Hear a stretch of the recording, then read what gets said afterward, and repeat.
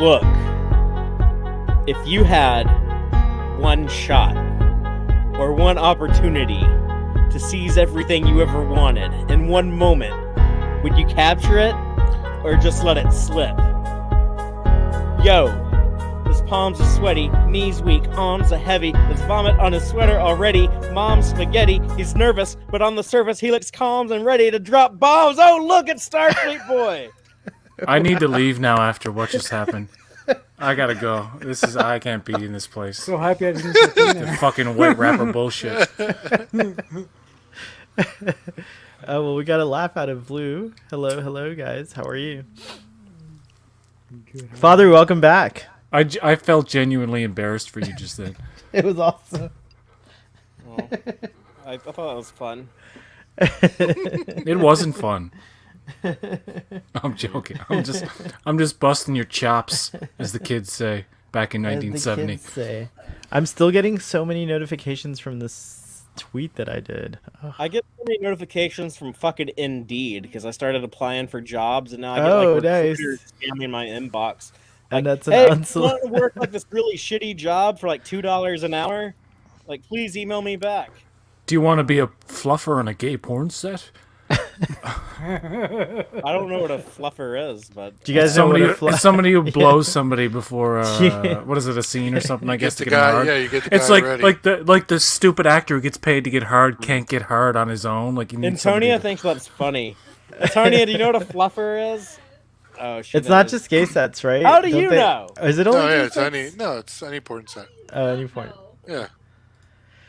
Blue wants to know if you're talking about a fluffed nutter. No, it's fluffer nutter, and no, that's not what We're talking about some kind of nut, But you guys know what a fluffer nutter is, per right? usual in this fucking thing. Fluffer, and then later comes the nutter. Are we gonna go straight to Later comes the nutter. are we gonna go straight to to talking about Little Nas X tonight, or no? We already talked about that. Dupes, sorry, that was hot off the presses last week. Dude, I what sent- do you... Lil Nas X? You never heard about Scarlett Johansson and her big Yes. battle with Disney? Yes, That's actually, that's the big news in the papers. What about that other I even rapper made a who, like, thing made for it, homophobic- Scarjo. Yeah, I don't know much about that. PJ, you do a good job of staying on top of the news and stuff, all the current events in the media business. I actually what's know a going on little bit there? about this too. Yeah, PJ, you should walk us Well, through. Colin- I asked PJ. Colin Jost's wife is suing Disney Colin Joe's wife. because in her Michael original Che's contract, in trouble too. she was supposed to get a back end on the box office, but because they put it to premium, she lost out on, what was it, like $50 million potentially? A shit ton of money. Yeah. And Disney came out and said, "This is sad. We paid her $20 million already, and she's getting some other benefits." Yada yada yada. The fact that Disney came out and said that it was sad, That was and disgusting. that they outed what she was getting paid. Like they just publicly went out and Disney's said, cruel. They do not Disney. give a Oh, shit. that spokesperson. That was some evil shit. No, the guy who is in charge of Disney now, Bob Chapek. Bob That guy's Chapek. gonna- He's a tyrant. He's a fucking yeah, tyrant, man. Yeah, that they're guy- cutthroat. Yeah, that guy is gonna burn fucking Disney to the ground. Burn And, that motherfucker to the ground. I wouldn't be surprised. Look, I'm We not won't saying see the this- results of it immediately, though. It'll take a year or I'm two not before it saying really I'm starts totally to fall for apart. that. I don't see how they're like too big to fall. They own too much.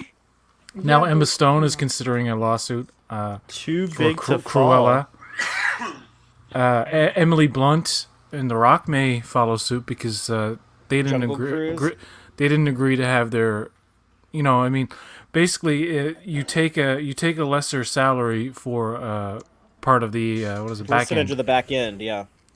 and if you putting out a movie that was supposed to be like Bob Chapek was like before, like Black Widow is gonna be theatrical, and then like they had that big thing where he's like, it's coming to streaming, and it's like that takes away because it did well in its first week, and then it dropped off. You know why? Because it's a perfectly crystal clear 4K copy that anybody can download online, and plus the family that was gonna take, the wife and the kids and whatever, to the theater, we're gonna spend so much money on multiple tickets when they only have to spend $30 and bring over like a Sit your second ass at family to home. watch it. And watch it at home. Yeah. And Oh. the Suicide Squad is the first movie I'm going to see in theaters since The Rise of Skywalker. I want to support it in theaters because I know it's not going to do well. The fact that it's going to be on HBO Max day and date is going to cut into its profits immensely. Who My knows, it last might do movie well, I might don't have been Rise of Skywalker also. I'm trying to My last remember. movie in the theater was actually Black Widow. But The last mainstream movie I saw was Wonder Woman. know. I was just gonna Yeah. say that Wonder Woman. Did You I see said that. Wonder I Woman? remember you That was saying 2017. That Jesus. 2017. I haven't Yeah, seen a that was- mainstream Oh, I movie. thought you were talking about the recent Hot one. second No. ago. My last movie. I am going to go back to the theaters for Star Trek 4, but then my first new movie will be Dune. I saw A Quiet Place 2 in the Lucky theater. bastard. No, here's like Would another Star thing. Trek Disney... 4 be a new movie? I don't understand. No, it's not a new No, movie. because it's like a re-release. So, but it'll be my first. Oh, movie. the actual Star Trek 4. Yeah. Sorry. I don't know why I was thinking Star Like Trek 4 in terms of the Kelvin JJ 4. movies. Yeah. A Quiet Place 2 went straight to Amazon Prime in Canada, like literally in that 45. It used to be 90 days, now it's a 45-day window between exclusive theatrical and like straight to streaming, whoever has the rights. Yeah, in the U.S. it had a 45-day window, and after that 45-day window, it went right to Paramount Plus. Okay, so in the States it was Paramount Plus, and here it was Prime. I don't know. Does anybody know if Fast 9 was released straight to Amazon Prime recently? No, No, well, no. maybe now, but Universal has just been doing it in theaters, right? They're not putting these on Peacock. No, but I think, like Quiet Place Part 2. That's Paramount. I know, but that went straight to I thought the 45-day applied to everything now. So like, it's been 45 days since I think Fast 9 because it's on Prime. It's like it's there. I watched it. no, Fast 9, at least in the U.S. is on paid. It's crazy how it's quick it is now. Paid. What is it? VOD. Oh, okay. In the U.S. where I am, or that's how it looks like. I haven't seen it, and I'm probably not going to see it until my friend buys it for Movies Anywhere account, because I'm not going to pay for that fucking movie. It's like that movie Wrath of Man with Jason Statham. It's like it seemed like that was not out long ago, and it's like on Netflix. So I like it, and apparently Oh with my Top Gun, God. a lot of the Paramount Plus stuff. Who's this? This is That guy. is the man. That's a legend. That is I a know. legend And- to behold. A legend in its own. That's ZZ. Hey ZZ, what's going on? He looks like he's someone on the West Coast, considering there's still sunlight. there's where he daylight. Do is. they have a famous grandparent? Wherever he goes, there's Who sunlight. just died recently? No, I don't think so. What? Z- I didn't say anything about death. What are you talking Didn't about? ZZ Top? I was thinking of ZZ Top. No, I know what you're referencing now. Never mind. ZZ, what's up? Can you?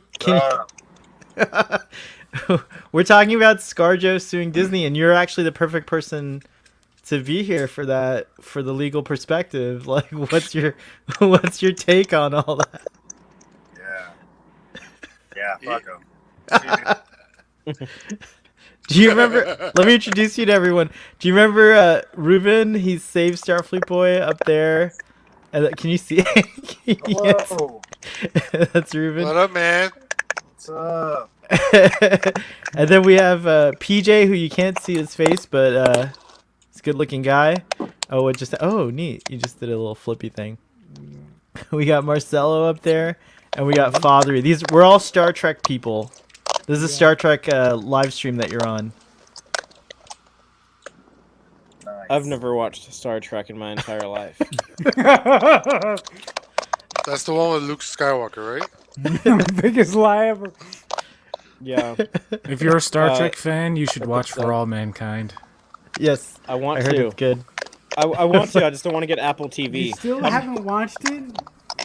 I think Oh. ZZ's having connection. I got Apple issues. TV just for that show and Ted Lasso. no, That's but, it. No, but no, Starfleet Boy, I'm asking you still haven't watched it? Ted Lasso season 2. I haven't seen it yet. No, For All Mankind. I don't care. No, I still haven't seen that yet either. Poor ZZ.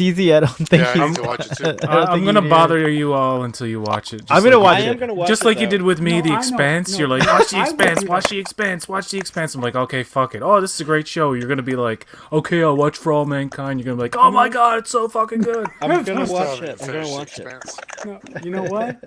You know what? Me and PJ will just rag on the panel until all of you watch For All Mankind. Yeah, how about that? Can we go to Splash Mountain? Can we go to Splash Mountain? Hey, can I say something else about Disney though, and the terrible stuff they do? Is Yeah. they're not paying a bunch of people the royalties that they're owed, and there's like, we're just not going to pay you, and yeah, you can try to sue us, and we'll try to just fight it in court for as long as we can, and eventually you're going to run out of money and not be able to afford your lawyer anymore. Well, that was a Alan big. Dean Foster has talked about this.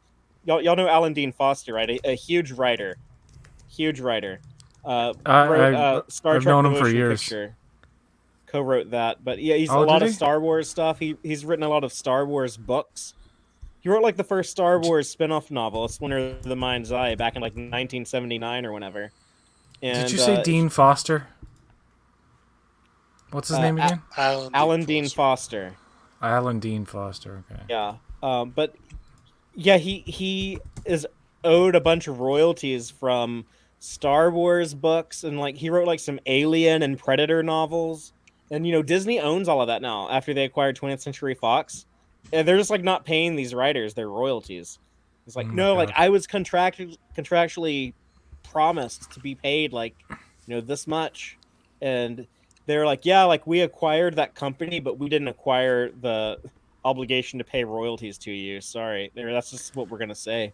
It says in 2020, Foster, together with the Science Fiction and Fantasy Writers of America, alleged that Walt Disney Company, which acquired rights to his Star Wars and Alien novels via their acquisition of Lucasfilm and 20th Century Fox, of not paying him royalties for ebook sales of his books.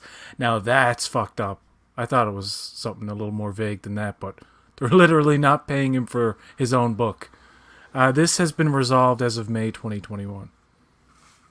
Oh, My did theory, they finally my pay theory him? for the whole new franchise was one of the reasons they were like kind of getting rid of all the old shit and bringing it. Okay, get rid of R2, bring in this new nutsack robot. Whatever. It was because they didn't want to pay royalties.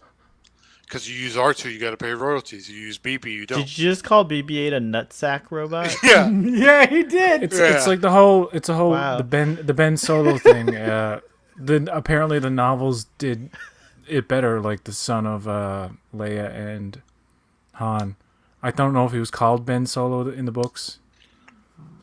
Wow, There he's was driving there up was a hill. That's Ben pretty cool. Skywalker, and actually, like Luke had a kid named Ben. Yeah, Ben Skywalker, but there was another character. There was an Luke and Leia's son. Anakin, or there was like a Jason Solo, and I think they Jason had, like, Solo. another That's Anakin the Solo, too. Spelled Kylo Ren is spelled like based on Jason Solo, right? Jaycen But or something apparently, like that. Kylo Ren is based on Jason Solo, but apparently the books did it better according to people. Who I Right. Books. actually Books might have never been. really liked any of those books and couldn't get into them. And, You mean the Heir to the Empire books? Wasn't Thrawn an invention of the books? yes. Well, the Zon stuff was better than most of the stuff that came after it.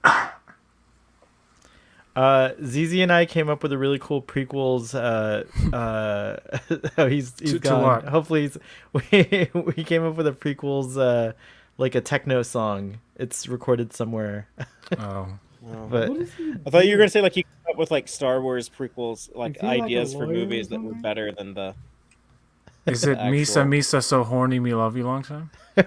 I got paid by indie production company. They were gonna do a Star Wars like short film, a 45-minute film, Mm. and I got paid to write the script. It was a lot of fun because I got to write Star Wars technically.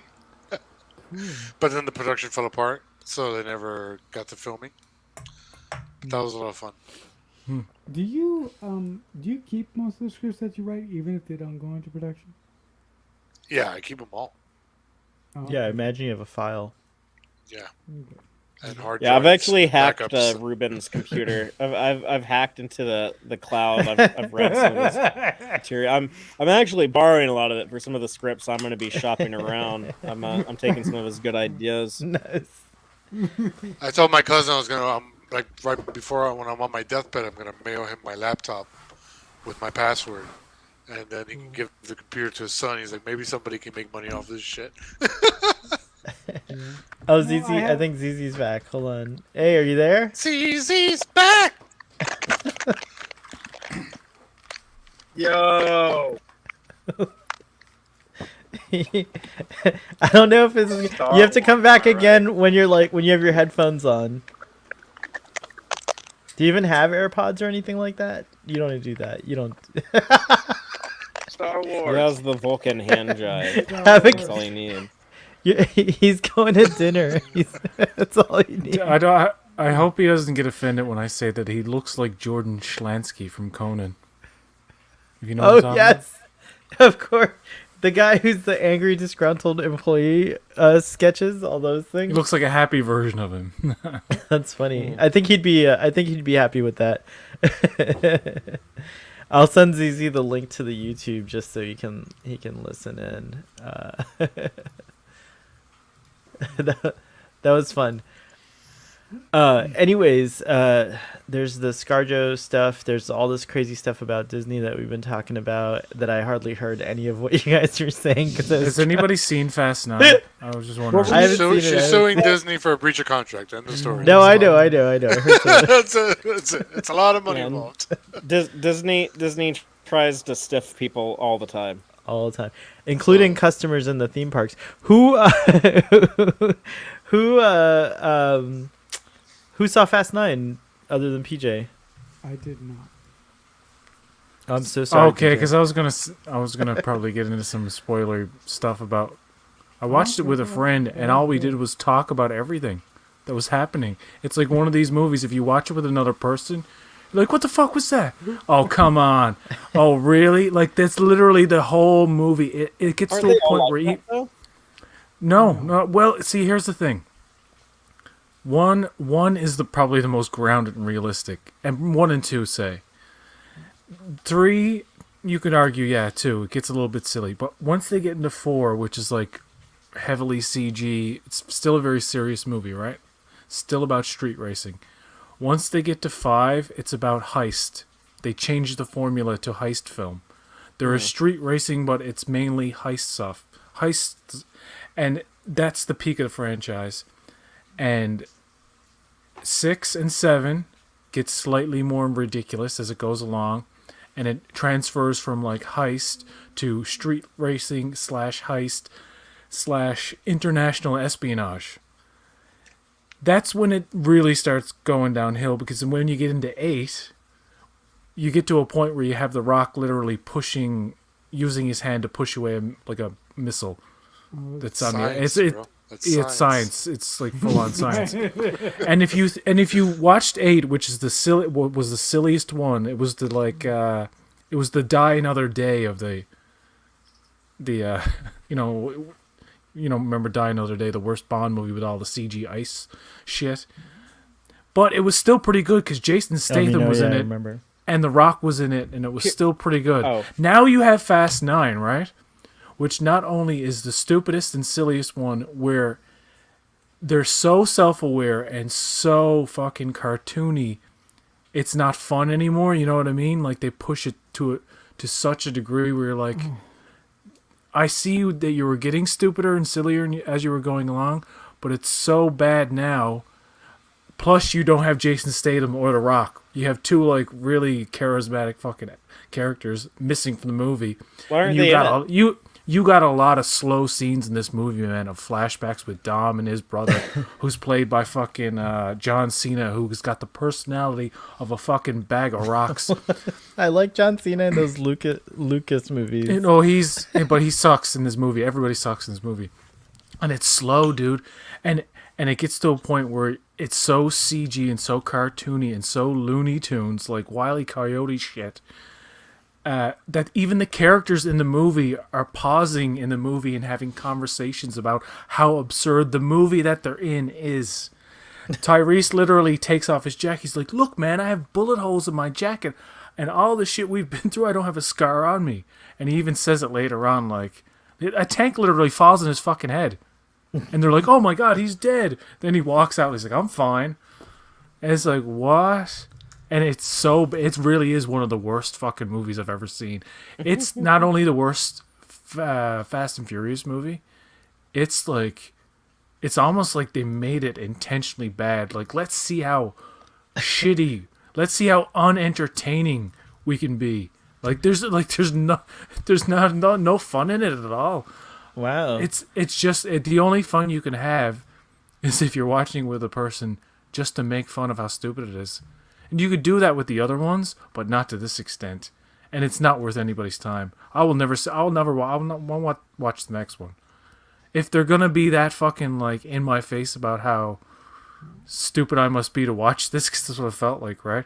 It's like I tolerated like 6, 7, and 8, which aren't even bad movies. They're still fun, but they drew a line. There's like a fine line where they're superheroes. Yes, they are superheroes. We get that. Once you got into 5, they're all fucking like invincible. But once you get to a point where the characters are just being really self-aware and saying like, "What's next? We go to space?"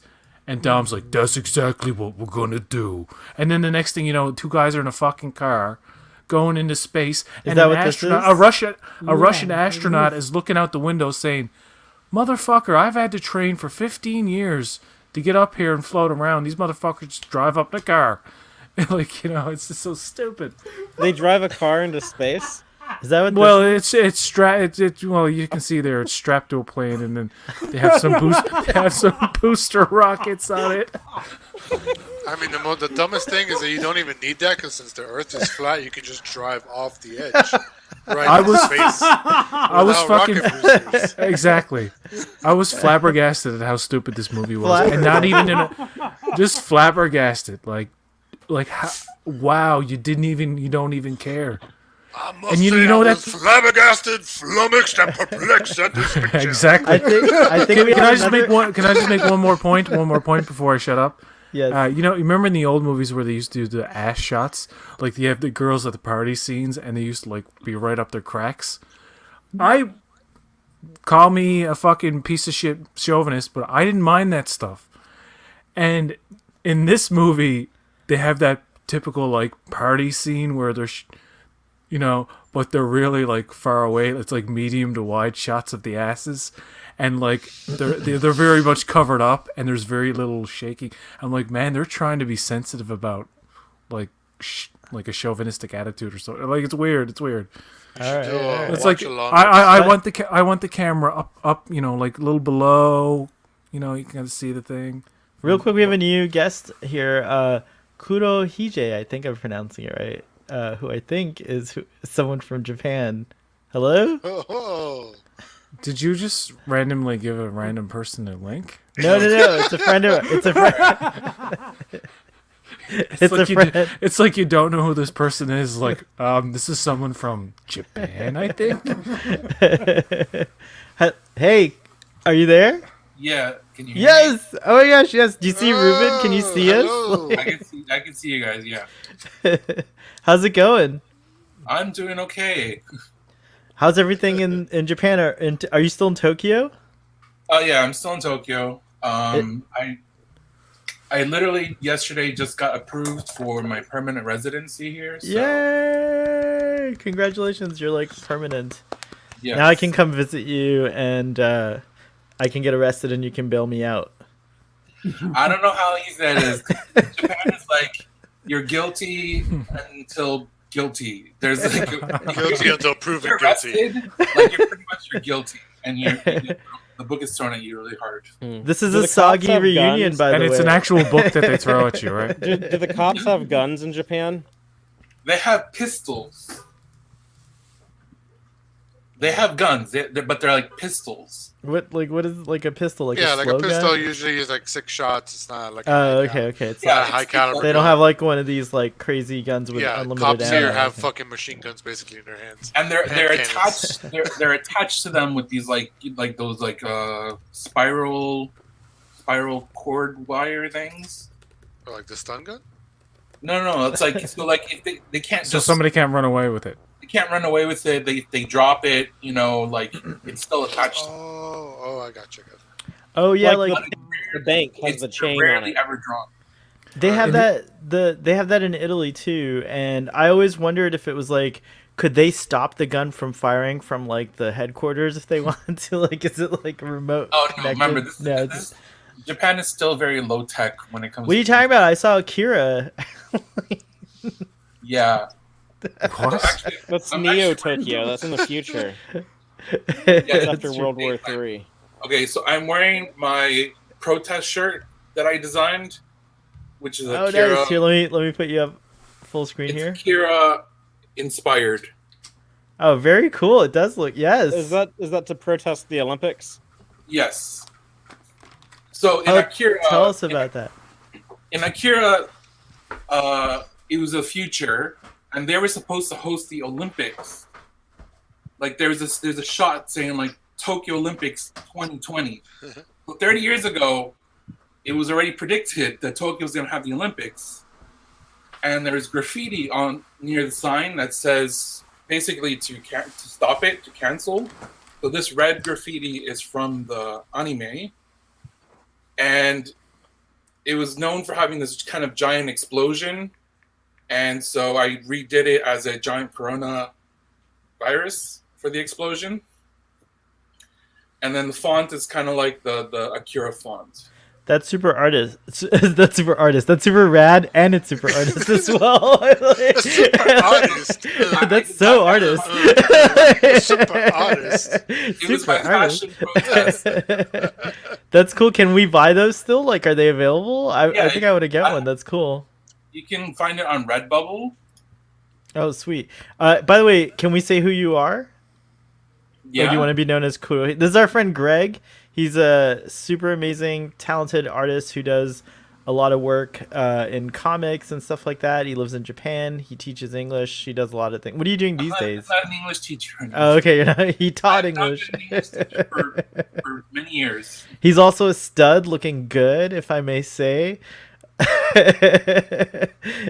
Sorry. I literally just woke up like 30 minutes ago. What time is it there? It's like 11 in noon. the morning, right? Yeah. Oh, man. It's And And it's Saturday, right? It's noon on Saturday Saturday. noon. Yeah.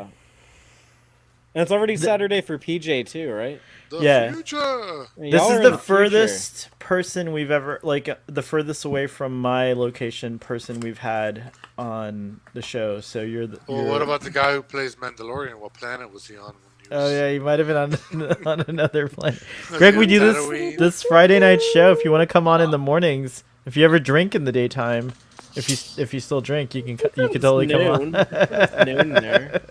It's true. We also Noon on a drink. Saturday too. You know? Is Yeah, pot it's legal noon in on a Japan? Saturday? Is Hell no. pot legal? No. Oh really? People have their careers end for getting caught with pot. Really? Yeah. Oh It's super jeez. strict here. Even I though don't want to move to Japan anymore. pre-war, like hemp was a staple, like all the way up until the World War II. Marijuana, hemp was a staple item for use. Like if you go to if you see in the temples, like all those kind of like giant ropes that are at temples, you see them in animes and stuff like that. All those ropes are made out of hemp. So now they have very specific laws, and certain people are allowed to grow this hemp in order to continue making those ropes. Just for those ceremonial or traditional ropes. That's crazy. Yes. Blue Sparrow says. By the way, we have an audience sometimes, most of the time, but not always. And tonight, Blue There's says. always a person or two. Or yeah, there's always someone in the audience. Says, yeah, Japan is super conservative. FYI, not as bad as China. I didn't realize that. I don't know why. I guess like all the media that I consume from Japan doesn't seem that conservative. But I don't know. Maybe I'm consuming alternate media or alternative media or something like that. It really depends on things. Like when it comes to sex, things are not conservative. But then when it comes to something like drugs, like it's super. It's No, but even I then think with the sex, they're a little weird too, because they used to be. I don't know if they still are, but they used to not like showing. Because I remember when I was like 20 Uh something, oh. late We're gonna get 90s. Ruben porn, the Ruben porn Yeah, moment. yeah, yeah. My best friend gave me a birthday gift, and it was a Japanese. It was a porn from Japan of girls like dressed up like Sailor Moon and stuff like that, getting banged, but all the actual genitalia was blurred out. it's still They censored. still do that. Right. It's still Right. censored. Jeremiah Whereas was here a you get bullfrog. free non-blurred out genitalia on the internet, 24/7. Yeah. Yes. Well, I don't know. I Or remember. so I Pixar- hear. So I hear. So I hear. What were you gonna say, PJ? By the way, I'd like to introduce you to everyone. So Greg, meet PJ, who's on here from Canada. We got Fathery from Texas. We got Marcelo from New York, and we got Ruben from Fort Lauderdale. No, Hollywood, Hollywood. Florida. Hollywood. And I'm in Homestead nowadays. Oh, okay, you're telling me. Oh, Do you know there's Well, my parents live my parents live in Homestead, so nice. What were you gonna say, PJ? there's a Hollywood, Florida joke in Jay and Silent Bob reboot that they didn't put in the movie, but they put at the end credits. Like they just keep showing like the cuts of this joke about somebody saying Hollywood, and they're like Hollywood, Florida, and they're like no, Hollywood, California. And it's like the joke is that people always assume they're talking about Hollywood, Florida. It's stupid. was That's why they there cut was it out. But I There was guess like a short-lived TV show that was about Hollywood, Florida. Like a guy trying to start like an indie film in Hollywood, Florida. oh, cool. I think it was like a Oh, Kevin USA. Smith is getting really lambasted, man. It's really hurting my feelings. Oh actually. yeah, I'm bummed about it too. By the way, Blue was asking earlier about our. Oh, here we go. By the way, did you guys skip Masters of the Universe episode 4? We had technical difficulties, Blue. We're gonna try to re-record it. Yeah, I like my technical difficulties. Full disclosures, I wasn't paying attention. I was rambling about something completely unrelated, and I was like, "It's not fair for people to watch 3, and then get to 4, and you're not. I mean, no, there's no talking about the episode whatsoever." So yeah, we'll redo 4 because I really want to rewatch it again because I Alright, rewatched sweet. the whole thing recently and actually appreciate it more. I think it's a good show.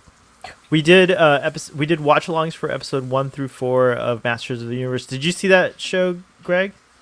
Yes, you- I just watched it this week. Father, The you did you animation catch is up? Did you great. finish it? Father? No, I've still only watched the first episode. Ah. By the I haven't power had of time. Grayskull. I haven't watched Superman and Lois either. I know having you're stuff so come up. busy. Father, you plug your no, it's okay. Just non-spoiler impressions, Greg. What did you think? It was interesting, because it's not He-Man, Masters of the Universe. It's Masters of the Exactly. Universe. So I understood. Okay, we're going to follow other people along in the stories, not just He-Man. So I was cool with it.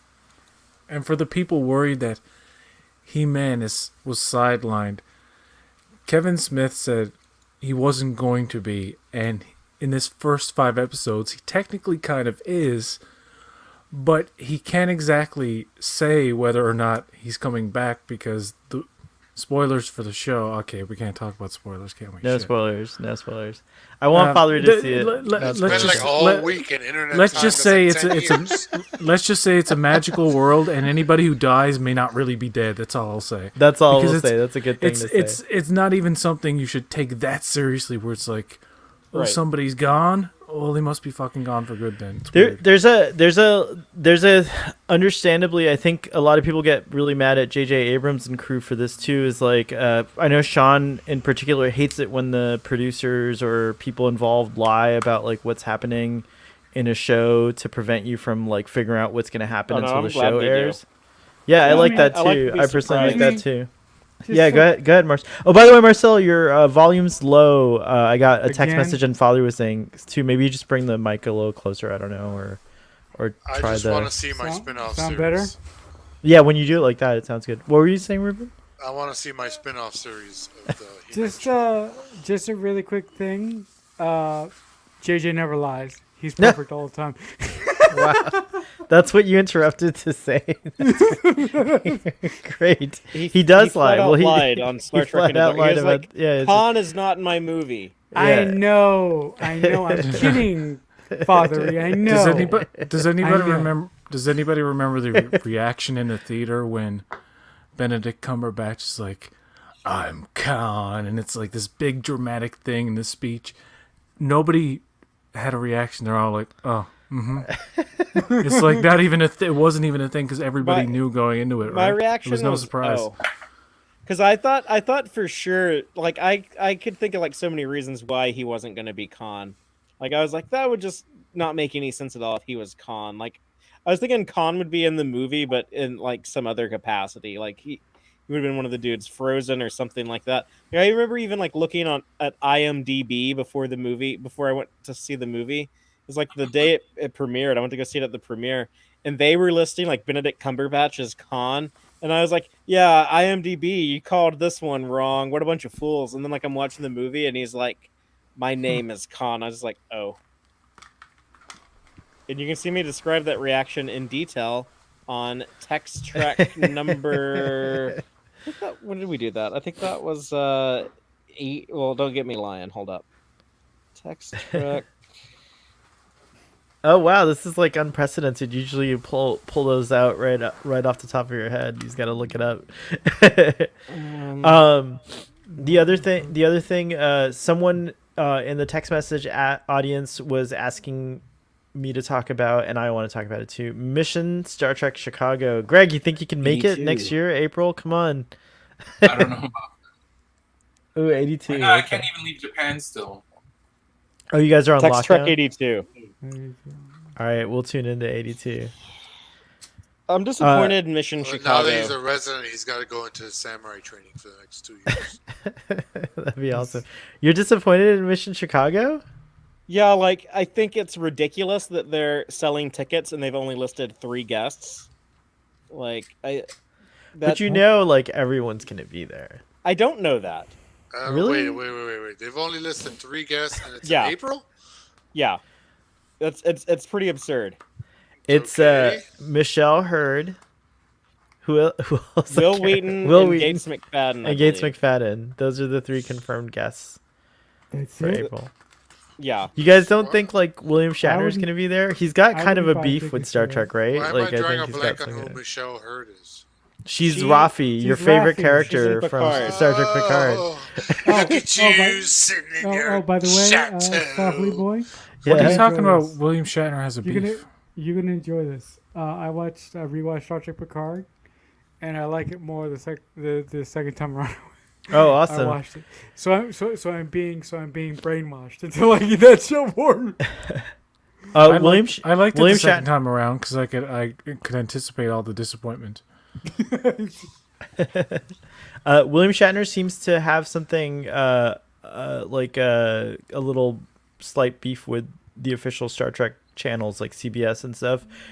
He's expressed on Twitter at least his like open like disdain for like woke Trek or something like. I saw some tweets about this like a while ago, and it was in reference to when they put him really small on the poster, or like they either had him really small on the poster for Star Trek, the 55. No, I don't like, know. whatever They it was, didn't. like, the They animation. didn't include him. They didn't even include him. Oh yeah, or something like that. And so he was like, I think he was upset about that, but he might have gotten over it. That was a while ago. The poster was showing like the diversity or something, and he was. By the like, way, I'm Kirk. I'm Kirk. I'm Kirk.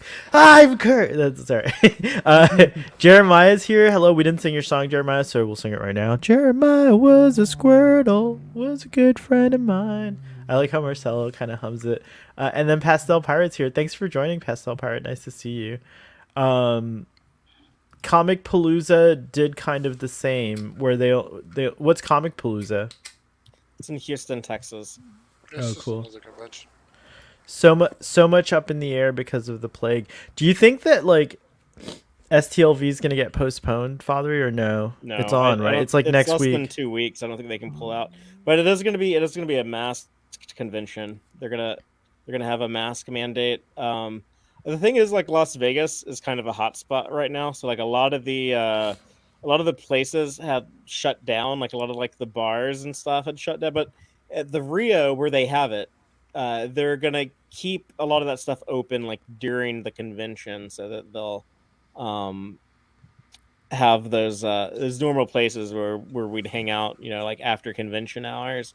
And as far as like photo ops go, I think that they said like, yeah, some guests might have like a glass barrier between you and them, and it's gonna be like no touching and like that, and then you're gonna have to wear a mask the rest of the time, which is all really sad because like a couple of weeks ago they were like, yeah, it looks like we're gonna be able to have like a normal convention, but COVID is now going in the wrong direction. I think like COVID Part 2. It's the the Delta fear- Quadrant. It's the Delta. It's a the Delta fear variant. now is the trans Delta Quadrant. what is it, transmissibility of the variants, that a lot of vaccinated people aren't are still not as at much risk, but the thing is that they can be carriers and transmit it to the unvaccinated, and so that's what that's why Yeah, it's they just- continuing to spread. There's some strict guidelines being rolled out again about masks and stuff like that. And I caught a cold this week, and I was like super paranoid that I had COVID. But so far, well, I have to go get tested one more time. But my first test was negative, so I think it's just a regular stomach bug. You'd or probably something be like that. okay though, from what I understand. Like if you had the vaccine, like you're not gonna Yeah, I'm not worried get about it that, as bad. but I But But like you can give it to To unvaccinated people. Yeah, and exactly. then they're It's just at much regular more herpes. risk. it's just regular herpes. Oh my goodness. I was able to finally get my second dose last week. Japan's been like super, super slow in the rollout, and now people who are trying to get their first vaccine, their first shot, like there's no supply. So there's people who want it but can't get it. Meanwhile, in America, they're like begging people, "Here, we'll give you money to take it." And Japan is. I find that infuriates me. right How now in Tokyo, there's so many people in America who need it, and you need to get so many people vaccinated, and there's just so much misinformation that Yeah. just making people paranoid about it. There was a woman in Atlantic, Canada, who was on a show called This Hour's 22 Minutes for 28 years. Kathy Jones, she's from my city. I know her brother, and she got fired because she's like an anti-vaxxer and went to all these anti-vaxxing rallies. And this is a woman who, like, for years I thought was like a highly intelligent person, and she's just like, government and control, and they're doing something, they're putting something in it, and I'm like, oh my god, fucking really? It's people like you that fuck all this shit up, and have this Delta variant going around for all these people who want to get vaccinated. Like, you know what I mean? It's like they're literally it can bribing get worse people, like, 'cause get some weed and you can get a shot, or like we'll give you a fucking slice of pizza if you just get the fucking shot. And it's like some people just are like looking Slice for of it and can't pizza. get it. I'd take it again for a slice of pizza. I wouldn't be surprised if they started like whores on the street corner, like offering sexual favors, to young feel men like, who are like anti-vaxxers. Are like, well, I haven't been laid in 8 years, so I'm disappointed because I feel like Japan would have like pressed a button and sent out a bunch of nanobots to all the citizens and would've- just Yeah, given would've them the thought- vaccine automatically. You would have thought that Japan should have been first in line to be like, we need the vaccine because we're hosting the fucking Olympics. But no, yes. Japan was super slow, and they only like allowed 2 vaccines to be approved in Japan, and now they don't have supply of it, and they're blaming all the young people for the spread because right now the most of the people who are getting COVID are the young people, but the young people are not even allowed because we're getting like these vouchers in the mail from our individual cities that will allow us to go get the vaccine. But people under like 30 have not even gotten the vouchers yet. So they're telling people to get the vaccine, but they haven't gotten the vouchers. But then even if they can go to a place that doesn't need to have the voucher initially, they can't get it because there's no supply. So the government's telling you to do one thing and you want to try to do it, but you can't do it. But then they yell at you for not doing it. Oh my god. It's clusterfuck. And like in the Olympic Village, even though it's a bubble, over 250 people have tested positive in the Olympic Village, even though it's supposed to be a bubble. Ooh. And Tokyo has had its highest numbers since the pandemic started. Like we were like kind of coasting along okay, but now we're hitting over 3,000 a day in Tokyo now for the past week. So, Jesus. and exponential growth, and also Do you think Grindr is to blame for the bubble being breached? no, The because Grindr. there are all these press people. Wow. There's all these like What a twist. journalists that they're supposed to quarantine at least 3 to 4 days. That Japanese TV camera crews followed journalists as they got here, followed them to their hotel, and saw them leave directly to go to a bar. Life. They didn't even quarantine. And they go around, and they have these giant like Olympic passes that they're going around. So it's very easy to know who is part of the Olympic people and why are they out in the general public when they're supposed to be in the bubble. Meanwhile, in America, cut to cough on me, motherfucker. I love that shit. Give me that COVID, baby. I ain't taking no vaccine. That's actually what they did. COVID. That's what they did in Sweden, and like all their old people died. Unfortunately, Yeah. I got two AR-15s. It's like kind of. I got two AR-15s. COVID ain't getting in my house, motherfuckers. Yeah, So the reason Sweden why was Japan like, had we're been- gonna try herd immunity. And then The reason why everyone Japan died. had been lucky enough for not having super high numbers early on is because in most Asian countries, wearing masks was a normal thing. Normal already, yeah. Mm-hmm. And so for people to actually wear masks in Japan was not a problem for the majority. The one thing is when the pandemic first started is that mask stock ran out right away. Because the mask makers, they make them on a regular cycle, and of course in the winters when they will make the most stock because that's when people get the most sick. But we already had past winter, and suddenly now we're here in spring, and that's when everything blew up. And so the mask makers are like, oh shit, we don't have stock because we weren't planning to make it. So also I ended up making over 400 masks by hand for people and sold those. Oh wow, nice, good job.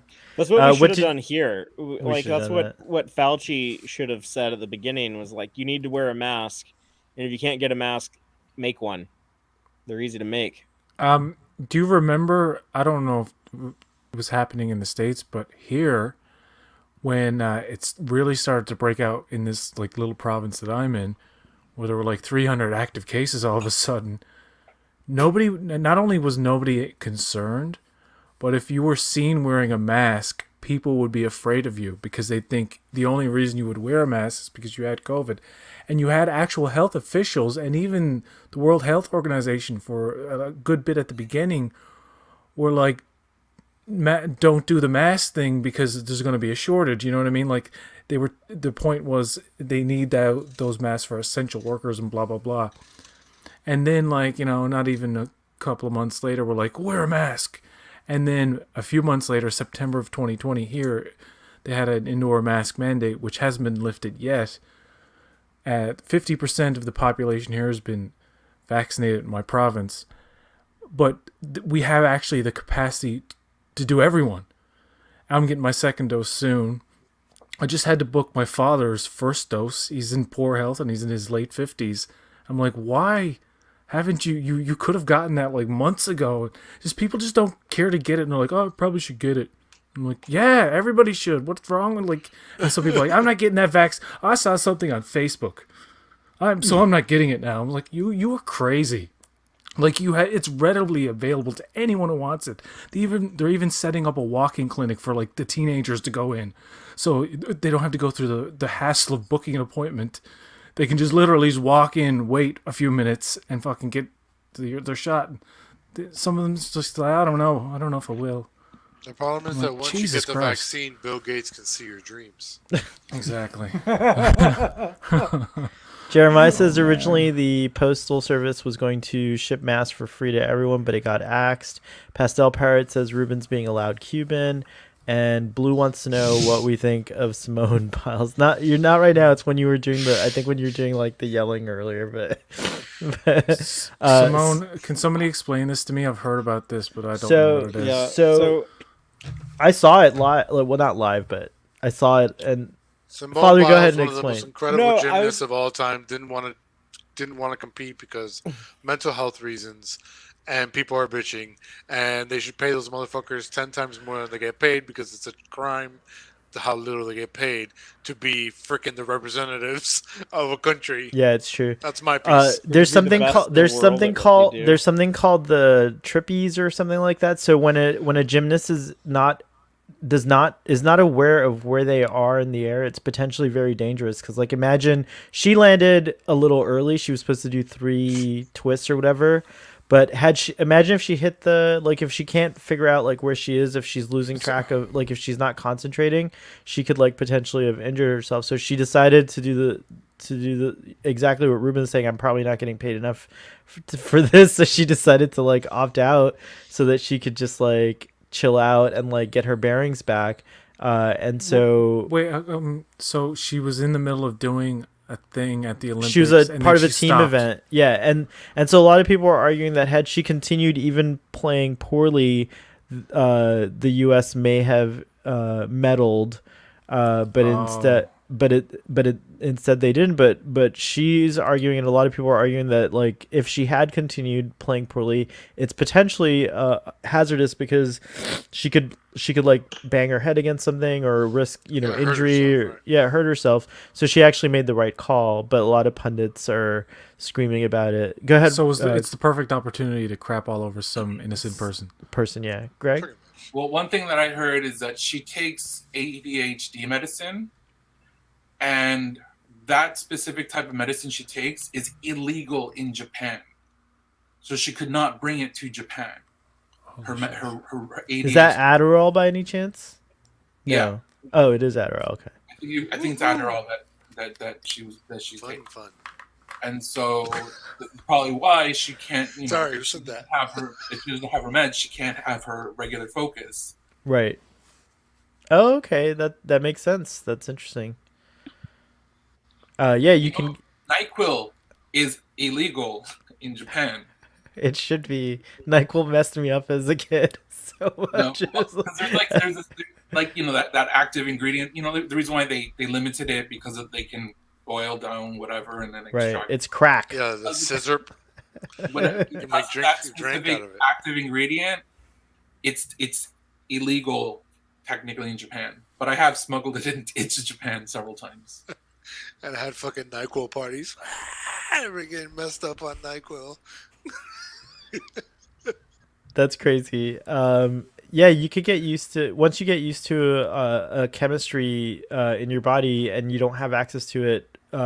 Like coffee is a good example. If I don't have my 1 cup in the morning, I'm like messed up the whole rest of the day.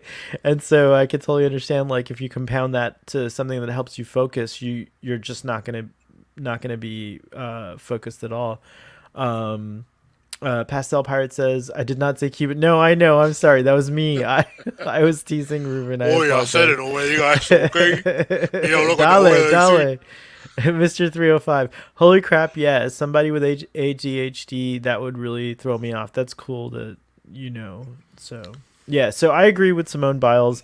To go back to Blue, that's the deal. And I think that she did the right thing. And I think people that are criticizing her are probably just overreacting, as with many things. Like, for example, do you Who guys cares about Olympic gymnastics that much? Like, Do you guys I don't know? But I didn't even know people were like that concerned with gymnastics. Do you guys know that Strange New Can I Worlds tell is you gonna, my is first gonna- story? My story the first time I took Adderall. Yes, fine. You can tell the No, story. come on. I worked with a girl who was prescribed it, and one day she came up to me, and we were good friends, and she came up to me at work, and she goes, "Here, take this for the weekend. It'll help with your writing." I'm like, "Oh, all right." And I had heard of this stuff before. I was like, "All right, cool." So on the Saturday, I take it, and I said, "All right, I'm gonna take this and go to the comic book store and get inspired to write." And so I take it, and I drive to the comic book store, and I park. And then I said, you know what, before I go in, let me write something down because I just got an idea. I grab my notebook and I start writing. And then 4 hours later, I'm like, what's going on? Like the sun had gone down. And and I had written just pages and pages of nonsense. Complete. Like, I read back on it, and I was like, this doesn't make any fucking sense. I was just out of my mind. I was just completely out of my mind. Hyper focus on this like story. Maybe you should have that taken a didn't quarter. exist. Okay. You should have started with a Maybe, quarter. Like You should have played It chess. was a fun If time. you had played chess, you would have become a champion. Is that what the limit? Is that what like the Limitless drug is based on in that movie Limitless or whatever it's called? Is that like? I mean, it's kinda like a hyper. It's like a focus drug. Like you take it and you just whatever you're gonna do, you just like boop, boop. I mean, I don't have ADHD, so I don't know the effect it has on that kind of thing. But Yeah. By the way, fun fact: the Limitless TV show was produced by Alex Kurtzman and Roberto Orsi. Oh, I was talking Fun about the fact. movie. There's a TV show based on yeah. that movie. Yeah. yeah, it was just canceled because of the Ah. reasons he just said. Oh, It was shut up. canceled. It's quickly canceled because of the reasons he said. Wow, you guys really. Jeremiah, I prefer the ping pong. Well, no, I think I like the synchronized diving the best because the gymnasts are the Olympians are naked in it, which is I'm awesome. pretty sure a gold medalist Olympian, if I remember correctly, gets paid $25,000. $25,000 for spending your entire fucking life training to represent your country doing in it better than anyone global else. competition and doing it better than Yeah, like you know. 7.5 all billion Olympians- people, and no one could do what you just did. Do all Olympians get like kickbacks and sponsorships too, though? Like, do you think that No, I they wouldn't make say all of them. I would say like the Simone Biles of the world, definitely do? like at her level because she's already a record-breaking. Does she do commercials? Yeah, Probably. Is she like on Wheaties and stuff? I bet she is. probably. Yeah. I've seen her Ice commercials skating. because she did a commercial for some like chips or something where she's eating the chips while doing gymnastics. Eat chips so that you can do gymnastics.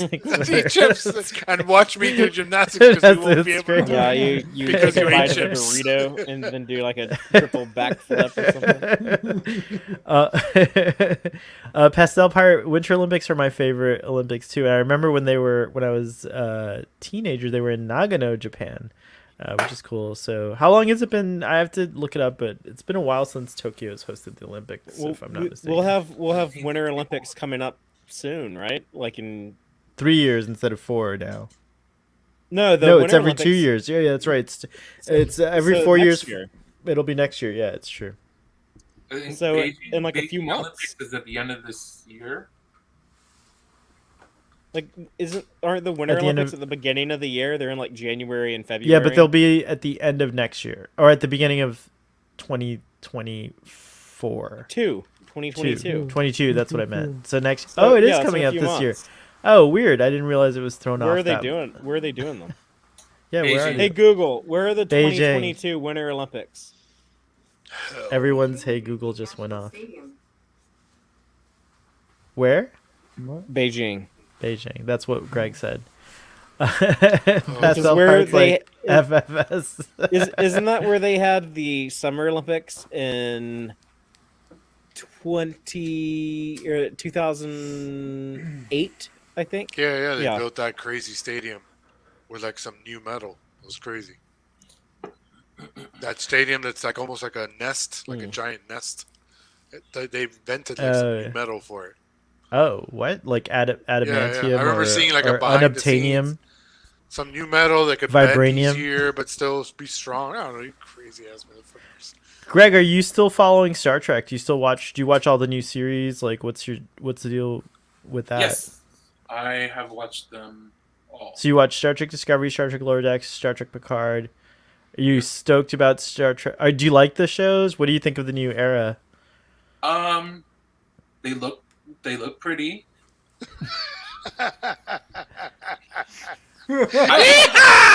Wow! Oh my gosh, I just that turned just my start. brain off. I just turned my brain off and be like, okay, this is a multiverse. It's an alternate reality. I just Oh wait, like it troubles you? You don't think that it's in the same reality as TNG and all the? What was your favorite show of Star Trek before the new era?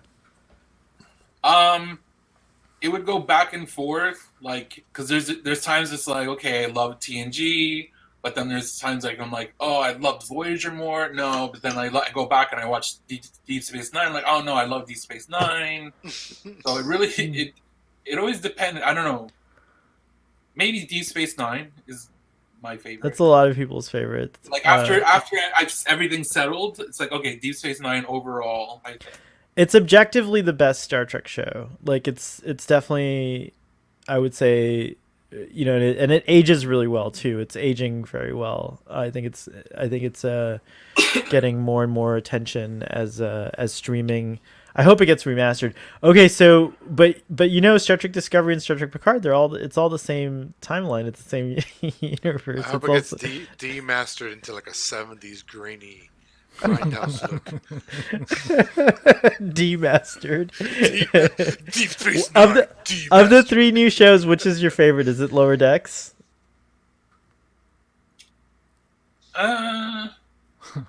No. Well, okay. I like the last season of Discovery. Okay, season 3. It was good because they did their own thing. Like they weren't trying to be. Yeah, finally, that's like where it should have started. It should have been like the first episode was in the past, and then like, bam, oh, we're fucked in the future. Cannon holes. Hello. Yes, please. They should just skip from episode 1 to season 3. And start like it having like Star Trek: The Next Generation. Like, what do you think of Star Trek Picard as a follow up or like kind of like an epilogue to it, sort of, or anything? Like, what did you think of Picard overall? It should have been Picard with 3 R's, and then it should have been a time travel season where he's on a pirate ship. With Star Trek Picard. Like I don't know, it was just okay. Like it just. I think maybe it's gonna season 2 might flesh it out better, but it was just. You excited about Q? No. It's like they should have just gone forward with something else. Why are they going back again? They're literally going back to episode 1. You can understand how Greg and I got along so well for years working together. Yes. So I can watch it and I can enjoy it for what it is. Good for you. But there's times where, I'm watching Discovery and I'm just sometimes just I turn to my boyfriend and he doesn't know the old Star Trek and I'm yelling at this thing and he's like, "What?" I'm like, "This doesn't make any sense." I love that you have a situation where one of you like is like steeped in Star Trek stuff, and so your boyfriend's like new to this is like his first Star Trek. That's cool. And it's just like he just enjoys it as just a sci-fi. He has no idea about the past. He only saw like the Star Trek the reboot movie. He just saw the first one only. Do you think this being his first show, you know how like there's people who like adore Voyager and like it can do no wrong? Like, do you think that these being his first show, when he goes back and watches like older series, will he think that they're like somehow like what do you think his reaction is going to be like to watching, for example, TOS? Could he even watch TOS? Like, would you even think he could enjoy TOS? No, he wouldn't be able to enjoy it. Really? Is he from Japan? Yeah, he's Japanese. It's not real common. It's not real popular in Japan like it is here, is it? Like Star Trek in general. It's not as hardcore. There are Trekkies, but it's not as hardcore. Right. Well, like compared to like America. The one who are Trekkies are super hardcore. So it's either you're hardcore or you're just casual. Just per capita though. No between. Wouldn't you say it's fewer people like per capita than like like it's like really big in like America and Canada and the UK and Germany. It's like traditionally like where Star Trek's the most popular, but some international markets it's just never caught on like it did here. I think Japan had the original series kind of got aired here, but for the other series, I don't know if it was regularly aired here. So that's why like it didn't have that traction. But because of Netflix and Amazon Prime, Japanese audience can know the newer ones. And also, well, from the new Star Trek movies is where new fans came in. Yeah, the 2009 the Star Trek brought in a ton of new fans, And I feel like there's going to be another, like, I feel like there's a lot of new people coming in with these shows too. It sounds like. Greg, we have a tradition on this show. Sometimes I make you guys in charge. I'll be right back. So you're in charge. I don't even know how this functions here. So Make it show. Make it show. make a show. I'll be back. You can read comments. Make you it can ask show. us Yeah, you could questions. do whatever you want. You could steer the show into any direction you want. Well, You could go usually we wherever you just want. sit here silently until Starfleet Or Boy we comes back. talk shit about him until he comes back. Because like he's No. listening, he listens to us. Is like I All think of what he them. does is like because he's like getting old and like his bladder ain't what it used to be. So like he tries to go to the bathroom, but then like Do he you might know- have like some urinary flow issues. Oh so God, he's Jesus! probably like straining right now, like trying to get it to come out. And then like it Uh, finally does. Then he's kind of a TMI, my lush friend. mouth. TMI. so he's gonna go. He's kind of a lush, so he's gonna go make himself another drink. So he's gonna be like mixing a cocktail, trying to pee, probably like step on his cat on accident because he's already like kind of tipsy. So yeah, he's probably just like a whole hot mess right now. Listening to me describe it as all of this So- is going on. What's Starfleet Boy's beef with the Strange New Worlds video that some YouTubers put out?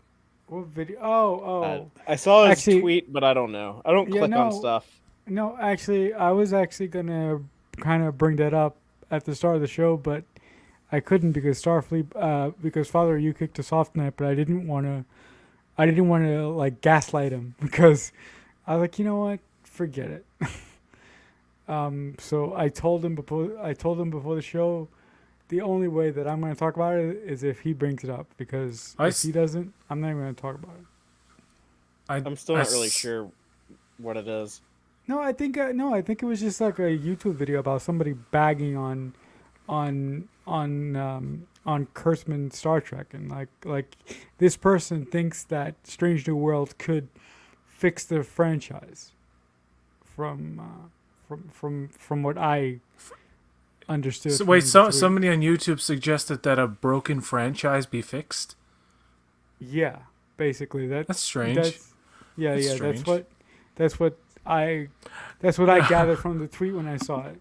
I did see the video. I forget who these guys are. There are two guys who like don't seem to be like steeped in the lore too much, and they're kind of speculative. I forget who they are. They have two channels, and one guy makes these really like breathy. He uses a lot of fucking like footage and video reference, these video essays, and this one in particular. I don't know much about Starfleet Boy's tweet or whatever. I just because I don't follow anybody. Oh, you're talking about the Popcast thing? Popcast. And I listened to it last night before even I knew about this tweet, and he's just like, some fans are... It's basically, some fans are divided. Some like the old stuff, but don't like the new stuff, and blah, blah, blah, this and that. It was like, speculating, is Strange New Worlds gonna, like, bridge the gap between the old school fans and new school fans? And he kind of made it out like there are only two factions. Like, you only like the old stuff or you only like the new stuff. Like, they're two, Right, it's two they separate can't, they entities. can't coexist. No, I didn't that's find his ridiculous. observations like that objectionable, but I could see where somebody this could take sounds it the like- wrong way. Yeah, it's just like really basic type of like buzzwordy type. Yeah. Conversation. Exactly. Like there's Buzzwordy. nothing substantive. kinda It doesn't sound like It's, anything. yeah, it's the same substantive. old tired argument where you can make any day, any year, any time about any franchise, about any fandom. It's always sort of divided. There's always fans who argue Yeah. about shit. You know what I mean? Like, Like, let me tell you what's wrong with like DC Comics. I And remember tell in the you, like, 90s who's and gonna the save 90s, there were a lot of Star Trek fans who were like, "Oh, you don't read the novels." And it's like, Oh, no. yeah. And then, "Oh, I don't read the novels, so I'm not a real fan." Like, no, I just watch the shows, man. I've got time to read novels. So, you know what I mean? It's like, it doesn't. I mean- the whole gatekeeping thing, which was back then, now it's just amplified because of the internet. You're allowed to only like one of the shows or just one of the movies, and you're a legit fan. Case in point, Ben Stiller is a fanatic Star Trek fan, but he only Only likes concerns the original series. he only concerns himself with the original series, and I think the movies. Maybe I don't know. I've never heard him talk about the movies, but TNG, DS9, that's like not even something he looks at. And it's like some people would think, well, you're not a true fan if you don't look at the other stuff. It's like, well, not really. I mean, some people just like. I have a cousin who hates Star Trek. He only ever watched Enterprise because it was different enough, I guess, for him. So he's like, "Hey, man, I love this show, and I didn't realize until like a few episodes in that it was. He didn't know it was Star Trek because it was just called Enterprise at the time."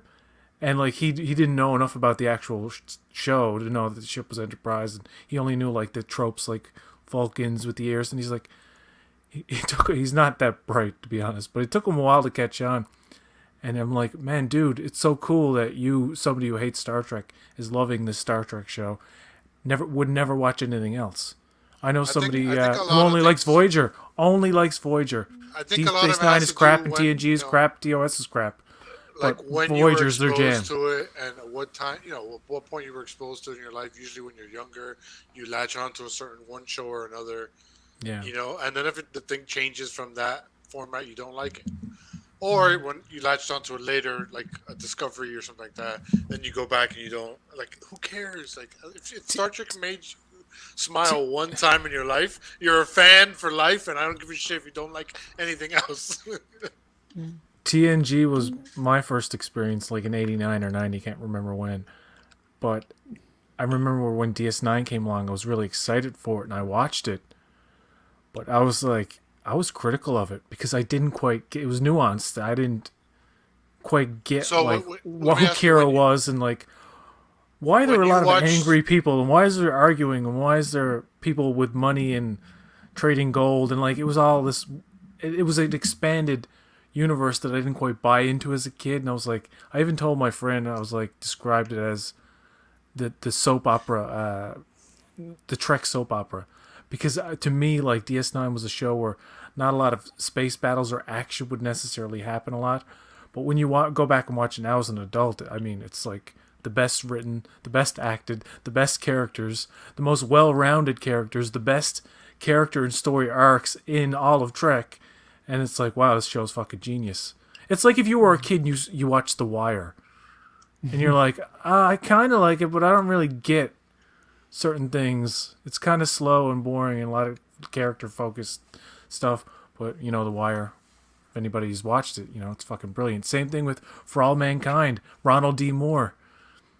I checked it out on that basis alone, the fact that it's an alternate history kind of view. It's basically, what if the Russians got to the moon first and created such a competitive spark in the U.S. space program that it led to like this ongoing rivalry. It's a show basically set in Texas on the moon, and that's all I'll really say about it without giving too much away. But it's basically what if the space race never ended, right? Yeah. Is that fair to say? Yeah, and it yeah. PJ, I'm curious, for all crazy. mankind, who's I your love it. favorite character on the show? DS9. Oh, I mean, For all mankind. I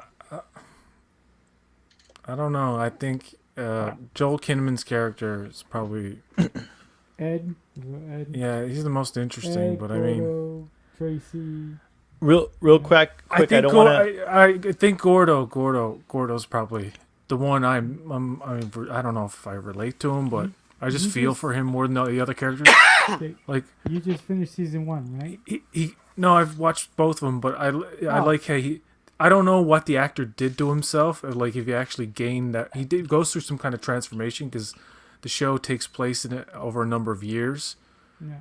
and they age the people or make them look different very subtly, to where it's not like phony. It seems very natural.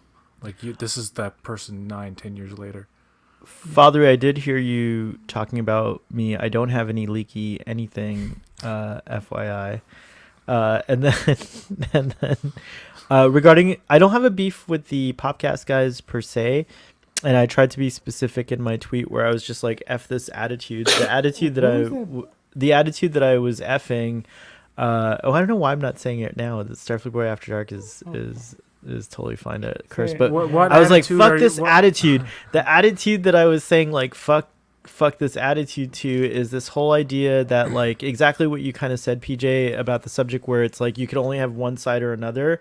And so I was like, there, it's like you're purposely playing into division to just to get views at this point. Like it's a tired argument. Everyone's played it. Like do something new. And so I was like looking for something new. And then yes, like watching the video, I do have critiques. I'd rather give it to the I don't know the podcast guys, and I'd rather give it to them directly. So I'll just be very vague and say that like overall, well, two things. One, there was like 5 commercials for NordVPN in a 20-minute video, so that you can't skip, even if you're a premium YouTube member, because they do them like they're like it's like if I just suddenly said this show is brought to you by Greg and his wonderful art, which it is, by the way, unsolicited shout out.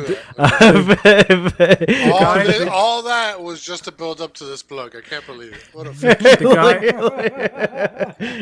guy, you just gave out some free advertising. But anyway, the guy who does the voiceover, he's so like, this will help the fandom. It's like, what the fuck? He's so breathy. I personally find it soothing, and I'm down for a hype video, but there were 2 things that bothered me. One was like their whole entire supposition was based on a poll that they ran with 2,000 participants, and there's like millions and millions of Star Trek fans. There's the rough estimate I saw was like 30 million to 50 million. This is proof that the fandom is divided. It was like it was like I don't really take that personally though. I thought he's just basically saying, you know, like Strange New Worlds may be the one that gets some kind of universal acclaim. Sensationalism. Yeah, it's sensational, tabloidy kind of stuff, yeah. But it's done in like a kind of like compassionate or like, I don't know. Well, and then the other thing was like there's this subtle, it's a subtle way that it was represented, but I think it was a mistake. I don't think they intended this, but like they were talking about how like there's this like whole crowd that's not marketed to or that's not represented in Star Trek of like a heterosexual white male.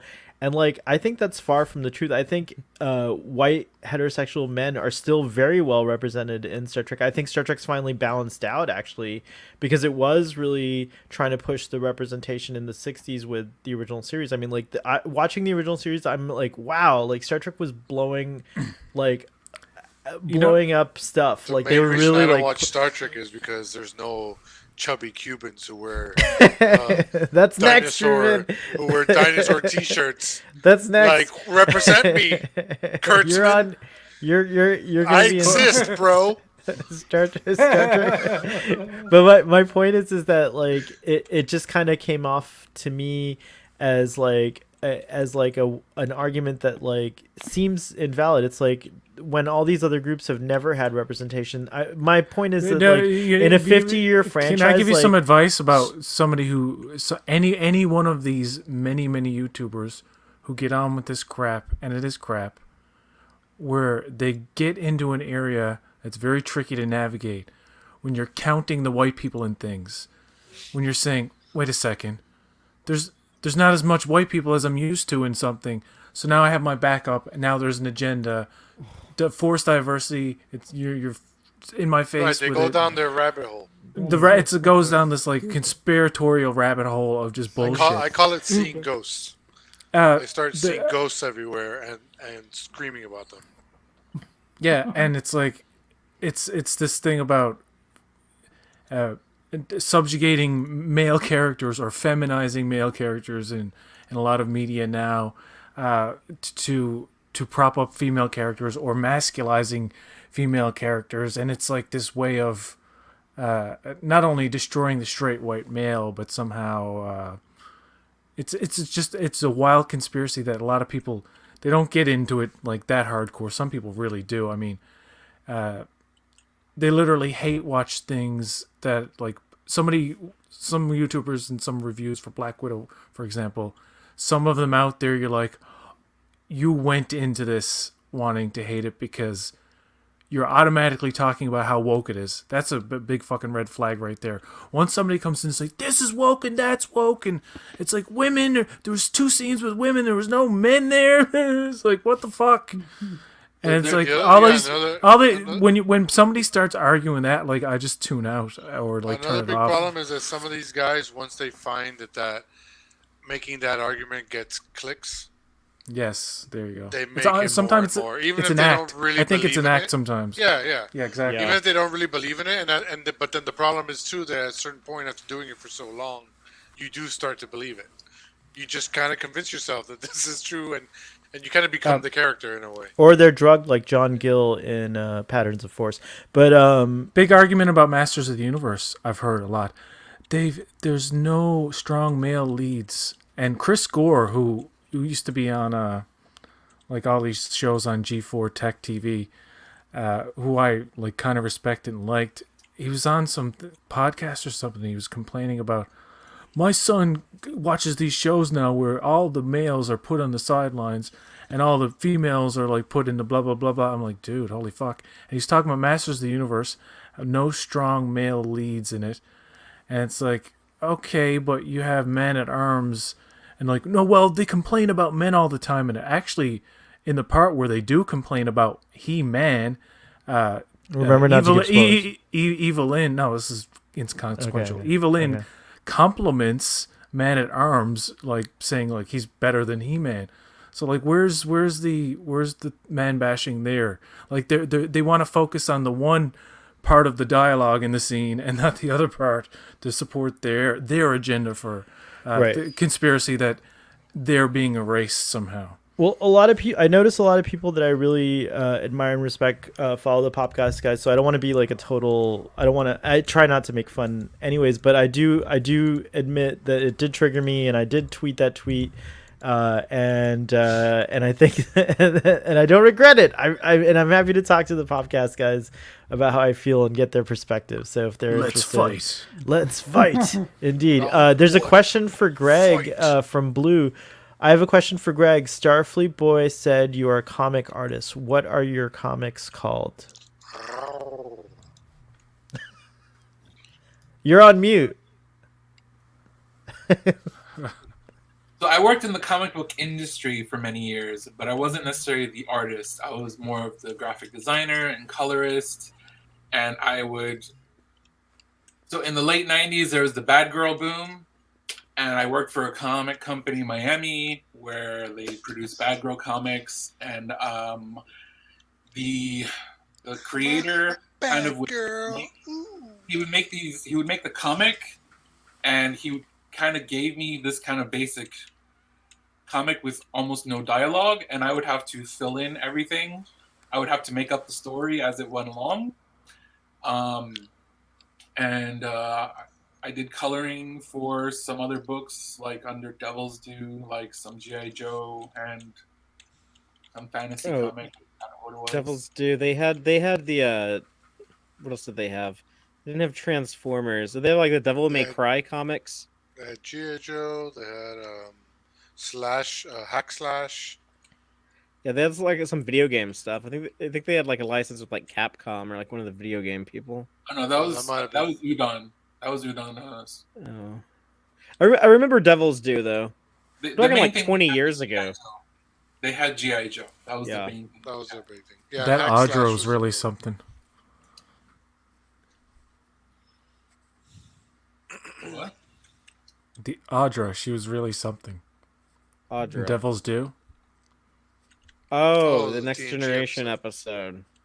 What are you guys Yeah, talking about? we got a wise It's guy over Ardra. here. It's Ardra. You said Audra. That's why it's Whatever. like Tomato. tomato. Ardra. Tomato. Tomorrow. She That was was Derek quite. and Sarek. That was a good Also. non sequitur. Haha. Blue says very cool. Oh, I don't know why I thought you drew the comics too. I knew you draw, so I know you're an artist that you can draw. I draw, so- but I never. Whenever I tried to submit anything to be a comic artist, my art is not consistent. So between like page 1 and page 5, my art style would change. Like, I was not good at being. Uniform. Yes. Interesting. So I have that problem too. I ended up, being a colorist, and in the late '90s, many people in the industry considered me the best indie colorist at the time, so that was a very good compliment. Nice.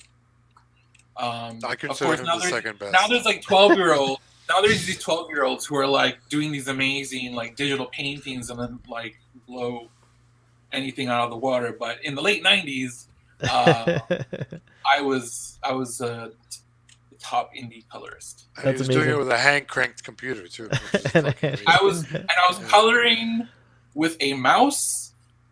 I didn't have a tablet yet. There was no the tablets were super giant and super expensive, so I was coloring with a ball mouse in Photoshop Photoshop 4. Oh, nice. Now you can use Procreate on a iPad apparently, and that's where all these Yeah, kids I are, don't are have- doing all I The don't new Photoshop has Neuralink. this. You just think So of you it. just think, as you just think what you want. Greg also created an awesome magazine called Lo-Fi Magazine that I got to contribute to as a photographer. That was the 90s too, late 90s as well, right? It was early 2000s. Oh, 2000s. Gosh, oh my gosh, we're so old. 2004 to 6. Oh wow, Yeah, that's crazy. 2004 to 2006. Yeah, that sounds right actually from memories that I have from that time. The Lo-Fi Comics and Entertainment magazine was a magazine that was supposed to deal with more of the indie pop culture. We were supposed to focus on indie comics along with indie music, indie clothing brands, indie whatever, but do it in a full color, kind of more consumable visual item. And this is when magazines were still viable. And so we are on the cusp of that geek chic boom. If we had continued on, we probably would have been more successful, because just 2 years later, Iron Man came out and geek culture became the norm. But I interviewed because Aaron of Devil's Magruder. Devil's Due was not working. They weren't getting us the ad revenue that was supposed to fund the magazine and give us any money. So I was literally waking up, rolling out of bed, working nonstop, setting up interviews and contacts, and designing the magazine, and coming up with content to give out to people. And I was working my ass off, getting a salary that barely paid my living expenses. And Devil's Due was printing, and they were the ones who were getting the money, but the real money comes from the actual ad sales. And we were only selling like 2-3 ads an issue, which made no sense, because we had an internationally distributed full color pop culture magazine with very reasonable ad rates, and they could not get sales for ads. I happen to I've found a cover. I think this is one of the issues. I just want to show it off. This is not the one I contributed to, but this is one of this is one of them. Yep. Yeah. I'm sure you So have them all. We also would do 2 covers. One would be more with the independent artists, and the other one would be more of the more mainstream cover. Like we had like some of the Capcom stuff, or Transform. Well, the Transformer issue never came out. It was designed, it was sent to the press, but then canceled. So that would have been Family back Guy when issue. Dreamwave was doing Transformers, right? Like the Pat Lee stuff. My Family Guy interview never got published. Yeah. Oh, you did an interview for this magazine for Family Guy? I interviewed one of the writers for Family Guy for that issue. For the issue that never came out, our final issue that was never published. Can So you the cover publish it that- online? The cover you were showing right now, that's not Oh, us. sorry. The cover I'm The showing one right now. before, that's Ben I Templesmith. see Jim Ben Balance name on there. Yeah, but this Ben Templesmith comic premiered in our magazine. Like our magazine also had exclusive comics. We were able to get artists to kind of like, for example, Dead at 17 was going to premiere its new series. So we talked to them, be like, hey, can you do kind of like a lead-in, like a kind of like a something that happens right before issue 1 is supposed to happen. So we actually got exclusive content that was outside of the actual series. And then Ben Templesmith had this Wormwood comic. I don't know how we convinced him to do an original comic for us, like, because we first interviewed him, And then we said, "Do you have a comic that we can kind of promote and put into the back of our book?" And he created this Wormwood series specifically for us. And after our magazine ended, he actually brought this comic to IDW and actually became also kind of very popular through IDW. Wow. But we were the first ones to have his exclusive comic. I'll never Here's forget an- that time we went to get some issues signed from him, and we drove up to Orlando and back in one day, and we stopped at that creepy gas station at night to pee on our way back, and I was like, "Oh my god, this is like the setting of the next Jason movie. It's gonna pop out and murder us all." So, and then this cover here for Boondocks. This was basically super exclusive. So Aaron McGruder apparently hates doing interviews, and Not with me. but like Ooh. Aaron McGruder would also he would hang up on interviews, or he'd walk out on interviews. Like, he was very iffy type of person. But the art director for Boondocks is LaShawn Thomas. LaShawn Thomas, I almost got him his first pro work because the comic company I was working at, we were supposed to have a crossover with the other Bad Girl comic, Razor. So it was Double Impact and Razor. And I was writing it, and he was going to draw it. His style was very Capcom style, and we had the first issue was written. It was solicited. We had a promo image sent to previews, but then the other person who owned Razor, Everett Hartsoe, disappeared, and we never got the contract signed, and so we couldn't release the book.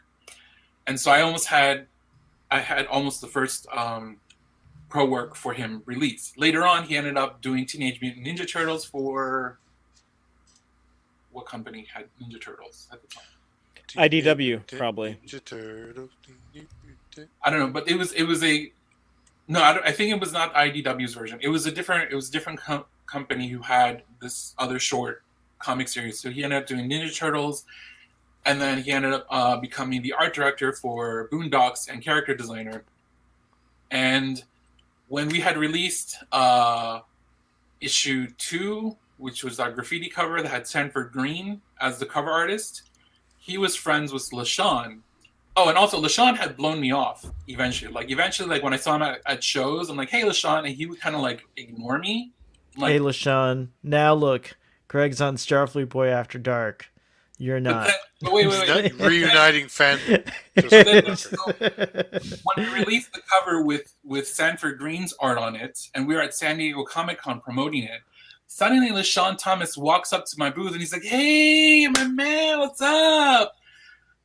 I'm like, "Hey, what's up?" And he's like, "Hey, I saw Sanford's cover, and I want to do something with the magazine." I'm like, "Oh, now you want to talk to me? Now That's you how want to it talk?" goes. That's how it works. What's this cover? So Snake Eyes. Snake Eyes. yeah. Didn't they It's just now in a release major a Snake motion Eye? picture. Yeah, motion picture. Yeah. That was Fernie drew that. Yeah, so You know that was Fernie. Fernie. I can't find my cover anywhere on the internet. I was looking for it, but I can't find it. You found these on the internet? Yeah, these are all on the internet. Just Nice. Google. What'd you think No, that I've been I have saving the- these I all have- these?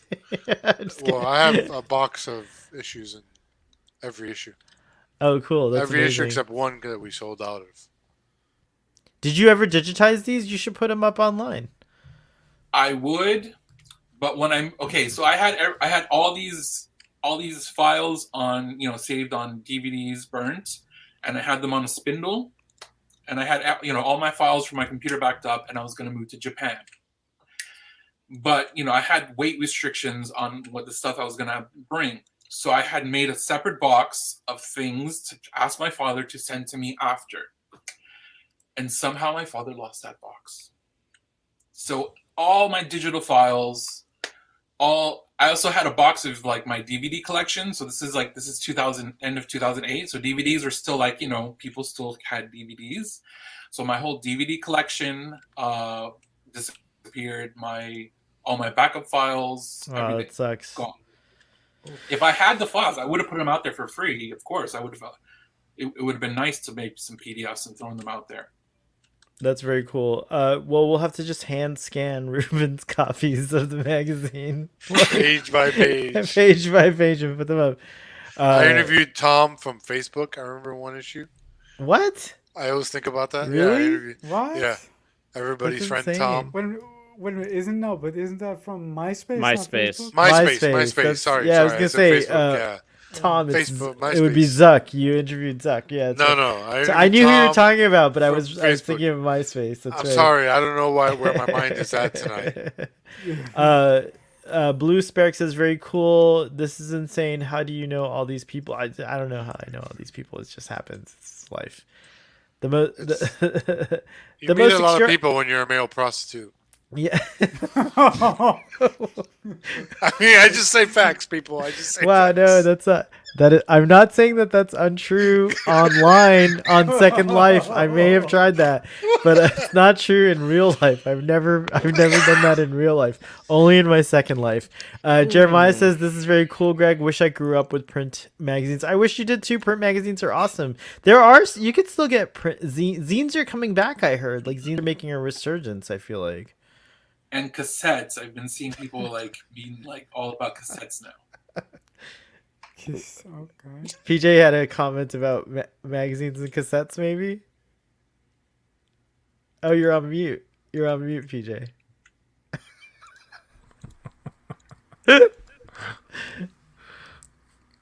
It's okay. Forget it. Oh man, we missed it. He's like saying something.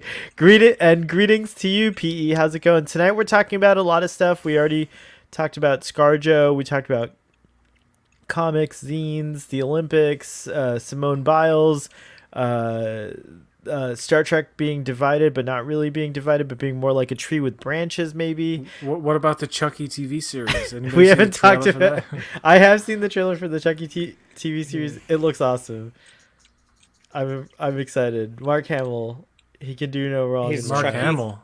Mark Hamill. What? What are you talking about, Mark Hamill? Isn't Mark Hamill playing Chucky? In the Brad movie, Dorff yes. plays I Chucky. thought, yeah, he's always been Chucky. He's been He's Chucky. the- in He's the everything. doctor from Deadwood. The Chucky in the And he's in He's the like, you have show. a mild Well, infection. the For you're some gonna reason- die. Chucky in the new reboot movie was Mark Hamill, but in That's the new why I'm TV mistaken. Show, Oh, okay. in the new Okay. reboot TV show, So it's not Brad Mark Dourif Hamill. from. Yeah, It's Brad from Dourif No, from Star the- Trek Voyager. The Nice. TV He's in show isn't a Dune. reboot. Right. The Lynch's movie. Dune. Oh, it's not. The Mark It's a Hamill. continuation. No, Yeah. the Mark Hamill movie was the reboot. This is Brad Dourif as. So it's Chucky. a continuation of the first movie, the original movie. Like, what's No, the TV the show? there's 7 movies, right? No, I know. So the TV show, what takes place after all 7 movies? It's Except the like Mark it Hamill takes one? place. It takes place after the no. Well, that doesn't count.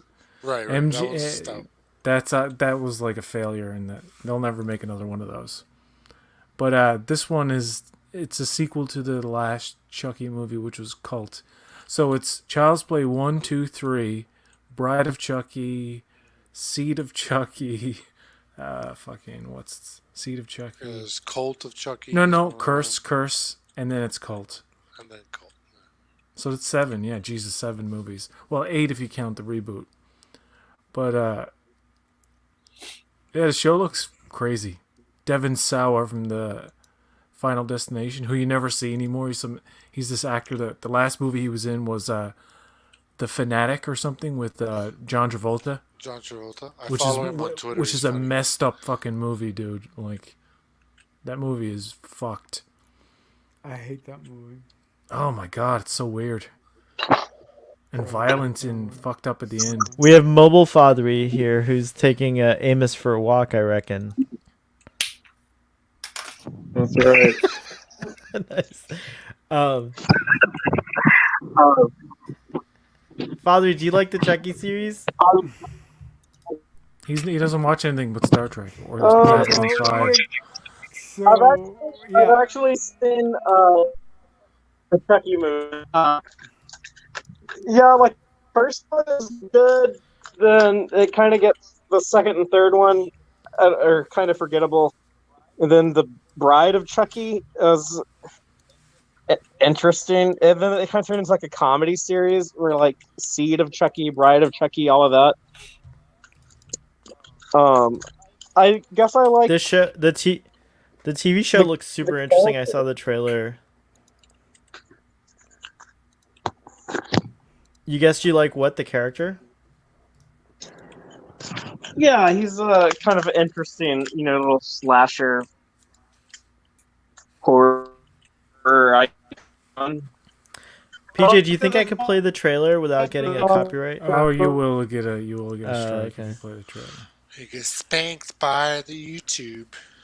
Well, in the trailer, apparently it's gonna have like the first like I guess Chucky movie that has a gay character. Is that right? Well, the lead is a teenage boy and he's gay. Yeah. Yeah. Is that what this logo? Is that why this logo is like in rainbow and Yeah, RGB? rainbow. There's a funny part. There's a couple of funny parts in the Happy Pride trailers. Month. Apparently, Chucky has Pride year. Chucky's friends with this little girl. I think it's the main kid's little sister, or somebody. I don't know who she is. But there's one scene where they're both playing video games, and the little girl's like, "Mommy says real killing is bad," and Chucky's like, "Yeah, well, your mom's full of shit." And then there's another part where he's like, he says to the little girl, he's like, "Hey, I'm gonna go kill your sister. Do you want to come?" And she's like, "No, I'm sleepy." He's like, "You snooze, you lose." And he goes and like actually kills the little girl's sister. It's fucked up. It's a comedy horror. It's a family show. It's a family show. That's a horrible Sit down doll, with the by way. kids American and Horror Stories, the new American Horror Stories. Is there Oh a new yeah, one? I guess no. Like you're saying, this show could be kind of like that vibe. Well, Oh no, yeah. there's a It new could. series that's kind of like it's. So did you see the first season of the Horror House? No, horror really gets to me, so I limit my horror. Exposure. I'm not a horror person, but I enjoy most of the American Horror Stories. I stopped watching at Hotel. I watched them all until Okay, Hotel, but and then I was like done. The first season had the Murder House. Murder House, yeah. This new series is kind of like, I guess, gonna kind of touch back on some of these places. So like they go back to the murder house and there's new people who come in and it's more story that goes on with the murder house. So they were just redoing the old seasons. No, it's like the first 2 episodes were about the murder house, but then season 3 It's an anthology. Okay. It's an Like anthology. That's More why of an anthology than it was before, I mean. Yeah, because it's called American Horror Stories. So it's just touching So what- back on little things, I guess. They will go back to the mental hospital in the second season, I guess. I don't know. Well, they did the first 2 episodes in the murder house. Episode 3, because I have to use VPN to watch them because they're not in Japan oh my god! until like 2-3 years later. So if I want to watch them as it comes out, I have to use a VPN. But right now, I couldn't find episode 3 and 4, but they take place not in the murder house. But I don't know, Arby's. the murder house, It's like the same these thing. episodes, as you were saying for Chucky, it seems more like a comedy. So this is kind of like almost more like a dark comedy than horror. This new, at least these first 2 episodes. Based on the trailer, yeah, what interests me is that it does seem like it's going to be a very dark kind of comedy, but Did also anybody very watch witty. Scream Queens? No, I haven't seen that. Father, I muted you just because there was a lot of choppiness, so if you need to talk, just unmute yourself. Oh my god, Um, Greg, you haven't seen Scream Queens? I haven't watched seen the No, there was only one season of that, wasn't it? There was 2, but don't worry about the second season. Just I watch never the watched first. the second season, though. Yeah, don't do it. I got sick of the horror shows, like that one, and There was I remember the Scream one. There was Psycho.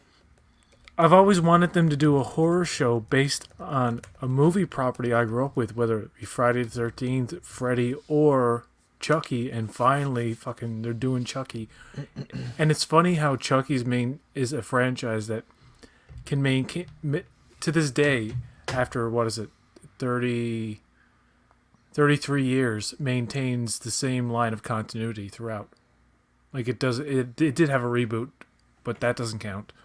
By the But way, it's is still the Brad? same creator, with the Best pitch same for voice a actor, the for a same. Star Trek Have movie. you watched the Friday the 13th short films that some guy made? Yeah, we talked about that before. But in this new Chucky show, they're bringing back Andy, the like actual little kid from the movie, and his It's the sister same from the actor second. grown up? Yeah, it's this, and it's the sister from the second one is going to be in it. All they need now is Catherine Hicks, but she's probably not going to be in it. But it's going to be like that Cobra Kai thing where like some property from the 80s or 90s is coming back in TV form with all the people who were in it back in the day. Like Elizabeth Shue is now in Cobra Kai, and it's like they're bringing back the dudes from Karate Kid Part 3 now and all this crap.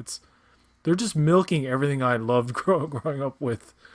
It's getting a second round. Like almost everything I grew up with is getting either a continuation or a reboot. That And didn't happen for like my I parents' prefer the generation. continuations over the reboots. Like my parents' generation didn't have that. They didn't have like Bonanza series 2, like what would it be called? Like if it focused on one character or Because whatever. people used to There get were tired some of legacy things shows that move had on. sequel series and stuff like that. I guess wasn't there? so. That's true. Yeah. Like Very few, though.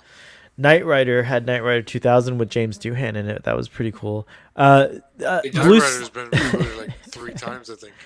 Blue Sparrow wants us to give the best Star Trek horror movie pitch. Does anyone have a Star Trek horror movie pitch? What could be a horror? What's like the most horrific thing? Except those ear things from Star Trek 2 are the most horrific thing Star Trek's ever presented to me. No. I mean, Wolf in the Fold What about- was a lot of TOS stuff actually. No, was the kind Yeah, of- but TNG what would be a episode where good- where they de-evolve and Worf becomes that monster. yeah, What about- Genesis. That's Genesis right, is a horror episode. Genesis. Night Terrors is a horror episode. But like, what would work as a Fall- movie? A horror Star Trek movie? What would be a good Star Trek horror A horror movie? Star Trek movie. I remember when they announced Picard, but that was it. It was just, oh, we're gonna do Picard. No, what I about I had thought of an interesting idea that was kind of horror. Oh, I thought you were gonna I say don't- that Star Trek Picard was a horror Excuse me? movie. No. Sorry, No. I was What like about- getting ready. No, getting like I ready started to- thinking, like, oh, I wonder what they're gonna do, and one of the things I thought of was kind of like a horror-ish thing, but I don't really completely remember it. What about what they did to Icheb? That's what I was Well, going to that's say. You could do a movie with a Deanna Troi lookalike who runs an operation of like taking Borg implants Eyeball out of removal. expats without any anesthetic, and the people doing it are like getting sexual pleasure from it while they're slowly pulling out the cortical nodes and whatnot, like some weird torture porn film from the early 2000s. And there's, like a whole weird movie of that. and synth music playing with like a little person in the back with a mask, one of those plague masks, like a David Lynch film. And they're just random body parts. Oh, that everywhere, reminds like, for me. no reason. That reminds It's me. about life. It's about life. That reminds me. I promised a friend who might be watching. So hello from the text message audience. As someone who has absolutely no idea, this is. I guess we might have to wait till Father gets I back. have a good horror Star Trek question to pose to everybody when you get a chance. Do that first because we'll wait till Father gets back for this question. I'm It's a right Dune- here. It's a Dune related question, but Hey, isn't Star Trek First Contact kind of structured like a horror movie? Like it's basically, it is. It's basically a zombie outbreak story. Yeah. That is correct. There you go. I have Blue. a question for everybody. Go ahead. What's the one horror movie that if you could recreate in the holodeck would be the last thing you would ever want to experience, but like you'd be tempted to because it would be so fucking frightening. But knowing that you couldn't die or be hurt. It's just the visual, it's just being visually surrounded by this Hellraiser. Hellraiser. There you go. That would terrify me. No, I wouldn't. I wouldn't. Who said I wouldn't Hellraiser? like. Fathery, that was Fathery. I think. Oh no, that was Greg. That was Greg. Yeah, I wouldn't 'cause it- actually. What do you want me to? What do you want me to tell you? What wait, horror so movie wait, would you let be? What horror movie would you be afraid to recreate in the holodeck, but you do it anyways? But it would be like the scariest shit you could ever imagine. Well, so like, what's the horror movie that scared you the most, right? Like, yeah, I basically guess that that's you- like yeah. that would be But a if you- it'd nightmare be- to recreate. Yeah, if you were actually physically present in the scenes, like how would you feel? Like you would be terrified, Alien would but be it'd be pretty tempting scary. because Alien would be fucking frightening. Alien, yeah, that would be fucked. What's the gay Nightmare on Elm Street? Part 2. Part The two. second one. That's Friday that's the 13th. one- that's the Yeah, that's Friday, the I mean, Nightmare on Elm Nightmare on Street. Elm Street Part 2. Yeah, part That's 2. the one I would want to recreate for. I find that to be the actual scariest one. It is scary. That might be the one I would do. You know what movie I would do, but I just thinking about it, I would just be fucking terrified to experience it. Jacob's Ladder from 1990. I don't know if you remember that movie. I do. I kind of have like images of it. There's one particular scene where he's being wheeled down like a hallway in a hospital, and at first it's all clean, but gradually like the floor gets dirtier and dirtier, and his surroundings become more and more decrepit, and it gets to a point where you start seeing severed limbs on the ground, and then like anyway, it's fucked. It's a really trippy movie. It freaks me The out. only horror movie that ever really scared me was Halloween because I watched it when I was 4. And Halloween's nothing ever scary. really affected me after that. But I like It's horror so movies tame. occasionally, but I'm not a Friday big was always horror terrifying guy. to me because you have to go to sleep, you know? Like, eventually you have to sleep. So that always kind of freaked me out. I'll kill you in your sleep. What were you saying, Father? We couldn't hear what you said before. Oh, I said that I'm not a huge horror movie guy, but I do like horror movies on occasion. It's not a genre that I connect to all the time, but I don't. I'm weird in that like I don't really like the new horror movies. Like I like a lot of the older stuff, and I kind of wish they would make more. The Purge more freaks movies me like out. they made when I was a kid, you know, and not Like like Nosferatu Nosferatu, you want to I be like that. I love Nosferatu. I love from like 100 years the ago. That's the holodeck one. You should recreate Nosferatu in the holodeck. That would be amazing, actually. Have you ever seen the original Invisible The Man from 1926 1933? I love that movie. You know why? The screaming It's so woman in the good. motel. Every time She- something happens, she's like, She's hilarious. Yeah. No, she's great. She's fantastic. She's hilarious. There's something Like- about women in old black and white movies. This is a thing, man, where like they scream at the top of their lungs at the tiniest thing or faint. Like They do that. Yeah, they tried to go as hysterical as possible. Marcelo, What's that? did you? Marcelo, It's the transition from theater acting to screen But acting. the visual effects in the original Invisible Man are pretty good. But the They're fact that unbelievable. the fact that the main character is like the villain, he's like an insane asshole, is pretty interesting. From the beginning of the movie to the end of the movie, the main character is just Terrible. yeah, he's an evil dickhead who just wants to run around and Lon Chaney, murder right? and rob. What about and- Hollow Man, though, right? is that Kevin Bacon? Yeah. Hollow Kevin Man is a Bacon. fucking disturbing film, It's man. a really Like, weird that's- movie. Yeah, it's true. That's a Hallman is a fucked up great movie, yeah. movie. Marcelo, That's a what was fucked your up horror movie. movie that you would do in the holodeck? Yeah, well, it's not technically a horror movie, but I since I saw this movie in 1996, I Super refused 8. to go- No, I'm just kidding. No, Sorry. no. Since I saw this movie, I think it Scream? came out in 95 or 96, I refused to get on a boat, any kind of boat, ever. Deep Blue Um, Sea, Overboard No. with It's the Death Boat? Titanic. Speed it's a- 2, Cruise Control. No. It's a Titanic. Like one of my Titanic. yeah, I know, but one of my biggest fears in life is drowning on a boat. Wow. So if I find if somebody really wants to screw with me, like make my last test to get into Starfleet Academy, I have to survive the Titanic to get into I the like that. Academy. That's a I wouldn't cool be way able of to do putting it. it. Yeah, you would. Because- You'd do it. You do. You Yeah, and I Wesley would- Crusher. You would Yeah. do it. Come on. Oh Yeah, my I god, would- that reminds me. I hate that moment when Wesley's like, "You mean the psych test?" And he's like, "We prefer to call it the psychological exam, Yeah, but the yeah, psych dude. test will Yeah, do." yeah. Like, Yeah, Yeah, the psych dick. test. Like Semantics, man. I don't think that I will be able to pass the psych test the first time out. No, if they you put you me- can do it. I wait, believe wait, in you. what's the movie? Titanic's the movie? Titanic's Yeah. the movie. That's, Yeah, no, because it's Oh, it is. Titanic. If you think about it from That the would be a drowning terrifying- perspective, yeah, yeah, it it is would. terrifying. No, like but to the relive thing that in a is- holodeck. The thing is, I have a fear of drowning. Like that's like Oh, No, I do too. I was just Yeah, yeah. because Titanic didn't come out in '96, right? Did it come out like in 90 Came out in Yeah, yeah, yeah. '98, I think. 8. 98, Now that you yeah. mentioned the Titanic, That's can what I I was- just say one of the best sketches for this past season of SNL is Bowen Yang's iceberg sketch. I don't know if anybody's seen it, I saw it. but Yeah. he plays I don't the think I saw iceberg it. that sunk the Titanic, Yeah. and he's sick of people bringing it up. And it's like, that was 100 and something years ago. They bumped into me. Yeah. And he just got, it's something that it's a comedy bit that shouldn't work. Like on paper, you're like, no, Yeah, it's ridiculous. you can't but- do it. This would bomb, but the way he fucking does it is.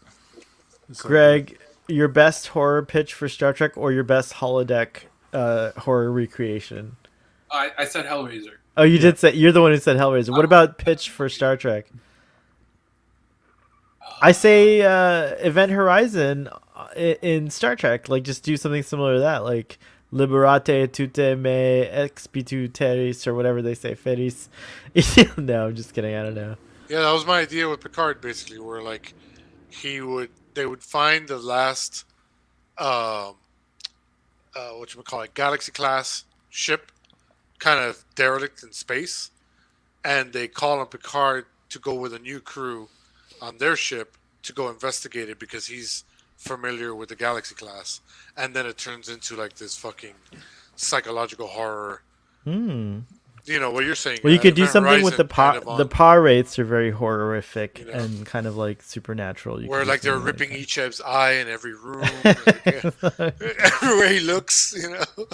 PE says, I blame Generation X, my generation, for bringing back all the old things from the 80s. It does seem like there's so many revivals of things. I'm a little fatigued, I have to admit. But at the same time, there's certain things that I like. Like, I sent this video to PJ where they put I sent it to you too, Ruben, where they put the Full House music at the end credits of Predator. And it's just like really funny. Just like, I just think that they're like, there's like so many crazy mashups. Our text message audience says John Carpenter's The Fog on the holodeck. I don't know that one. Yeah, I'd be Fog afraid of is those scary. puppet skeletons.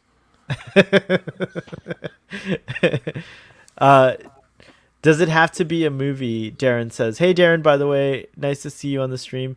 No, I guess you could do a TV show. What are your? I guess we could lead into a good question for the audience and everyone here in the panels. Most horrific Star Trek episode of all the Star Treks that you've seen. For me, it would be the one where Dr. Crusher, where the people stand up in the, what was that, Schisms? Was that? Oh no, which yeah, one where was they that? sit up. That's or where not, they're that's not sitting up. Schisms, it's Night Terrors. Schisms Night is Terrors, an thank you. abduction. That's Yeah, that literally one- the only jump scare in TNG that ever got me. That Like, one- that I That was a flinched. good. That was a good yeah. one. I'm so afraid of alien abductions and freaked out by them. Actually, that no, was sorry. like- Two, Barkley in Genesis when he pops up as the spider guy. That was the second one. Sorry, go ahead. That was true. He was that was scary too. Yeah, that was the alien abduction thing was like super creepy. It creeps me out. Yeah. Deanna Troy in Genesis is also very freaky when she's in the water fish. She's like got with the gills. bloated neck. And me, Worf that was spits the comical. acid on What was that, Dr. Greg? Crusher. That was the most comical moment for me. When she pops up, she's like, I couldn't take that part seriously. By the way, quick shout out to Gates McFadden. She does a podcast called Investigates, which is awesome. I highly recommend everyone listen to it. Her first few episodes. What's good about it? You know what's Her- unintentionally funny in that movie Genesis, and I mean in that episode Genesis is when she's examining Worf. She's like, "There's some venom sacs here," and he sprays. She's like, It's Fraser. It does. Father asked, "What's so good about Investigates?" Two things. talk about The whole Fraser. the first season, if you will, is her interviewing just about everyone from the TNG cast. She didn't get Patrick Stewart yet, but I'm sure he'll be on at some point. Speaking of unskippable ads, On Investigates. Oh yeah, haha. You don't want to know about Investigates? It's so shocking to me. Anyways, I said it was an unsolicited shout out, by the way, in the beginning. somebody's watching it in the future, like, God damn it, I don't want to hear about Yeah, I this can't right skip now." this. The other shout out is to LeVar Burton, who was great on Jeopardy this week. Did you all watch LeVar Burton on Jeopardy this week?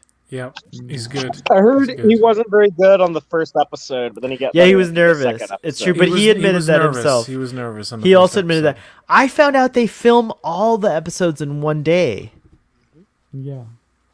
That's Yeah, insane. They crank that shit out like crazy. That's nuts. Like, oh, good, father's. I can Well, get. I can my get rid of the phone, imposter. my phone died right when I sat down at my computer. It was That's like funny. perfect timing.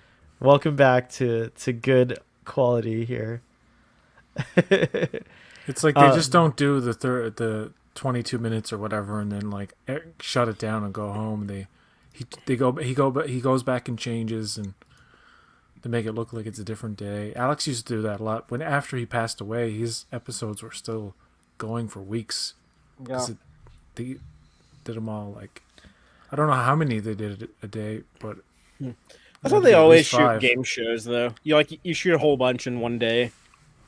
Oh, here the Voyager episode, The Thaw, was kind of like a horror movie. Which one was that one? That's the one with the evil clown. It's a clown, yeah. The Michael one that's McKean. right after. Oh, that's the one Tuvix. you guys were talking about earlier, It's the right? episode Yeah. right after Tuvix. It's a good Oh episode. my God, Tuvix It's is the a horror. It's the two scariest episodes to me of Star Trek, particularly because they're back to back. Then there's also that So haunting it's like of Voyager Deck. was just like tormenting whatever. people for 2 weeks straight. There's a Voyager episode called The Haunting of Deck 31 or whatever deck it was. Oh, with the ghost story with the kids. Yeah, it was like Neelix telling a ghost story to the Borg kids, and then in Star Trek Enterprise, or that episode called With Impulse the- in season 3 with the zombie Vulcans. Zombie Vulcans. I saw that one. I remember that one. So, and then on the original series, there was Cat's Paw and there was Wolf in the Fold, were like That's two right. big horror episodes. And DS9, does DS9 have a horror episode? DS9 has Terok Nor, where Garrick is basically the slasher in a slasher Right. movie, where he gets turned crazy. The drug thing in the air or whatever. Yeah, it What makes- would be the makes horror episode of Cardassians Discovery? murderous. Was it the one with the USS Glenn? Yeah, so that was episode 3. What was it called? Yeah. A butcher's Uh, knife cares not for the No, lamb's No, cry. Lamb's no, Cry. no. This is gonna bug me if I can't remember. Oh no, context is king. Context is king. Context is for kings. is for kings. Con- Yeah. Contact is for kings. There's the Yeah, episode it's 4 where kings, yeah. the Voyager episode where Paris and Janeway become salamanders and bang. Threshold. That's That's just body fucking horror. horrifying.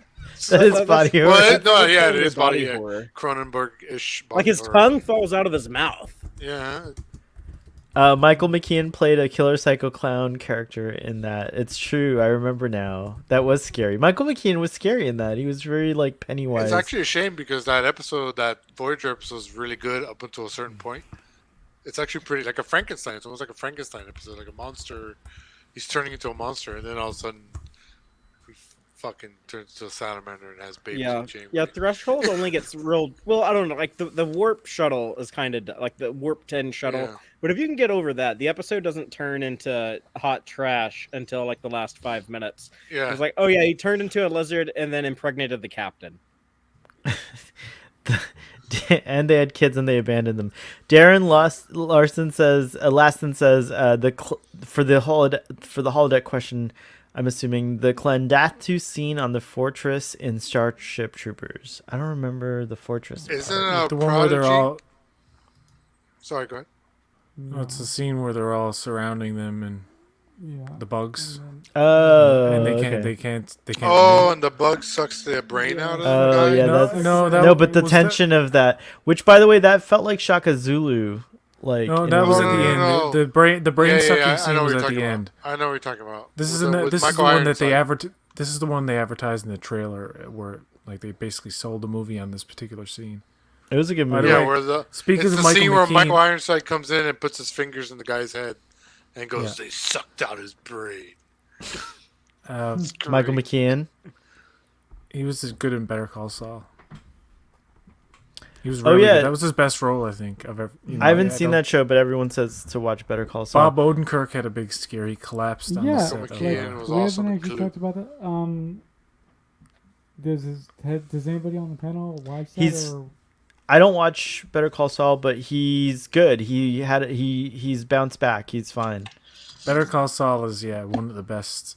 It's just as good, if not better, than Breaking Bad. Every episode that LeVar Burton hosted of Jeopardy this week had the same guy winning. Oh yeah, and that guy, I'm sorry to say this, but I was very annoyed that his question was always that what is, What, instead of what like, is, what like is. he would That's- never That's say a who default. it. It's just a. I know you can say it's fine, but it is correct. But What is Whoopi Goldberg? I wanted to hear who is Whoopi Goldberg. Whoopi. What is Whoopi Goldberg? They had an expense question on Monday or Tuesday. I forget. Yeah, it was a lot of good Did you sci-fi know it? stuff. Actually, do you think that they programmed it like that on purpose? Yeah, well, they had to have some sci-fi thing. I You haven't guys, seen the last 2 ones, Thursday and you- Friday. So. Do you guys think that he's gonna like get the gig full time or what? I hope He so. better. He seems to He want it the better. most. Yeah, he seems to want it the most of all the other. Well, by Guest God, host. I'll go on the internet and I'll kick up a fuss. The Jeopardy fandom is divided. Half of it doesn't want LeVar Burton, and half of it does. Who doesn't Can want Strange him? New World save the Jeopardy fandom? Can Strange New World save the Jeopardy fandom? What did Karens do back in like the 40s without the internet and like cell phones? They When they were walking in the wrote park letters. and they were intimidated, they were they became like, they Well, were they became like, I'll go Nazi- to the papers about this? they Back then, it became was Nazi legal to beat spies women, like Elsa so Schneider. Oh, yeah. They weren't as vocal. There's a BET movie coming out called Karen that there's no release date for, but there's a About time. trailer. It's about time. And it is just about this What woman who is like the embodiment of that, trope, right? I was kidding, by the way, with my remark. I thought someone would like scoff at what I said, but I Wait, what That's did what you I'm say? Oh, PJ said like, how come he said what were the Karens doing in like the 40s? And I said, well, back then it was legal to beat women. Oh, Oh my shit! That's Karen because I was Sean talking Connery. over you. I was talking over you when you said That's probably for the best. It's Carrier, really- carrier pigeons sent. I almost do as not many advocate messages. domestic. If you had violence. not have brought that up, we would have just like forgotten about it. Forgot. What I was saying. By the way, my joke was they were Elsa Schneider from Indiana Jones. They became Nazi sympathizer spies, or Nazi spies in general. So my She joke was a pretty hot the Nazi idea. though. She was. So was And the Him and his Xeon. dad both banged And she her. would fuck you all night long. Oh wow. Yeah, So, she hooked up with Indy and Henry. and his dad. Yeah, it's true. Junior. It's she funny. mumbles Do you in her think sleep. that they stole the story for the last some of the characters from the Last Crusade from Patterns of Force and Star? I just watched Patterns of Force recently, and my mind was blown. It's such a What good is episode. Patterns of Force? It's the Star Trek the Nazi Nazi one. episode, but it's actually really good. The Ecosians and the Xeons and like all that stuff, and like everything makes sense as to why it's that absurd. Like when you remember, you think it's crazy Nazis and what? No, it's bad. That's wasn't Father that is kind of like a wasn't that kind of like cheap entertainment, cheap easy it's- entertainment? Like yeah, they got some Nazi costumes in stock, put them on some aliens. And I mean, that happened a lot. That happened use a lot some on the use some original backlot series. Okay, sets, and we'll make a no, whole. you know why fucking it's thing. great? You have this scientist from the Federation who goes to this planet called Ecosia, right? The Ecosian homeworld, right? And he decides he's like, oh, the Nazis were like the most efficient government, even though That's why it's they were terrible. That's why the episode is terrible. well. Yes, I really yes. Like no historian. Anyone who writes a story about like a historian who thinks like, oh, the Nazis ran a perfect society. Okay, Like, but he was anyone crazy. who wants to write that story. Like, I'm sorry, it's not I going mean, to be it a good wasn't story. perfect. It was just as close Let to me as you let me start again. He's crazy. Oh, the Spock does agree with him, so that is cringy. That is bad. You're right. Okay, never mind. But still, like like assuming that he was crazy and Spock was naive or like stupid in that moment because he was just like punched too many times or whatever. Then it works because I think it's like it's a good prime directive. It's like the first like prime like what happens when you f with societies that are like developing. I thought you were that kind of talking thing. about that Voyager thing where they're on the holodeck and the Herosians. Yeah. Are they the Herosians?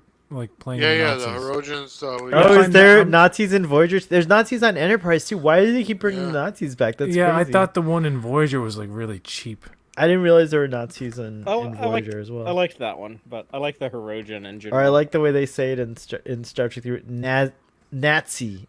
They say like No, the interesting thing about patterns It's of not a force, great idea to say that word 100 times. It's, in it's your properly stream. pronounced Nazi, but Yeah.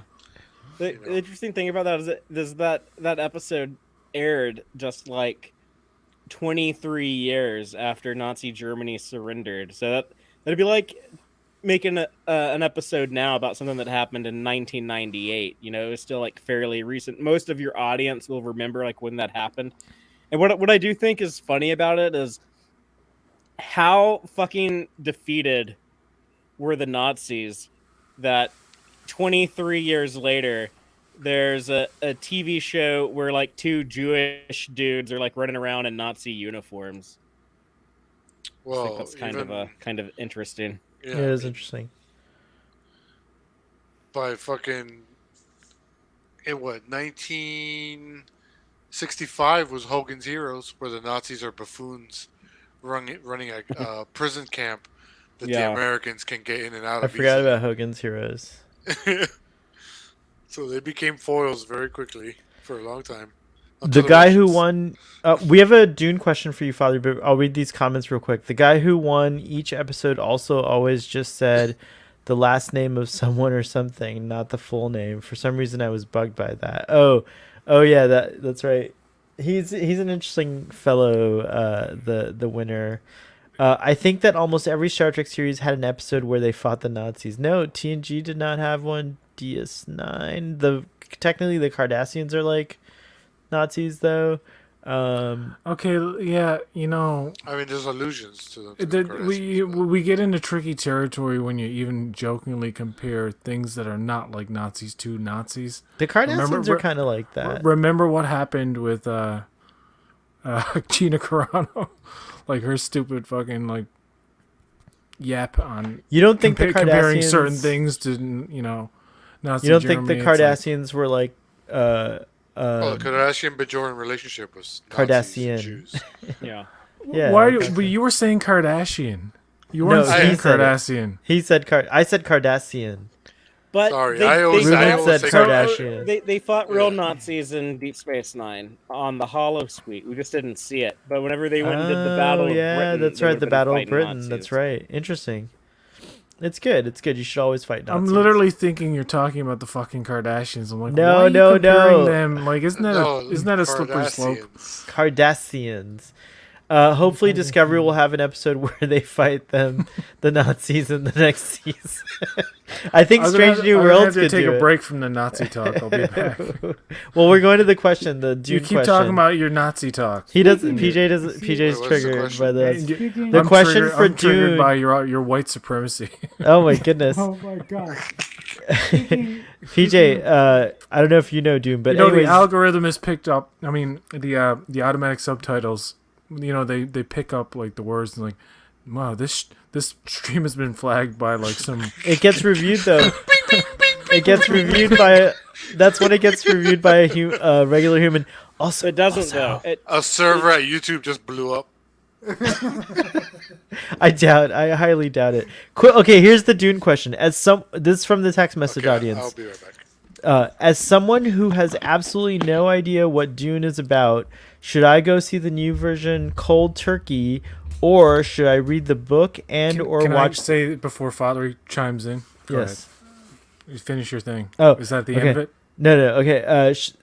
Absolutely no idea what Dune is about. Should I go see the new version cold turkey, or should I read the book or watch the Lynch version before to get ready? I can answer this one. Go ahead. Don't watch the Lynch version. I disagree. It'll put a sour taste in your mouth for the more realistic approach that Denis Villeneuve's going to take. I don't really know much about Dune. I understand it on a very basic level, but you don't need to read the book. You don't need to see another version. If you don't know anything about it, make this be your first experience, because this seems to be the best interpretation of it.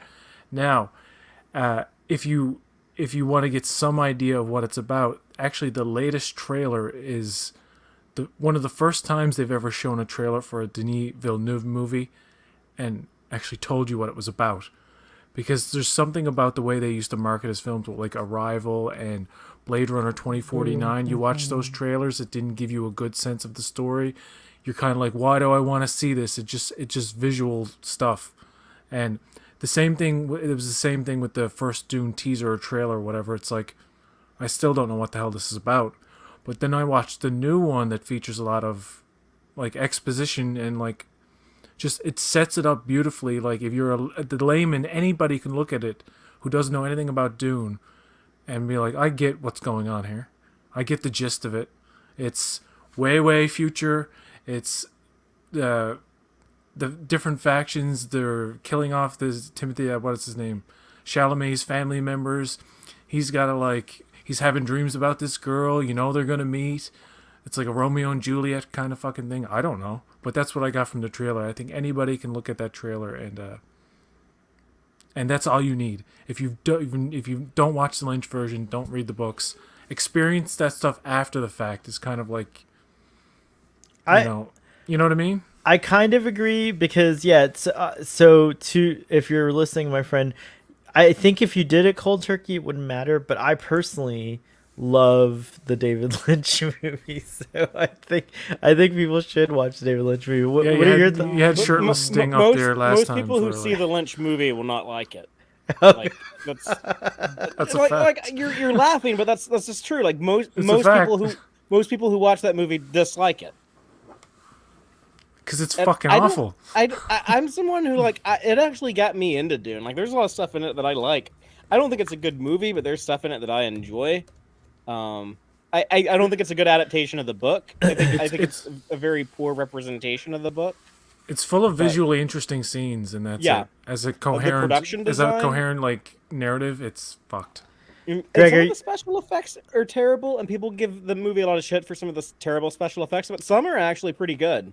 Some are good, and some are very purposely Lynchian in the fact that if you've ever watched some of his other stuff, he has these weird, kind of analog effects that even he sticks to now with the Twin Peaks third season or the Return. A lot of the visual effects he employs are just old school analog looking kind of effects. I will say that if I never have seen Dune, I would probably want the Villeneuve version. It just seems so pretty. And Father gave a really good pitch last week. He got to see a special screening with 10 minutes of footage. Or more than that, 30 minutes of footage or something like that. And I was impressed. Father, so you're saying to my friend, just go cold turkey and watch the Villeneuve version, and then afterwards explore the other things. I mean, right? if you want to get into the books, then you can read the books. If that sounds if that sounds intriguing to you, but I don't think you have to. If you at least read Dune, though, right? Because this is because it's going to be the first book in 2 parts, right? This is only part 1. Yeah, this is only the first half of the first book. Book, yeah. Well, I think it's going to be more like 2/3 of the first book because of. Okay.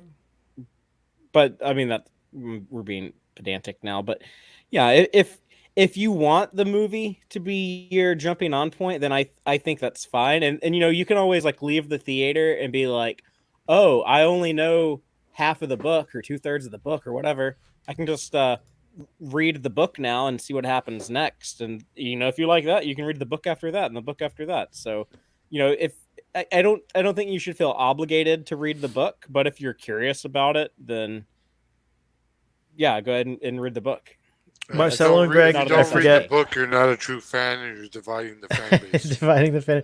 Greg, have you seen Dune, the David Lynch version? Do you like Dune, the Dune series? So I haven't seen the movie, but I've seen random clips online. It's not out yet. Yeah, it's not out yet. It's coming soon. I haven't seen. Yeah, the original movie. Oh, okay. Dune. Little bits. So I kind of maybe I've seen only the good parts that have been clipped around. All I know is the spice and sandworms and stuff like that. But I would basically be one of those people that's almost going in there blind. Are you gonna go see you get it the a week new one? before us. It comes out October 15th in Japan. Yeah. What? Most overseas markets they're getting it before the United States. What? But it's rare. It's rare for Japan to get any movie early. Japan usually gets most movies months, even half a year later. The only thing, sometimes we get the Marvel movies a week early compared to America. But when you go to see an American film or an English language film, I should say, in the theater, is it dubbed or is it subtitled? So there are there are special dub versions on some movies, and others are subtitled. And I made them so where I used to work, right next door was a movie theater, and then I was gonna have. I didn't start work till a certain time, so I was like, oh, I can see the Amazing Spider-Man 1 in the theater, and right before I go to work. But I didn't I just saw the time and I bought the ticket and I went in. And it happened that specific one showing was a Japanese dub version. And so there was a lot of science talk, and I'm like, I don't understand what the fuck they're saying. Because there's all this science vocabulary in Japanese. I'm like, I don't know what the fuck this is. So I saw the first Amazing Spider-Man in Japanese. But That's the only way to watch it, man. It's the and real I way. was just like, okay, it's there. I didn't see the second one. I didn't see the Amazing Spider-Man 2. But yeah, most of the movies are just subtitled because a lot of Japanese people want to see the original actors' voices. Because like when they get Japanese actors to dub it, it's sometimes they lose all of that, the regular emotion that they Yeah, have. the inflection. Going back to Scarlett Johansson, what was the movie she did that got an uproar because it should Ghost have in been the Shell. Ghost in the Shell? Yeah. What was the sentiment in Japan about Ghost in the Shell? From what I saw, people weren't really angry about it because she was a robot. So they're just like, it's fine. She was a robot. In Japan's view on a lot of cultural appropriation and stuff like that, Japan's view is more like, oh, they like our culture. We love people showing off our Yeah, culture. they welcome it, right? Yeah, but they Interesting, don't see it as appropriation. So you think that's like except for when Kim Kardashian. going back to the Kardashian? I was forever calling Kardashians. Kardashian. I think I I, don't know made why. the Kardashian joke so Kardashian. much that now I can't say it right. So That's funny. when she tried to trademark kimono as a brand, That's when it when was. Japan That was drawing the line. No. That is because it's kimono. That kimono had nothing to do with what actual kimono were. Right. And that's when Japan was like, no, don't fuck The with line must be drawn here. It's like And no further. You shall not pass. Wow, Blue claims to be a trusted flagger for YouTube and that this channel is safe. Blue, that's a big deal. Wow. I don't know what that is. That sounds hot, Blue. Yeah, that's cool. I've tried multiple times to watch the David Lynch movie, but I never could make it all the way through. Marcelo, I forget. I remember when we talked last week. You've seen the David Lynch version, right? Yeah, when I was a kid. But have you seen the 9-hour version? Oh, hell no. that I've seen. No, I've seen but like probably 4 or 5 versions of it. I can't Yeah. keep them all together anymore. I am Just like Blade Runner. I am so Yeah. out of my mind excited for this movie because Denis Villeneuve is one of the best directors that we have working today. He's a hack. No, I'm kidding. Oh, shut up! You always yuck on my yum. What is wrong He's with a you? hack. I'm kidding. Just I'm kidding. get it. Just No, get it. yeah, Wow, just- just Ruben just- sees everybody as a everybody. No, but I am out of my world excited for this film. I am so excited for this film that I get excited watching other people react to the trailer that just recently came out. Like no lie, before the stream today, I sat for like 20 minutes and all I did was look up trailer reactions of watching people react to the most recent You know what trailer. I really enjoyed reaction videos for was Lil Nas X's Industry Baby video. The reactions for that are so good on YouTube. And then Lil Yeah. Nas X posts them on his TikTok page. I tried to get PJ's reaction up on there, but he hasn't seen it yet. So Yeah, but I am so excited for this film. Like, one of my family members who doesn't know Dune at all, I sold it to them as Star Wars, but a lot cooler with a giant worm and some more sand. and they're so and this particular family member is so out of our culture that they bought it and they're really interested in seeing the film. So I don't. The I don't thing know how is that Dune inspired so many things that came after it. Like, Yeah. but before Spock was in Star Trek, we had like Mentats in Dune with their Speaking computer of brain. Brad Dourif, by we- the way, just shout out to Brad Dourif, who was the Mentat in the Lynch version. in the worst adaptation of Dune.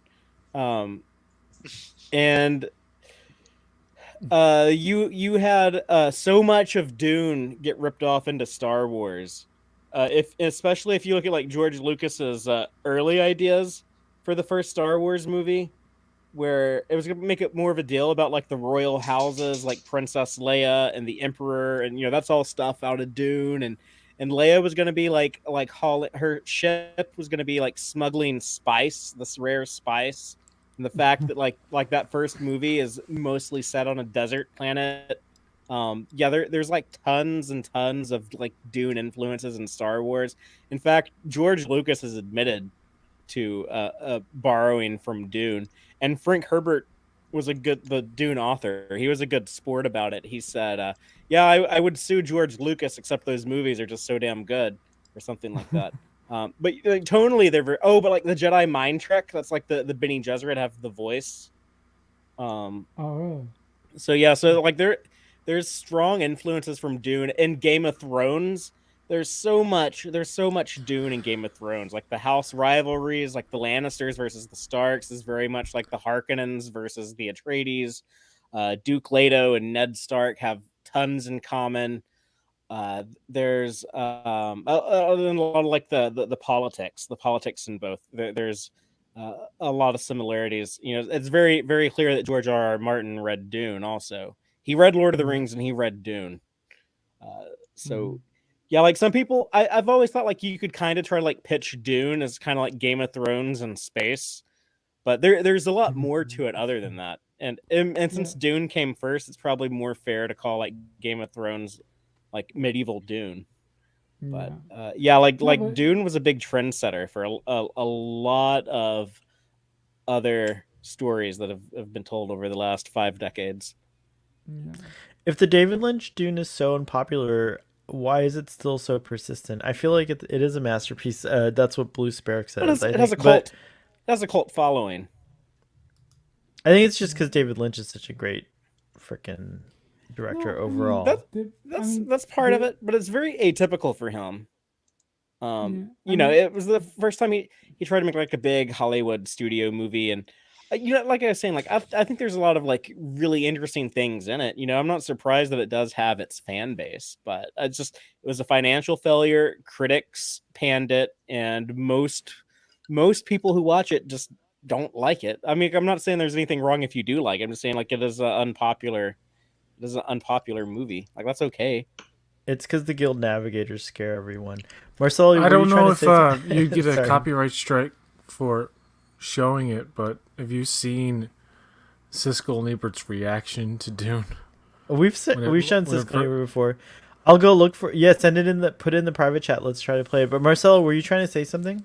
Yeah. I didn't want to come off as like I don't like David Lynch. Like the thing that I love from David Lynch is Twin Peaks, but I felt that. Cope, speak up! I can't hear you. Yeah, that's the You're super quiet. You're super quiet. Get close. Do this like for the ASMR audience. I can't hear you, Cope. Where I love his character. Can you hear me now? Yeah, can you turn your gain up? Oh, maybe I could do something. Hold on. Just talk. I'll see if I can do something. I can see if I can do something here. Automatically adjust volume and turn off echo cancellation. Okay, it's off. Both of those things are. Yeah. So hold up. Let me see. Turn up your gain, baby. Yeah. Just let me see something. Turn it up to 11. I have mine at 10 o'clock. 10 o'clock. Turn it up to 11. 10 o'clock. Just 1 second. Just one look. Better? Better? Yeah, that's better. Go ahead. All right, finish your thought. Go. What were you going to say? No, I was just going to try and say that I don't want to come off as like I hate David Lynch, but I love Twin Peaks from David Lynch. Like that's the only thing that I really really love of his. And I thought that Dune was just fine when I saw it as a kid, but it didn't really resonate with me that much. Yeah. I especially love Linda Hunt as the Shut Up Mapes, also known as the housekeeper. The housekeeper. And all the whispering. I love the whispering. Like I think I liked the movie. I liked it more before I read the book, but and then especially like after just does father think I'm an idiot? Is that sorry guys, sorry. After just recently reading the book again, then like I went and watched it again, and I was like, ooh, yeah, I've always given this movie a little too much credit. I'm told by my text message audience that David Lynch doesn't even like his version of Dune. No, is that true? I didn't realize to put that. his name on it. His name's not on the credits. Like he refused What? to have his name in it. Is it like what's the name of the fake Smithy. director, Alan Smithy? Look up interviews. Look up interviews with David Lynch on there. You can find clips on YouTube. Like interviewers will ask him, like, "So I want to ask you about the Dune movie you made," and he gets up and like walks away from the interview. He should be ashamed. Yeah. So he Well, was the not, studio, he was, the For what he studio did. took complete over the wrong movie. choice for that movie. Oh wow, I didn't realize David Lynch didn't even like it. That's something I kind of forgot, or just because I love the movie so much, I'm like, whatever. And Frank Herbert didn't like it because of the ending, because of how they changed the ending. Wow, okay, I don't even remember what they did. I still love it, but PE says I once went to a public lecture by David Lynch, and he said that the very beginning of it that he refuses to talk more about Dune. He instead insisted on talking about transcendental he's such a great. There's a book I have I can't remember what it's called right now, but he's got a really great book about transcendental meditation. I've got this Siskel and Ebert clip here. I'm gonna pull it up in a second here. Why isn't it working? All right, now it's working. Is it working? You know what's going on? I'm like using the keyboard for my text message audience. I'm copying and pasting. Whoops. Whoops. All right, hold on. I have too many computer situations going on here. That's the thing about Starfleet Boy After Dark. When you get to this hour, we're in the 2 hour and 30-minute point in the stream where Starfleet Boy just starts failing, and plus, whatever. All right, here we go. All right, now it's working. All right, damn it, it's not working. All right, now it's working. I got it.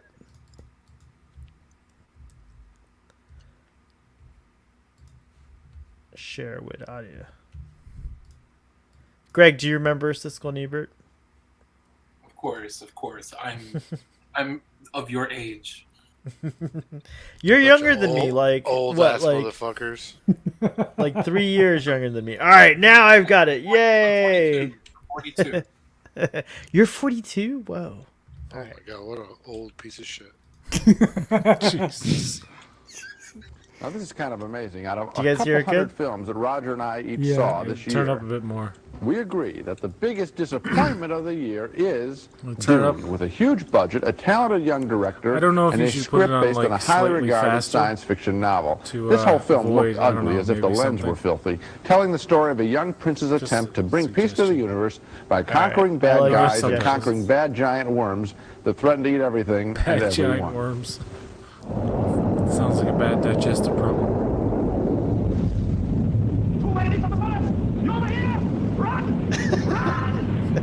It's like an old silent film. It doesn't look right. Here's Patrick's story. It's cropped and it's sped up, so I don't think. I think we're safe. I can even do this thing. He where, farted into his hands there. We'll get Marcelo's reaction. This will like. What the hell is this? I don't. There was something about them showing really long clips in their older shows. Like they would show entire scenes and stuff. Did you speed up the That's a. YouTube? Yeah, we sped it up so that we wouldn't Okay. get like a problem. Okay. Although we have a trusted flagger. Blue, can you do something to make so I can show any clip I want from any movie? Like, is there something? I thought you were going to skip over the clips, to be honest, and just go to the review, because these go on for a while, you know. Oh, I can do that. Hold on. Wow, that's boring. Oh, here More it from the is. sand at the beach. Yeah, I think it's impossible Wow, for that's anyone who really hasn't read the books fast, to follow dude. what's going on in the story. Just because it's complicated. There's a whole I argument can't throughout. even- The guy with boils all over his face, ripping open the people's chest. That's like Data when River, he's baby telling and when he's blood. learning Why all of jokes. that garbage? Dune is an unintelligible gross out, and you know. Attacked Time magazine before actually you did. Let me go after Newsweek here. We'll play even-handed because Newsweek liked this film, and I'm just mystified why. Wait, It's what am I unbelievable. doing? Maybe people should just watch our show, right? We haven't made a mistake since you like falling in love.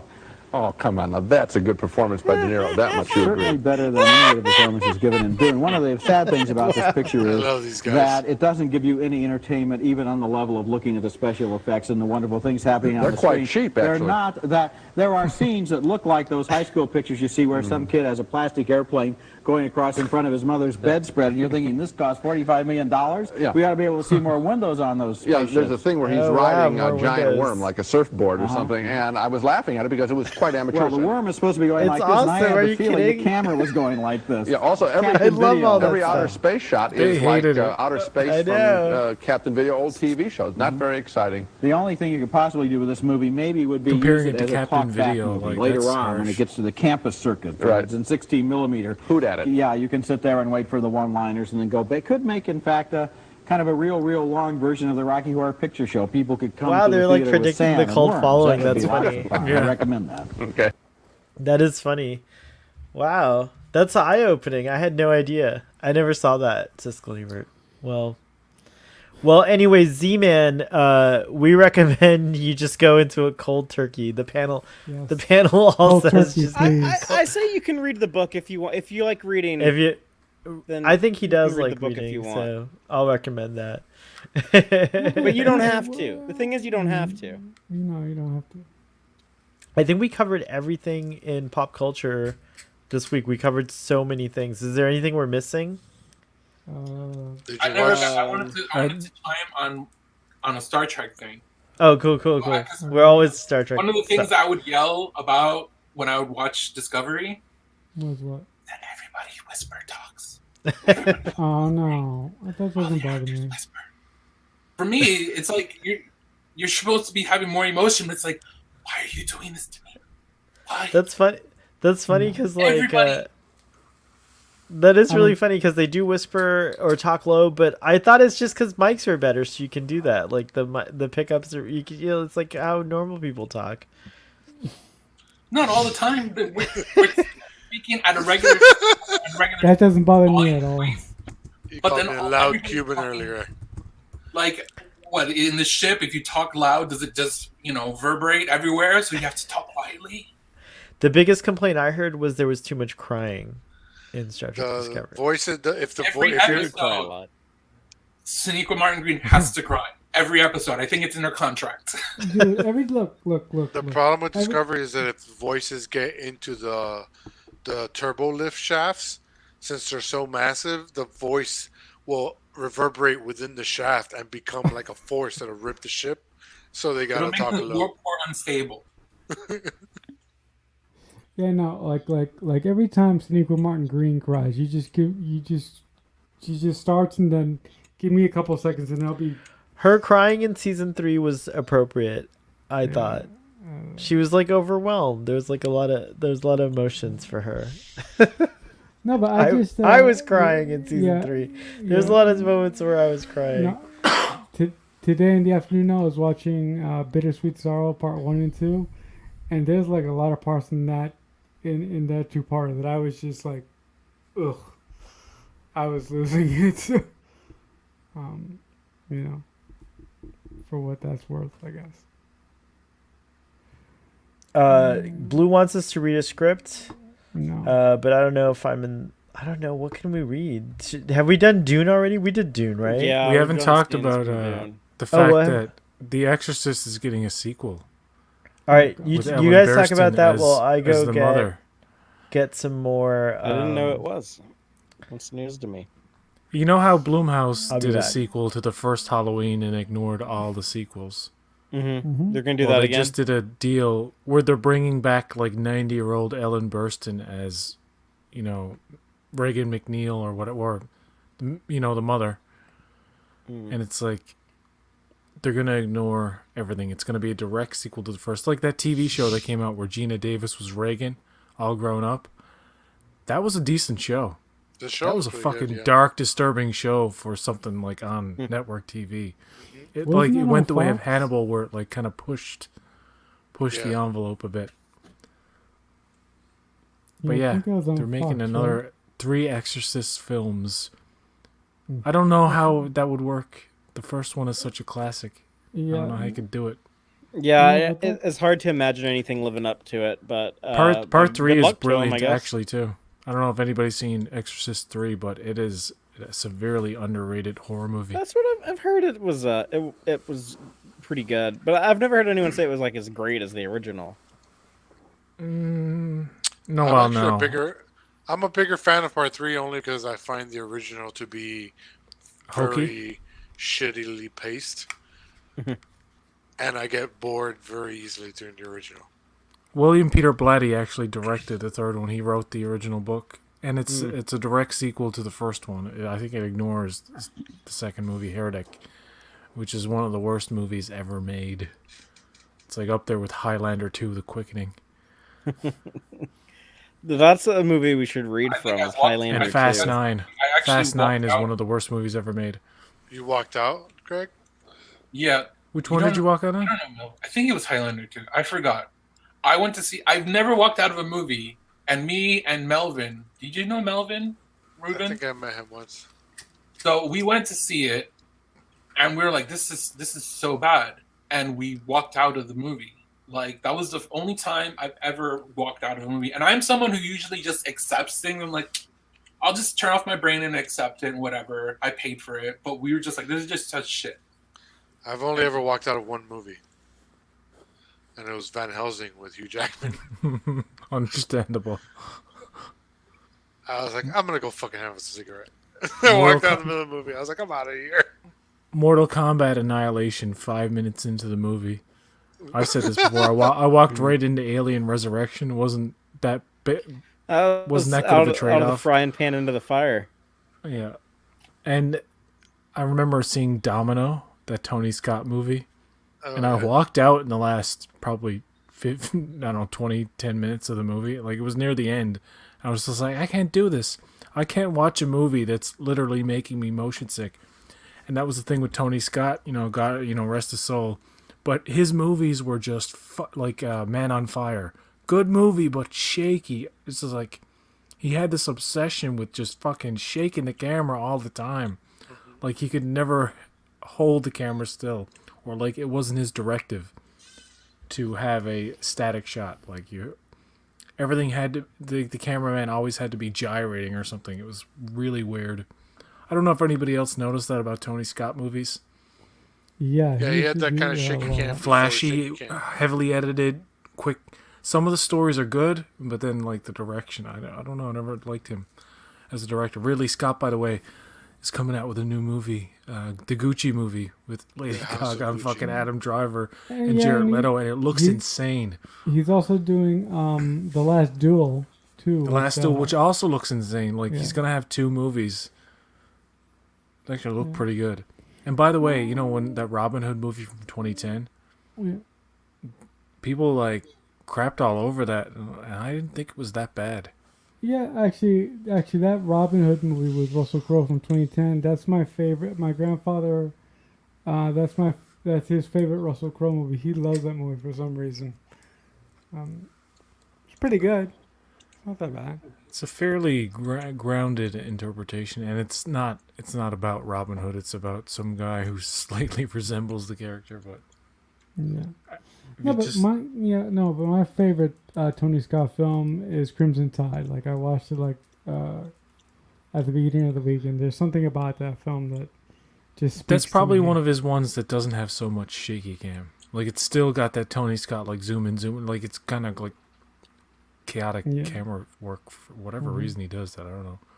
It's like the opposite of Stanley Kubrick. Like Stanley Kubrick was all about like moving the camera slowly and precisely and like holding on a frame for a long period of time and having the character move within the frame, and I like that kind of stuff. Yeah, I, Like I New love Trek, the that's something about cinematography. Discovery I hate, especially in the first 2 seasons. About fucking, especially in the second season. The second season, which has probably like it's great with Pike and everything, but it has the most twirly camera movements where it circles around a group of people talking to the point where you're not even listening to what they're saying. You're just fucking dizzy. And lens flare, what I call the moving lens flare. It's the kind of lens flare that like will move up and down like somebody's cheek and coming from off camera, and you're like, where's that coming from? And why is their light moving off camera somewhere? Like, really fucking annoying. And they have impractical environments where they have a lot of shining lights at eye level. That would you'd be seeing spots all fucking day if you worked on these bridges. So I like the old school look where everything's kind of like muted, like digital panels aren't like shining fucking like brightness in your eyes, and there aren't like just wall to wall lights everywhere for no apparent reason.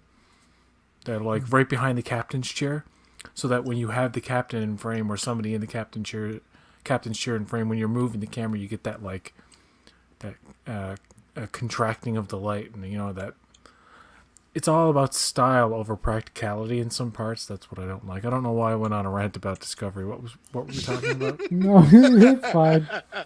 It's fine. I totally see your point about the kinetic energy of the camera of the directors in seasons 1 and 2 of Discovery. Like sometimes they do shit that just doesn't make sense. Like they'll open a walk and talk scene with Burnham and Saru in a fucking hallway, and for some reason they'll start the scene upside down. It's like just so stupid. I don't know. Ola Tandun Osunamni.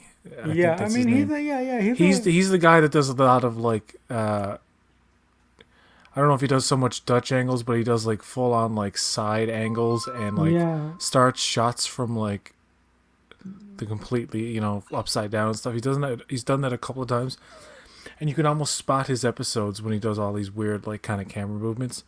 Mm-hmm. There's another director, I forget his name, who's only done 1 or 2, I think, who fucking loves haze. He puts haze in every scene. This is why it needs a good showrunner that keeps like it. Like you can have like the directors have their creative freedom, but I like when one director tackles a show. Well, Olan Tunde is the he's one of the. He's a stylish director. Well, he's one of the most. I guess he's directed the most out of everyone, but he's also not just the director, but he's the producer in charge of the directors. Like he's actually in charge of the directorial look of Discovery. The look of Jonathan Frakes episodes are more like toned down. Like talking about like the panels. This is from a hospital here in Japan, and it looks like a Star Trek. Elcars. And this is an actual like a touch panel for a hospital. Like, oh, that's cool. So the company I work at, it's a medical software company, and we install like the stuff for surgery. Medical readouts. Well, no. So like when they're using cameras during operation, whether it's just for viewing inside or whatever. Our software is kind of like how a stream is, where it's multiple monitors are now input into one screen and it records it. But this is one of the some other companies' layout, which I believe is directly influenced by someone in Star Trek. So Next Generation in particular. Yes, those were the best looking. Graphics, like physical graphics on set was the TNG stuff, because it wasn't like overly bright or in your face. It was very like they couldn't show the physical touch screen in the show at the time. Obviously, they were just like stickers and backlit kind of graphics, but you could use your imagination and picture like them manipulating like what you do now with the touch screens and whatnot. But I don't find that a lot of what they do in sci-fi now is they have holographic, transparent screens that they touch in the air and stuff at weird angles that don't work. And looking at information on a screen that you can see through, which makes no sense to me. So like Star Trek did get it right to a point in the 90s with the pads, like the fact that you'd get like your work assignment on like a tablet. I was like, those are definitely going to be a thing, and they became a thing. But I can never see people watching television or movies or looking at information on a transparent holographic screen. I think it's a trope. It's a tired trope, and it makes no sense. They're already working on augmented reality glasses where you're going to be walking around with things projected. So not to Google Glass, but other than like past Google Glass, where you're going to actually have like, you can just be watching an episode of TV just on your glasses, not actually having to hold your phone. That's where I'm going to be the old fogey and be like, why you can't watch TV? Like, you know, people older than me, like, how can you watch anything on your phone? I'm like, easy.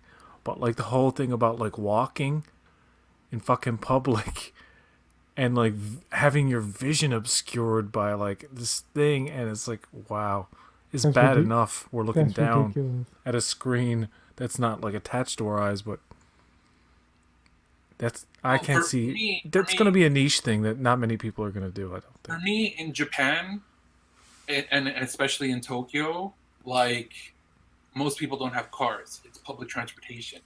So I think something like that is going to be something huge in Japan, because if you're sitting on the train, whatever, you can just be, you know, watching something on your glasses, and instead of, you know, because you're not driving, so you're going to want entertainment. So people, you know, either you have your book or you have your phone, you have your game, you have your Switch, then next will just be your. So you could watch a movie or a show, but you could see if somebody was like coming at you type of thing. Like it's not like solid. It's not like a solid image that completely blinds you from the rest of the world.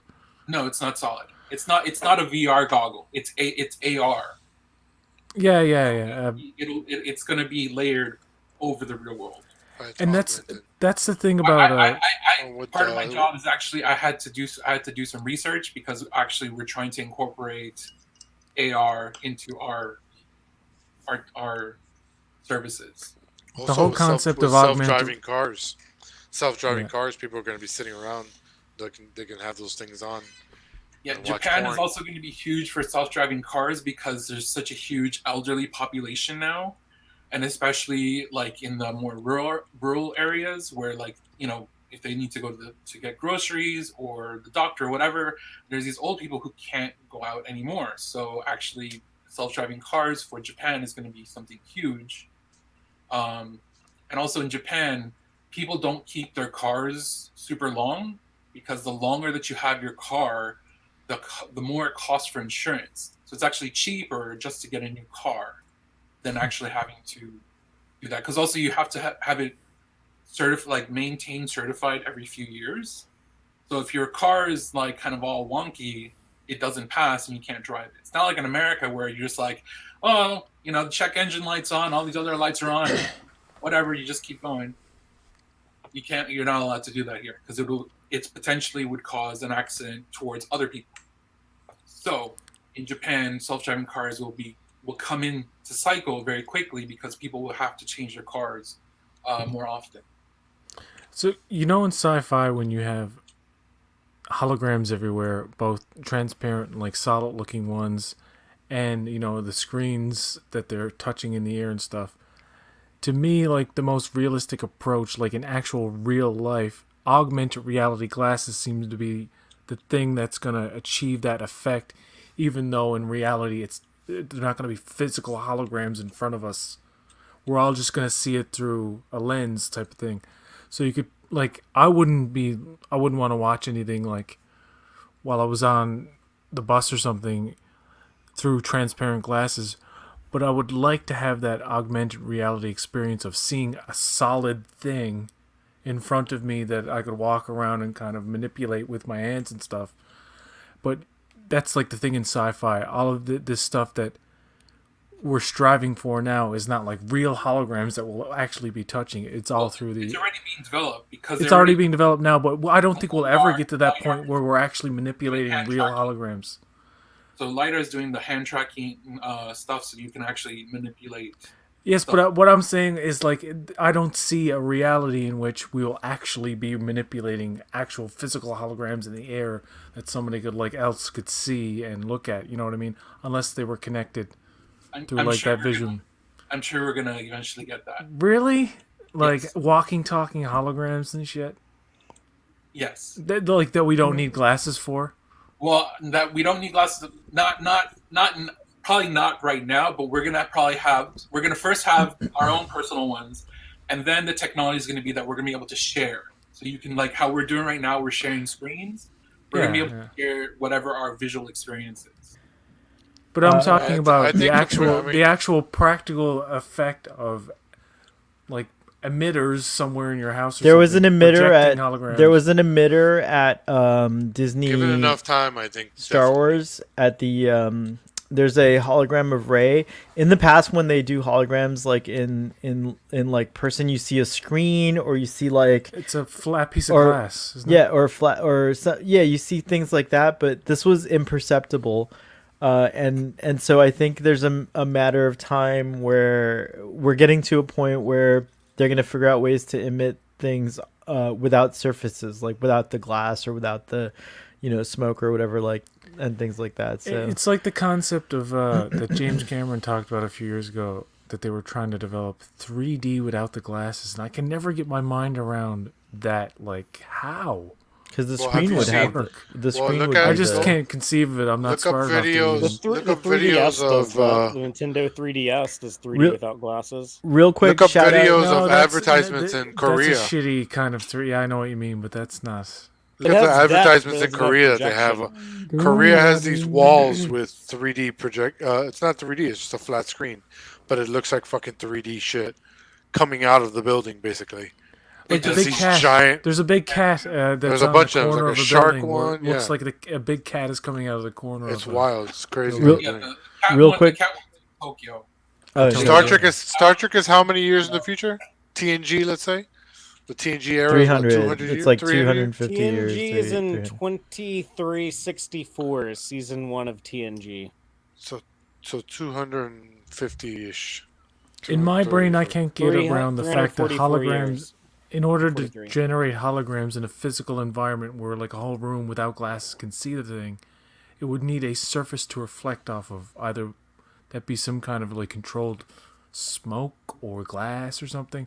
But the idea that you could just create a solid image through a concentration of lasers or something, like dust. I can never. It's somebody dust. hasn't come along and convinced particles me of how that just could practically work. Y'all remember like when Tupac got resurrected into a hologram and did a concert, and then like Snoop Dogg like walked out on stage next to a hologram of his dead friend and did a song and he shot him again. That's like, gonna happen. The bullets go right through. Father is gonna do that with me. When I die, I'll be a hologram. Real quick shout out to Earl Grey Trekkie. Good morning from Scotland. That's nice that we've gone on so long that you're here. That's awesome. Also, Blue Sparrow wants to know, Greg, do you speak Japanese fluently? いえ、また下手くそ日本語が喋ってます。 That must mean I guess yes. that's a no. That's me saying I still have really shitty Japanese. I can get by in daily life. In work I've worked in companies where it's just been in Japanese, but it's been bad. My current company, it's like a mix between Japanese and English. I forgot to go get something. I'll be right back. But real quick, have any of you seen? Is The Green Knight out at the same time as theaters on like streaming, or is it? Why are you obsessed with this comment? You've had this up for a total of 15 minutes. Because I want to see this movie, but also because you guys always ignore the comments. It's terrible. I heard The Green Knight was. All right, I'll be back. I heard it's really good. I heard it was good. Green Knight. Yeah. Well, maybe I'll see it to see that movie. Next week is the Suicide Squad. I mean, I saw some tweets that it was pretty good. I assume we're going to be talking about Suicide Squad next week. I'm seeing it on Thursday. First movie in the theater. I'll probably catch COVID. I'm seeing it on Thursday. Well, I hope not. I hope not for your sake. Knowing my luck. Every time I've been in so many, I hate the theater because there's always somebody in there who's sick. Not always, but like I remember Child's Play 2019. I went there and some woman was like, bleh, bleh. She sounded like a fucking demon. I'm not even joking. I was like, I'm gonna be sick, and sure enough, I remember going to see. You remember that movie Outbreak with Dustin Hoffman? I remember seeing that in the theater. A couple people sneezed at one point. And I was like, oh, bro, really? During this movie, of all movies, this movie you gotta sneeze? That's funny. Have you ever been in like a really crowded theater and you had to fart, so you waited till there was like a loud part of the movie to let it out? No, so that's never happened. Hear where it's coming from? No. Okay. That's I saw the Blair Witch Project in the theater, and it was like super, it was a super intense moment.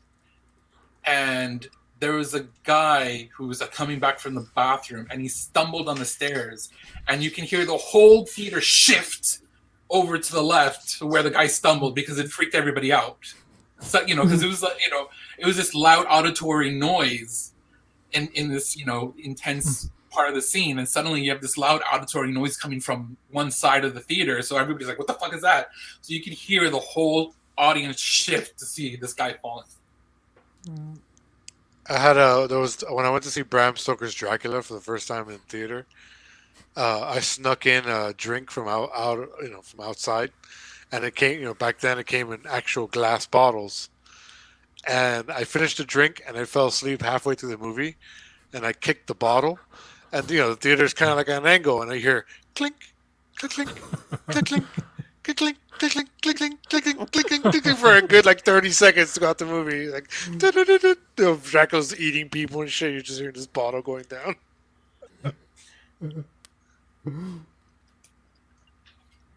Yeah. So Suicide Squad, you guys are talking about, like surprisingly, Japan's actually getting it on August 13th. Because, like I said, usually movies come out here, but for us, it's usually like half a year for a lot of these movies.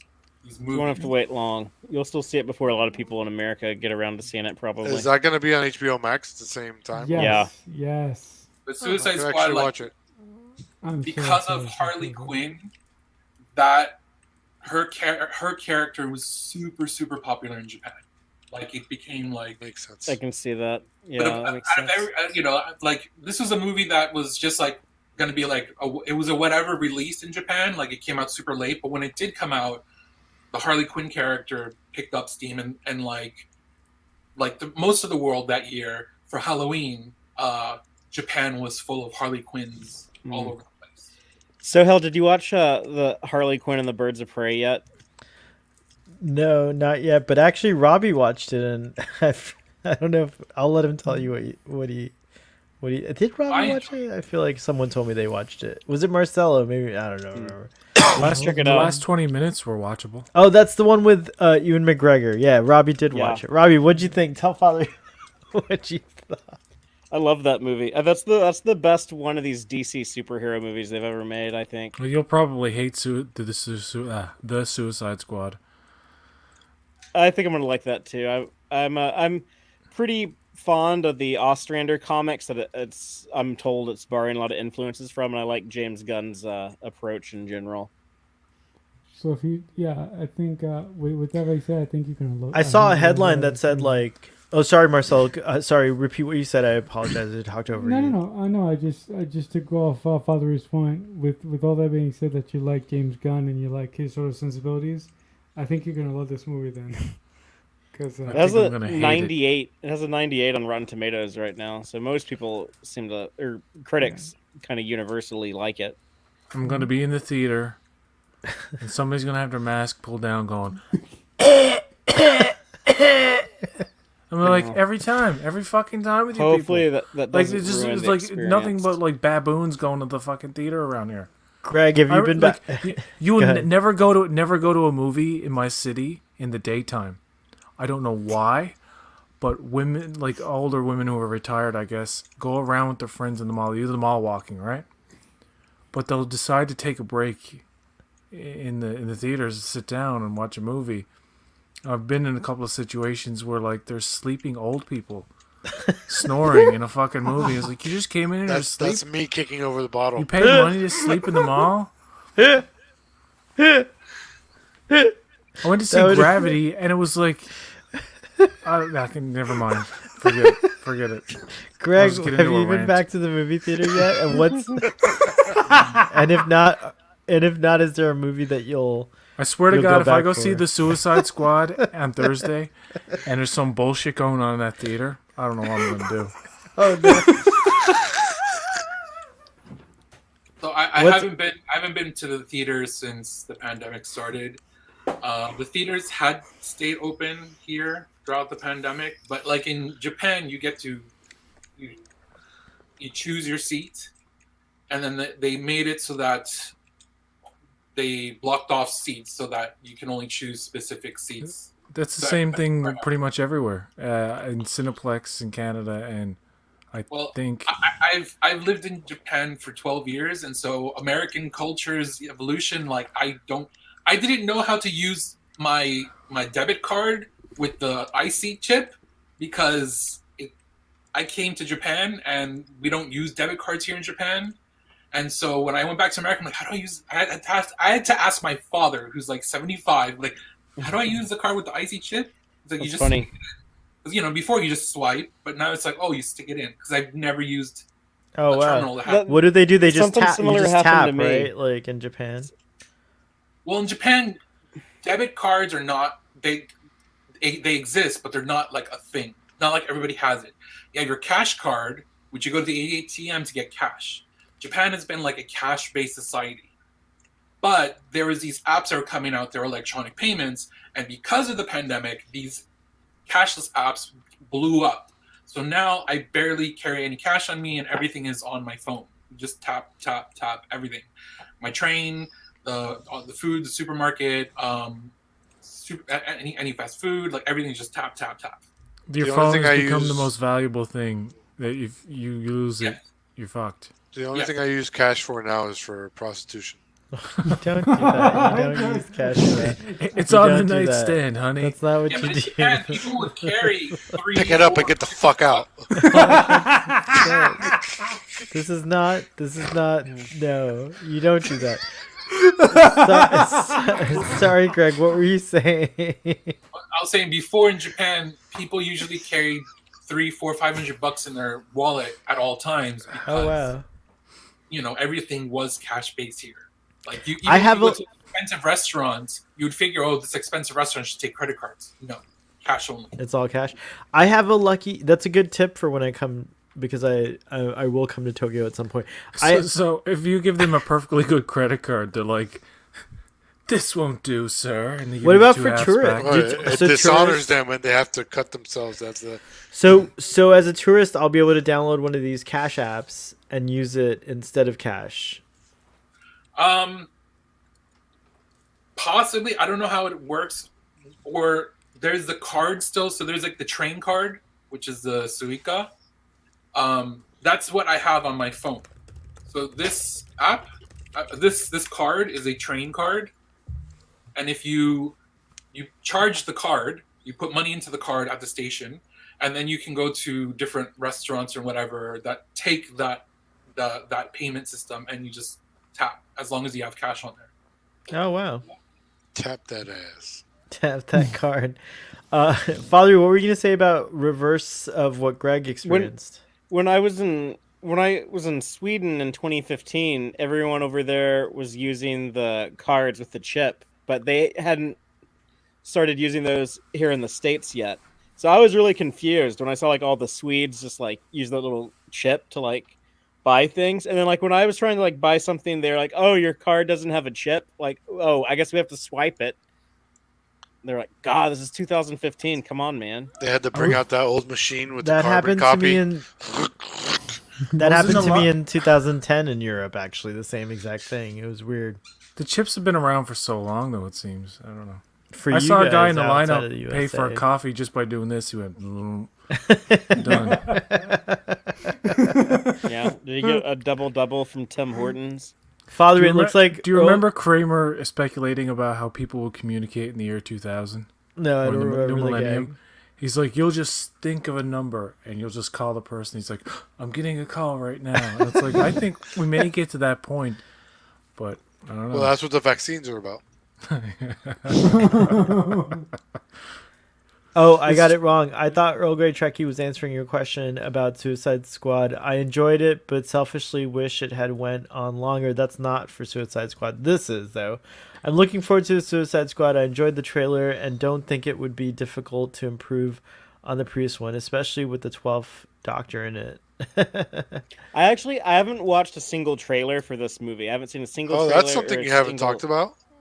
What's Oh, that? God. Doctor Who, Jodie Whittaker. Oh, yeah. What do you guys... Oh, I Who's forgot following about that. Doctor Who here? And what do you think of the news of Chibnall and Whittaker? If they I never haven't seen made that another last Doctor special. Who thing ever again, I'd be perfectly okay. This Gre- shit. I hate Doctor Who. Wow, you Ironically, actively hate it. It's the first show I ever watched in my life, but I hate it. You hate Which it. Doctor was it? It was like the black and white one. It was the first show I was obsessed with. I had to watch Doctor Who in the morning on CBC. And I used to be the first nightmares I ever had about anything from a movie or television were the robots those fuckers. The Daleks. The Daleks, yeah. Exterminate. Exterminate.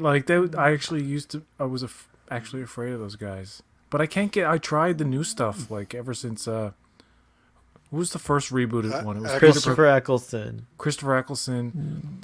And I've tried to watch a bit of each one. I didn't watch any of Jodie Whittaker. But yeah. That's who's on the outs. She's leaving. She's finishing her tenure as the Doctor. I just want to say that we all knew this shit like 6 or 7 months ago. I don't know what the fuck took the BBC I thought she so was long. gone already. Well, it was speculated, but there's always advanced rumor. It seems like in this new Doctor Who era, there's always an advance. I heard They all started do hearing 3 seasons. Everyone after Eccleston's done 3 seasons. So that's and what David I was thinking Tennant has the most episodes. Yeah, but Barely. Look. Yeah, he's Look. got 47. Matt Smith has 42. I forget. Peter Capaldi might have 38, and then Jodie Whittaker I think has 30 or 32 or maybe. So is this the end of Doctor Who now? Are Yeah, they so making? they are all they do going to bring about another 40 Doctor? No, episodes. no. I heard. no, Do you they're guys? bringing up- Yeah, they've all done roughly 40 episodes. What do you guys? Have any of you been? Well, PJ just said he hates Doctor Who. Greg, are you into I was Doctor Who? joking. Oh, You have okay. to take me so serial. I'm not super into Doctor Who. What are you I talking about? mainly Tell watched me, Doctor Who when I would go to Ruben's house. That's That's when I would funny. watch Doctor Who. Which I did- Doctor was that? Which Doctor was airing at that time? And And Matt Smith. One of the ones that didn't trim his pubes. It was probably Eccleston and Tennant. probably. 'Cause, And I like, saw what- the first couple episodes with Jodie Whittaker, and I was like, that's it. Yeah, and I haven't. I watched don't since like season British 1 of people to Matt Smith. talk like this. I find it quite annoying. It's isn't that Liverpool? Liverpool. I'm gonna sue Disney to get my backhand on what I didn't get on your streaming service. King of the North. I hate that. I don't know what it is about that particular accent. That Like- northern accent, Northern England. What you looking at? Like the You one. Is it fucking 'cause- tosser. Is it because it's It's not like, quite what? Scottish and it's not quite It's English? weird. It's like it's a bit Scottish, a isn't quasi, it? Yeah. a quasi accent, Eccleston had some of that. He wouldn't say rose. He said Rose. Rose. Yeah. But yeah, I don't think the news is should be that shocking. I think what's more shocking is that Chris Chibnall's leaving. They're Only one Giving season, him the just one boot. series. Not one series. It's 3 series. But I don't think that's that's shocking either. Actually, is it? Well, that's sad. well, that they guy's didn't give leaving. him near as long as they gave Russell T Davies or Stephen Moffat. Both Davies and Moffat got 2 doctors. So you're No, saying but you should have had Uh, another doctor? No, The no. next but the Doctor thing should be is- like RuPaul, just to see all those fucking YouTube channels explode. Do we need more Doctor Who, or should it take a break for a little while? That's what I heard. I heard this from some other folks, and I don't think it What- should take a break. I don't think it should take a break. I'm ready for more Doctor Who. Because I don't know. I don't really. I really want. I loved the Capaldi stuff, and I haven't connected to the Whittaker stuff as I like her. I've just found like most of the stories to be just kind of okay. Not very many of them like really stood out to me, and it's not something I get excited about watching. You know, like I still haven't seen like that new that holiday special that came out on New Year's Day. I still have like no idea what happened in it. I saw it, and I that have was no good. idea what happened.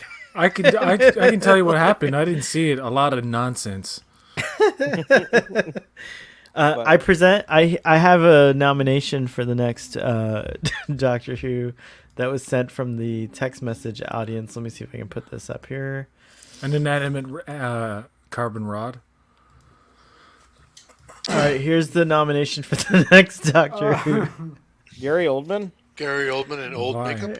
He would This is never. He would never in a trillion This is years not even do clever. It would be like the BBC will never afford Gary Oldman. You don't think so? No, The next Doctor should be what's that guy? James he's not Corden. gonna do TV. He's too big. He's bigger than that. And Robbie- he can do TARDIS karaoke. Wait, who? James Corden. That Oh, He's he's a on. talk show He got famous from Doctor Who, didn't he? Didn't Doctor Who make him famous? Simon So Pegg everybody's should be the assuming the Doctor will just go back to being a man. No, I don't think so. I think they're gonna get a non-white not. guy. I think they're gonna get a non-white Doctor. guy. 'Cause Please, they've not another one all of been those. white. Who? No, he So- said a non-white guy. Oh, not. I think Yeah. it. I think it would be awesome. I mean, Doctor Who already broke the gender ceiling, if you will, with Jodie Whittaker. So it would Took be them nice. a while. Yeah, Like it it's took him a kind of while. embarrassing that like Star Trek had like their first black lead on a show in 1993, and they had the first woman lead on a show in 1995, and it took until like what 2018. It took until like 2018 before Doctor Who did either one of those. So does Yeah. Doctor Who have to be British? Can you have like Kevin Hart be Doctor Who? yeah. Never, ever, ever. No. Hashtag ever, heart no. for who? No. No, it has Please, to be, no. it has to be a British citizen has to do it. I think These That's are like the BBC latest. rules. I don't My- know all these My dad actors. thinks but he's hilarious, and I don't think he's funny at all. Like at all. He's like one of those comedians I just like stare blankly at and like don't get it. Yeah. Kevin Hart. Oh yeah, What's that movie? his movies with aren't him? funny either. His movies are usually quite bad. What's the movie with him and The Rock where they're in like the CIA or something? It's called like No Intelligence or something like that. It's not a good movie. Central You Intelligence. know, who Central should be the Intelligence? Rock, John Boyega. The funny thing about that movie is The Rock is actually pretty funny, and Kevin Hart isn't. But it's like Isn't you watch funny, that movie and you're like, well, The Rock is a better comedian than Kevin Hart. These are the when you do a Google search, these are the contenders. I don't know all these people, do I?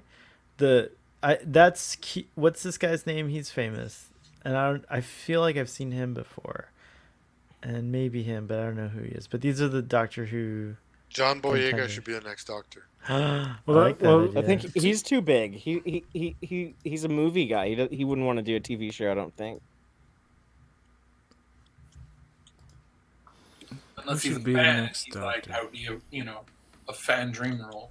Or what about that guy from Bridgerton? Is he Oh, I would British, love you know? him to be the next Doctor Who. I don't know about Bridgerton. Yeah. That's not something I watch. so I couldn't What is tell he, you. the Duke? Yeah, the main guy. I saw him on Saturday Night Live. I've never seen Bridgerton. Hmm. He already looks like Doctor Oh, Who. what about the dude who played what was his on the IT crowd? Moss? Yeah, get that dude. Yeah, what's that guy's name? You mean the guy who talks like this? That guy? He was in that Yeah, movie with him. Ben Stiller where they like with aliens coming. It's like 4 people. Oh, look at that guy. You know who Doctor I would like all to the play way. Doctor Who? but right? he's a I white. mean, you can right. I can Am see I it. crazy? He's like already dressed like a Doctor Who. And he'd be the hottest Doctor Who ever, by far. He would Too totally bad be he's a shit actor. What are you Well, talking about? He's not a It is good Doctor actor. Who. It is Doctor Who. What? I'm just Excuse kidding. me? I'm kidding. Oh. I'm kidding. Doctor Who has Did you some of the see best him in actors. Saturday Night Live? He Yeah. hosted Saturday. He had the worst episode of that season. He might have had the Like worst he episode. he tanked that entire. Saturday It Night could Live not ain't have been easy, all bro. just the writer's fault. It had to have been. He had to have contributed by it. He was not. He sucked. What do you guys think of Aaron Kellyman as the next Doctor Who? Who's that? Memphis Nest. Oh, sorry. Even Flag better. Smasher. Can you Flag speak English? Smasher. I'll let the picture speak for itself. Hold on, here we You're go. gonna show me some like abs or something, right? No. You're like, Aaron is it's all. the It's like some dude all wet and whatever. No, this is a lady All sweaty. doctor, another lady doctor, but she's a person of color and she's ginger, which is something the fandom wants. She's Is the ginger she was in doctor. Cap, Oh, wait a minute, Falcon wait a and minute. Winter She's Soldier, and what yeah. else? She's a woman of the flag smasher chick. Yes, Yes. that's her. Yeah. But she was Oh. also in something In else. Solo. She was in Solo, a Star Wars story. Alright, Yes, yes. alright. I mean, I didn't like her. In, This Falcon is my she's not even on the list, like she's not a consideration. I don't know if she even wants to be in it, but I feel like she would be a great Doctor Who if she wanted to be. and she's finally could be. ginger. And the Doctor would finally be ginger, it's true. Yeah, And she's from the UK, so it could actually happen. She's also from the UK. Yeah, she's British. and she's a talks TV, like this she's governor. a TV level actor. She is. yeah. So she actually that's actually one of the more likely ones. It's plausible. Yeah, it's plausible. Thank you. Oh my goodness, I'm so happy. But the Doctor should have a Cockney accent this time. What about Like Paul speak hard McCartney? Cockney, you know? I would die if Paul McCartney became Doctor Who. It would be like the best thing ever. By the way, 3s and 7s. Let's go, No, Matthias. we are still There's no on action. stage. There's no action scenes because he can barely walk.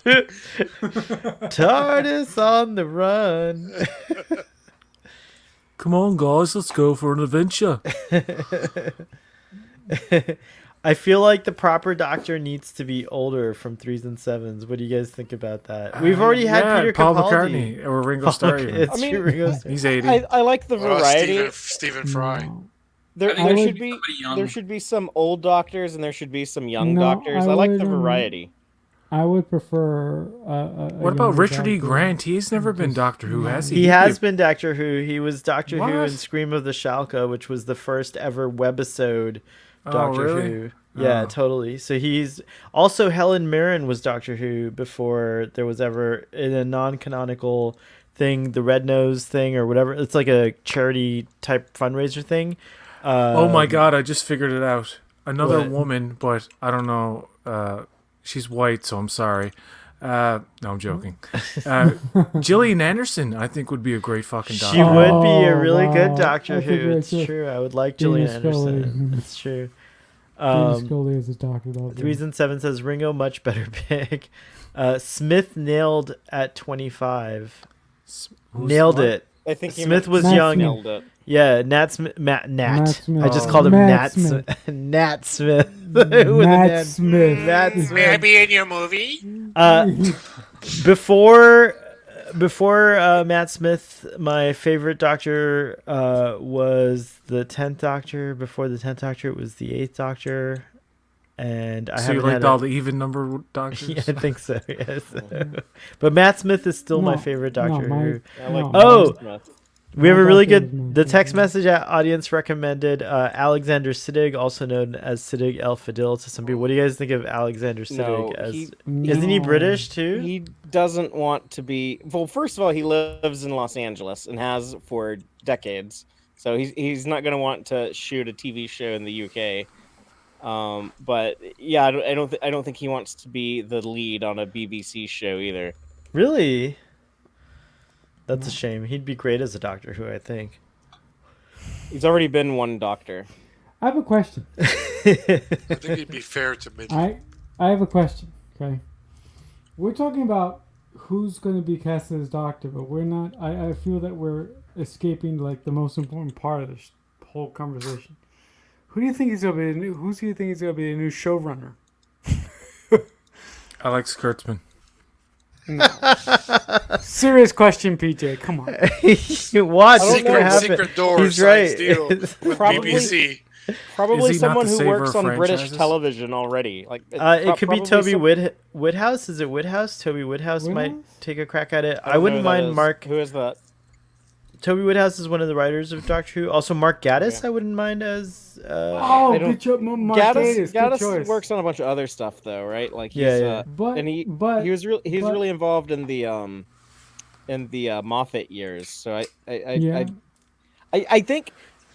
Oh, I God, don't know. those Moffat It's probably going to be years. someone we've never heard of. It's probably going to be someone like you hear it and you're like, oh, who's that? And you have to like Google and see what he's done and be like, oh, he worked on like some British TV show I never heard of for like 4 years, and then he did like this other thing, and he was a writer on this other British TV show. They should get Yeah. Booker Kathleen from Kennedy. Black Mirror. Charles Booker. Charles Booker from did Black you read Mirror. read Olga Trekky's comment down here? Read. Alex Kurtzman as the next Doctor. Toby Whitehouse wrote Family of Blood. Family of Blood. Those are two good episodes. Toby Whitehouse wrote. No, I feel like that was, giant that doll was one. Paul Cornell. Paul Cornell. Was it? wrote Oh, the, Cornell would be a good showrunner too. I They think. should they should get Charlie Brooker, their Black Mirror guy. It's not Oh. like I think people are thinking like, oh, maybe like one of these writers I really like is going to be like the showrunner. It's like, no, like that's not how it works. It's like they want. But it people has who- worked that way so far. That's why people are thinking of it that way, right? Russell T Davies, writer for Doctor Who, Yeah. Stephen Moffat, and then Chris Chibnall. They all wrote for Doctor Who. Yeah, for but the they new also era. all have like experience as other stuff, as like That's true. story editors and stuff like that. Yeah, that's true. Kevin Good Smith point. should take over Doctor Who and kill off Doctor Who in the first episode. Actually, down Doctor for it. Who's The already. Masters of Actually, the Doctor Universe, Who's Tila. already done that too, because the Doctor gets killed in Series 6, if I'm I not want to see mistaken. RuPaul walking out of the TARDIS.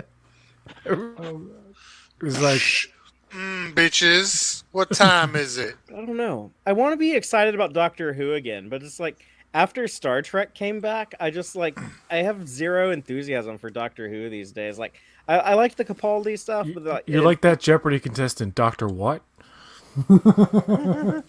yeah, it's just You don't care. I'm thankful for Doctor Who for coming back right when Enterprise got canceled, and kind of sustaining us until Star Trek could come back. But like right now, it's like, oh, I don't know if I need Doctor Who.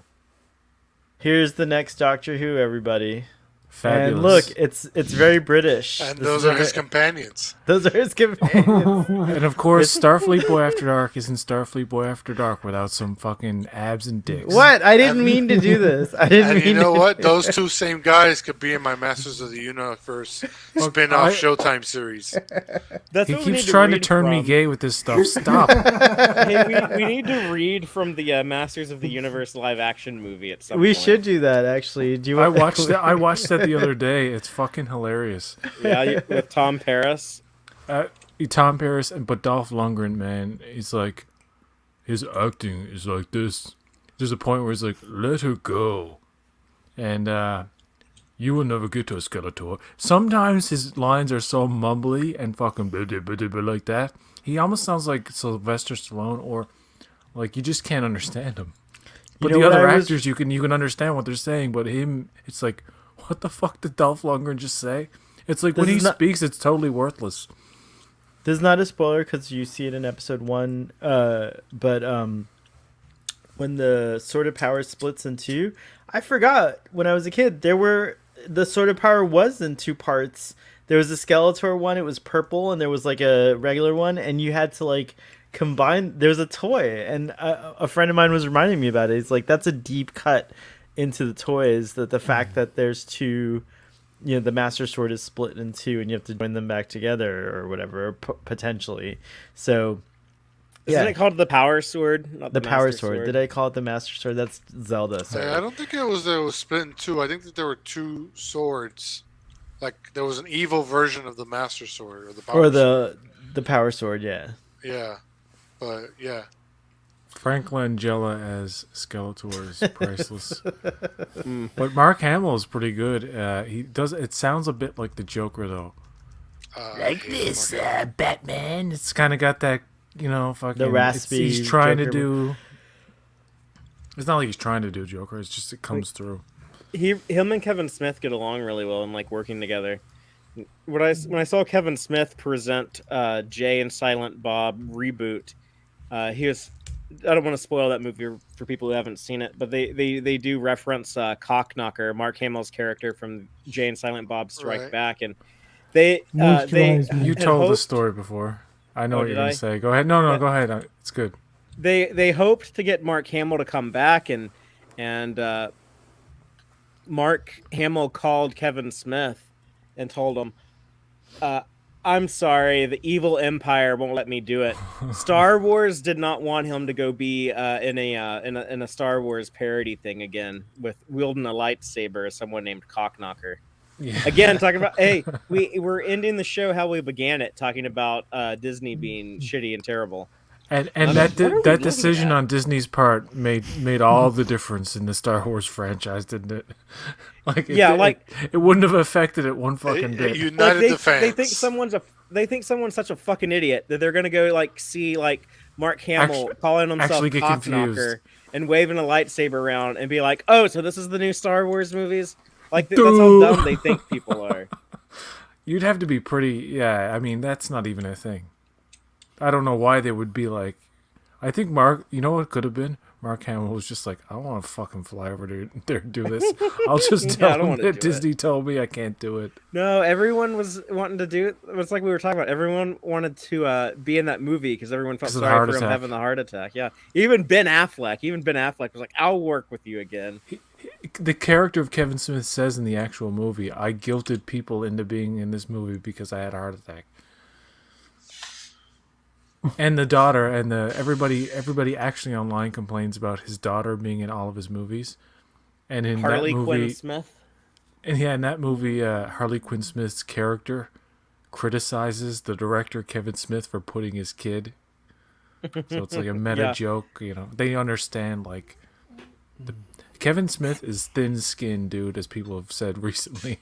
Like he reacts. Do you know talked about Chris Gore earlier?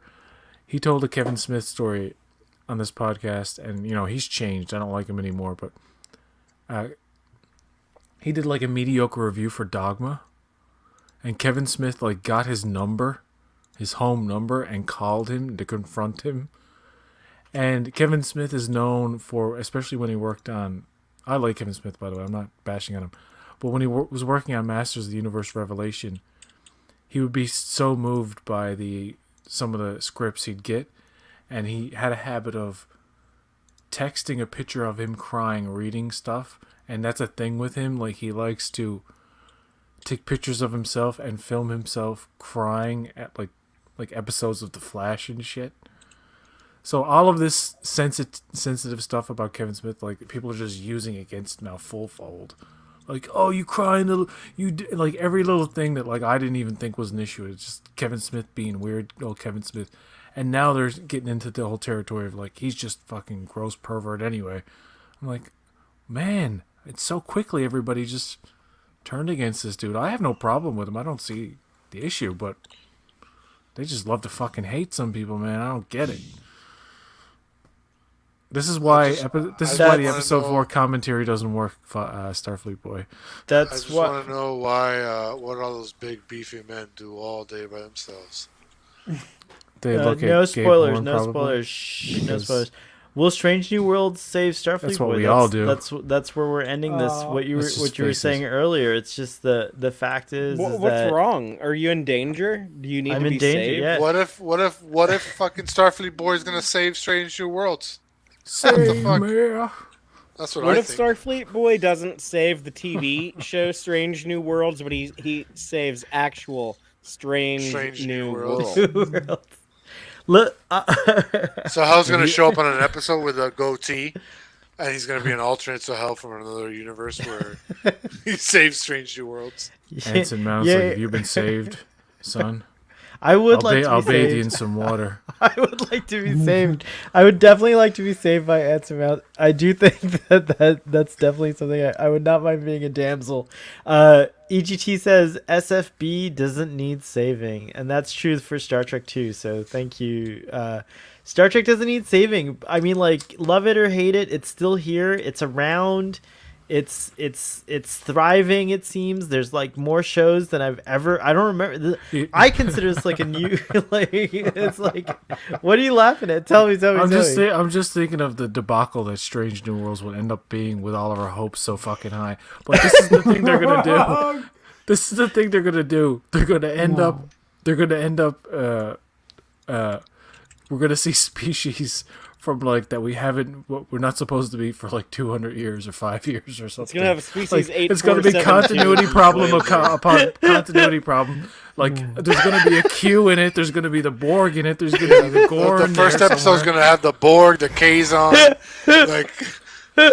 They're gonna site to site transport just like to each other's rooms. They're gonna for do that. recreation. They're gonna transport across planets, like in Star Trek Into Darkness. They'll be able Like to. the inside of the Enterprise is gonna look like a vast oasis of fucking space, and like, you know, there's cities and cars and shit and highways and the fucking in the middle of the ship where the turbo lifts are like going all twisty turvy like a fucking psychedelic fucking trippy roller coaster. All right, that you would die on. We're gonna end on that note because we're at the 3:35. I'm joking. I love No. Strange New Worlds. I can't wait. I know everyone's excited about it. That's why it's frustrating. that people It's not gonna be good. It's not gonna be good, but I'll watch it anyway. Can everybody take a moment to promote what you're doing and anything you're excited about? Let's start with you, PJ. After you take a puff. Take a puff. I need to get a little bit high now.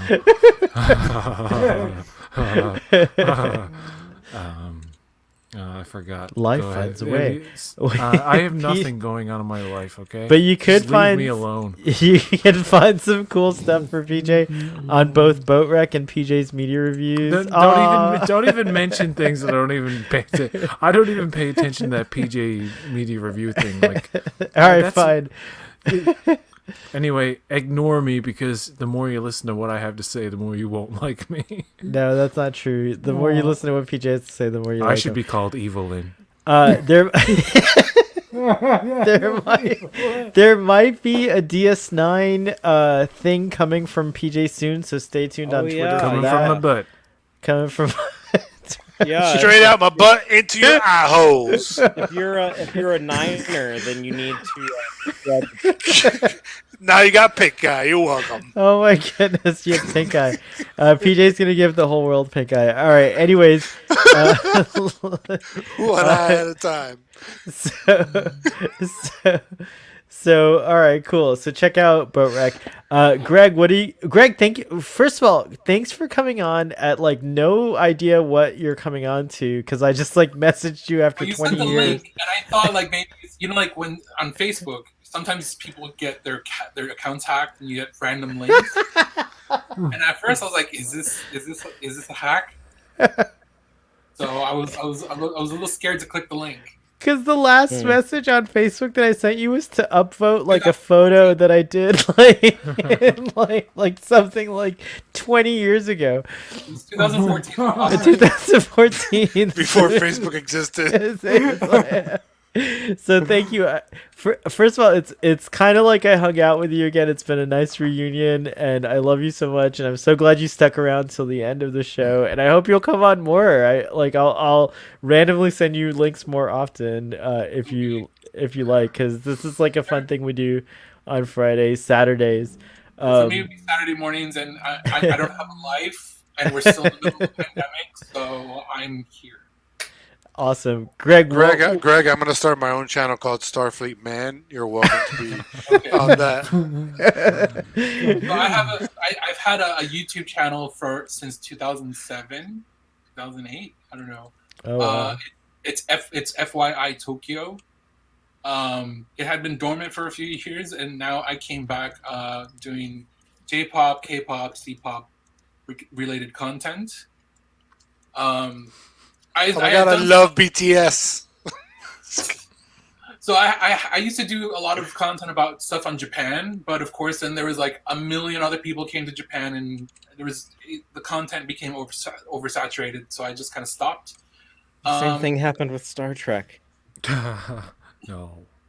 But it's one of those, Damn. if you don't have the passion for it, there's no reason to make the videos. And so the last couple of years, I've really gotten more back into like J-pop, K-pop, C-pop type stuff. And so now I started to talk about that because I have some type of passion on that. Rad. All right, send me the link so I can post it in the thing. FYI Tokyo. FYI Tokyo, everyone check it out. And I want to go to Tokyo so bad. I'm dying to come. One day I will come, I promise. We'll probably Ruben, be closed off for at least another year. what's that? Borders will probably be closed for Just for probably at another least year, yeah. It's And pretty they got likely. big ass Gundam robots fucking protecting the borders. Scary shit, man. It's fucking Pacific Rim over there. They're like, you are not allowed within our borders. There is an actual life-size Gundam that moves. Yeah, there's that big ass Gundam they made. It's Wow. pretty cool. Yeah. Speaking of life-size Gundams, Ruben, what do you got going on in your world? My Loki interview went up on Pop Axiom on Monday. More interviews coming soon. Interviewed the production designer from a Shudder series called Boy Behind the Door. That'll be coming out soon. My interview with Robert Meyer Burnett will probably be coming out at the end of the month. What? You You have interviewed an Robert interview with Robert Meyer Burnett? Burnett? Yeah, What? I didn't mention it last week. Oh, Yeah, he what? talked about The he talked hell? about this last What? week. Yeah, he did talk about this last I- week. Yeah, I interviewed him. I knew about I interviewed him last week, last Tuesday. What did you interview him about? What was He's did coming did out he with bitch a about movie. Star Trek? Oh, Tango Shalom. I'll tell you that half of the interview is not going to be there because it was just me and him bitching about Star Trek for the moment. It was so delicious. I was like, finally someone that understands. He loves bitching about modern Star Trek, and like no. he does it in a way that doesn't offend me for some reason. I don't know what. It is. What I interviewed He him has about cred. was You tolerate him because he has cred. Yeah, he has 30 years of experience in Hollywood. Yeah, You gotta cred. respect him. Yeah. So, and basically, what I interviewed him for is he's coming out with a movie in September called Tango Shalom, which he, I believe he edited it. He was the editor. Yeah, and produced it, and I think he did some of the VFX for it. Yeah. Have you seen the He trailer? For it? supervised. Obviously, you watched the trailer. Yeah, I watched the trailer, It so looks we like talked a about that. It looks like a completely original kind of thing that I've never it's seen anything like. it's a Jewish faith comedy, I think. Jewish faith family dance comedy or something. Yeah, It's really yeah, weird. something like that. The interview is going to be about the movie and about like what he did for DVDs, like doing like Lord of the Rings production behind the scenes that were on the DVD. Like he produced He all used that to do stuff. documentaries for TNG. Yeah. for special features on DVDs, Yeah, on like DVDs Superman and- Returns. Yeah. He's the one who told So, he's the one who told me that it cost roughly $12 million to remaster TNG over a period of 4 years. So $3 million a year they spent remastering that. And he made it a point. He talks about it quite often how it is the single biggest undertaking in terms of remastering a television show. Like there's nothing else in terms of scale and like just what you have to do to put that show together again. And that's probably one of the reasons why DS9 and Voyager are taking so long. I still have hope, but you know what I mean? That's like a multi-year commitment and like a lot of resources and a lot of painstaking work. You're basically doing post-production all over again on each episode of an old-ass TV show. Yeah, it's And a lot of work. it was still difficult for the TOS remaster, but TNG was especially hard because everything was fucking finished on videotape. The way that they did it on videotape. Cool. So you can very cool. So you can find that on Ruben-Writes.com and Pop Axiom, right? I'm finally interested in your stuff, Ruben. Ruborg.com. What's joking. that? I'm sorry. I was joking. PJ's like, I'm finally I'm gonna finally interested in your in your- pop in Axiom your- stuff. Autotubers, Robert Meyer Ruben. I've looked at it before. Yeah, I've reached out to a bunch of YouTubers, so I'll be interviewing a bunch of. I'm supposed to talk to Jesse Gender, but we're gonna talk later. Film Chris Threat. Tuckman? I'm I a haven't sent him yet. I'm a patron of Jesse Genders, so if you want to drop my name, maybe she'll. I spoke to her. I spoke to her an email. I spoke to her an email for a couple Oh, days. cool. So. Okay. Film Threat, who does film analysis stuff. Reached out to Maggie May Fish, who does great film analysis stuff. Film Courage. I don't know if you've ever heard of Film Courage. They do some really cool interviews with somebody mentioned Chris Gore earlier, the writer. Yeah, he has a cool series on Film Courage where he trashes modern movies. He's gotten a little more crass over the years, I find. A bunch of YouTubers. Todd's Workshop, who does medieval weaponry and does tests on medieval weaponry. He's another one I reached out to. You're a very interesting person. I'm discovering. I watch a fuck ton of YouTube. You interviewed the writer of Loki, right? I interviewed the composer of the Loki. score. Okay. Yeah, Natalie Holt. She was a lot of fun. The writer of the music.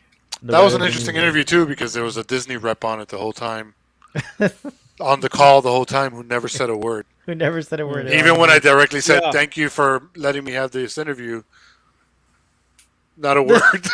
I was like, "Okay, man, whatever you say, mouse." Via Disney, you speak when spoken to. Hopefully that composer will PJ. get paid what they're owed.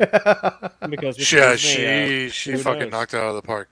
That That's soundtrack. amazing. I haven't seen the show, but I listened to the soundtrack. The soundtrack's gorgeous, and the soundtrack made me show want to is- watch the show just because it was fucking amazing. Fathery, tell us what you've got going on. We just had a nice, awesome completion to your Babylon 5 departure from the not Star Trek series on your channel. The one and only thing that I've ever talked about other than Star Trek On Text Trek. was it was just on YouTube. We didn't release it in the podcast, but it was Babylon 5 because that is my favorite outer space show that's not Star Trek. So I thought it was worthy of conversation. If you like Star Trek, you should check out Babylon 5, and if you like Babylon 5, you should check out the streams that we've done discussing it season by season. Also, next week we are doing a live stream on Friday, and it'll then be released as a podcast. But we're talking about the top 3 things we hope to see in Star Trek Lower Decks Season 2. Following that, I'll actually be in Star Trek Las Vegas during the premiere of So of Lower excited Decks for Season you. 2. But on Friday, August 13th. Hopefully, if everything goes according to plan, I will be at the Rio in Vegas streaming, talking about that episode, and we'll do weekly coverage of each and every episode throughout the season of Lower Decks, and we will do every other Star Trek show, just like we've been doing. And if you're interested in Dune and want to read some of the Dune books, and you're on Facebook, then you should join the ATX Dune Club Facebook group, where we do occasional Zoom meetings to discuss the books, and we're looking to read Children of Dune, I think, sometime soon. We keep putting it off, but I think we're going to split that into 2 meetings, maybe do one in late August and one in late September. I'm trying to coordinate that now, and you can follow me on Twitter at TXTrek. Very cool. Marcel, you were a little quieter than usual. We'll work out the sound stuff so that you can be a little more prominent. But what have you got going on in your world? What's going on? Yeah, well, I have 2 podcasts. One of them is Radio 815. It's a podcast dedicated to examining the work of writer director J.J. Abrams and his greater Bad Robot universe. That podcast releases year-round every Wednesday. And I also have a personal podcast called the Red Wall Podcast. So if you ever want to know really deep, personal, scarring shit about me, you go there. I also have a YouTube channel called He's currently focused on Ruben and how much he disses him every episode of Starfleet Boy After Dark, and Alex Kurtzman. Those are the deep scarring things he's focused on. Sorry, Marcelo, go on. I think we should check the tape. I have not made a Kurtzman joke in a long time. You made 5 tonight. Anyways, go on, Marcelo. No, but if you wanna see my face like here on Starfleet Boy, I also have a YouTube channel. It's called Balloon Head Productions. I review Doctor Who on there. I review Mission Impossible from the 60s. I have some. Is that new? You weren't Mission Impossible from the 60s He's last mentioned time? that before. Yeah, Oh my he's- god, he's I'm so he's terrible. mentioned I'm that- the he's worst mentioned that person a in the lot. universe. I'm so terrible. Yeah. Well, thank you guys. Thank you guys, PJ and Father, for Greg paying can attention. vouch. I've always been like this. Yeah, but check me out on all those platforms. Also, the best place to chat with me about Star Trek or anything is on Twitter. I'm at CreekFanatic88. Excellent. You were also on the Scotch Trekkers stream about DS9. So check out the Scotch Trekker. You were also You were also on our. What were you on with Robbie on or Great Trekker? You're yet to be on. I was on the Doctor Who discussion with Robbie. Yes, that's right. That's right. For Runaway Bride. So yeah. That's right. That was fun. And so everyone go check out Uruguay Trekkie, who does Also, lots of cool can stuff. I just say that if everybody gets around to watching For All Mankind, I want to do an episode by episode discussion. Ooh, because it's worth it.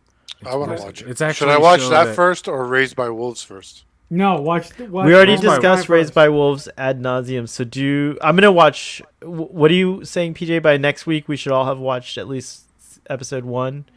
How many episodes? I'll watch an episode of Superman and Lois by next week. Yo, don't give me too much homework. Father, you're like the most. I mean, like I will do the discussion. I will host the discussion. Because Oh yes, awesome! No, I you know love what? it. I'll do it. I'll do it with you because I love that show. How many episodes is the show? It's like 3 seasons now. And 3 seasons. I think they're on their second season. Second season. Well, there's Yeah. their third season. They're filming currently. Yeah, 2 seasons, 10 episodes. All right. Well, I have something to promote. Tomorrow is a pre-recorded version of Starfleet Boy for our TOS discussions. Tomorrow is the Immunity Syndrome with the Space Amoeba, and I have a special guest, Paul Sutherland from Trek Culture, huge YouTube channel, who's going to be on with Trek on the Tube. Is he the Irish guy? No, Sutherland might be an Irish name though, but he's that's Sean Ferrick. You're thinking of Sean. He's the Ferrick. British guy. Paul's been on. Paul used to do the live shows over the pandemic where they would do like. Is that the Turkish guy? No, there's. Anyways, guys, Paul's. I don't know where Paul's from originally or what his heritage is, but he lives in Los Angeles, if I'm not mistaken. And so that's check gonna it have out. it's gonna have Paul from Trek Central on it, and it's gonna have Sean No, from Trek on the Tube. it's no, it's He lives Paul in the from part of LA what that's cult? owned What by, run by Trek? the Ottomans. or what Trek Culture? culture. Yeah, Trek culture. Trek Culture. Wait, Trek what's Culture, his, not Trek what- Central. What's his name Trek again? The Culture. guy from Trek. By the way, we did have Paul. Dom last Paul week. who? We had Dom Paris on from Trek Central. Yeah, that's what threw me off. No, this is gonna have Paul from You had Dom Trek on? Culture. Paul, And it's who? gonna have Sean from Trek on The- the Tube, and it the won't walrus. have, it won't Paul have Sutherland. fathery Cuckoo Trek stuff. Cuckoo. It's gonna be so. I was waiting. I was off work Monday, and I was waiting all day for Sohel to send me the link to join. And then at like 8 p.m. at night, he's like, "Oh, we already recorded it, and I forgot to send you the link." I know. I did do that thing. I'm so sorry, but you said it was okay. You all good. I got it all good for you. All right, one more thing to promote. I can't promote anything in my. Oh, Paul Sutherland. Okay, Yes, I know Paul who that Sutherland. is. And then Yeah, you I. also- Mediterranean guy.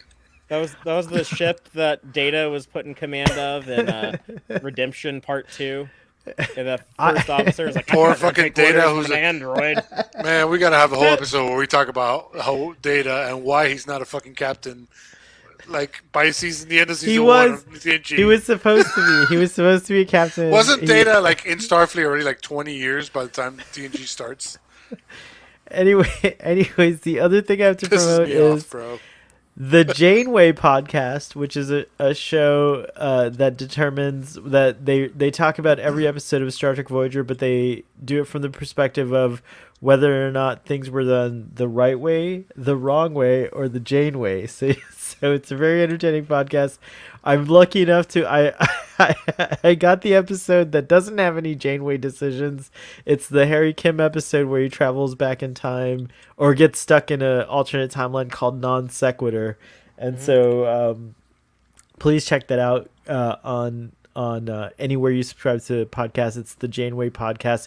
It is a very horny podcast, so viewer discretion is advised. There's a lot of what way? Well, we talk about Space Grinder, we talk about Chakotay, and what Space Grinder? Space Grinder. It's what Harry uses to find Tom Paris in that episode in Marseille at the sex cabin, which is Sandrine's. Anyways. Truck on the Tube used to hang out there when he lived in France, right? He lived in France. He hung out at the sex cabin. Anyways, so PJ, also we talk about potentially Chakotay doing Janeway on the warp core and misaligning the dilithium crystals because of their activities. But anyways, that's why it's horny. We have a coolant leak. Eject the core. Eject the core. They might have accidentally ejected the core. I think Chakotay was a eunuch. Anyway, so go check that out. Of course, thank you everyone. Audience, we still have maybe it's you four, but we have 4 people in the audience still. I think it might be. I have 6 accounts signed into your show. Thank you. I appreciate that. But I appreciate everyone who came in tonight. 3s and 7s, thanks for coming in at the beginning and at the end. Earl Grey Trekkie, thanks for tuning in at the ending. I hope you enjoy the replay. Thank you, Jeremiah, and thank you. Who else was on tonight? There was a bunch of people on. Parentheses I, and of course Darren Luston. So I already mentioned. Pastel Pyro was here too. She's cool. Anyways, good night, everybody. Live long and prosper. Snap. Snap back to reality. Oh, there goes gravity. He's so mad, but he won't give up that easy. No, he won't have it. He knows his whole back to those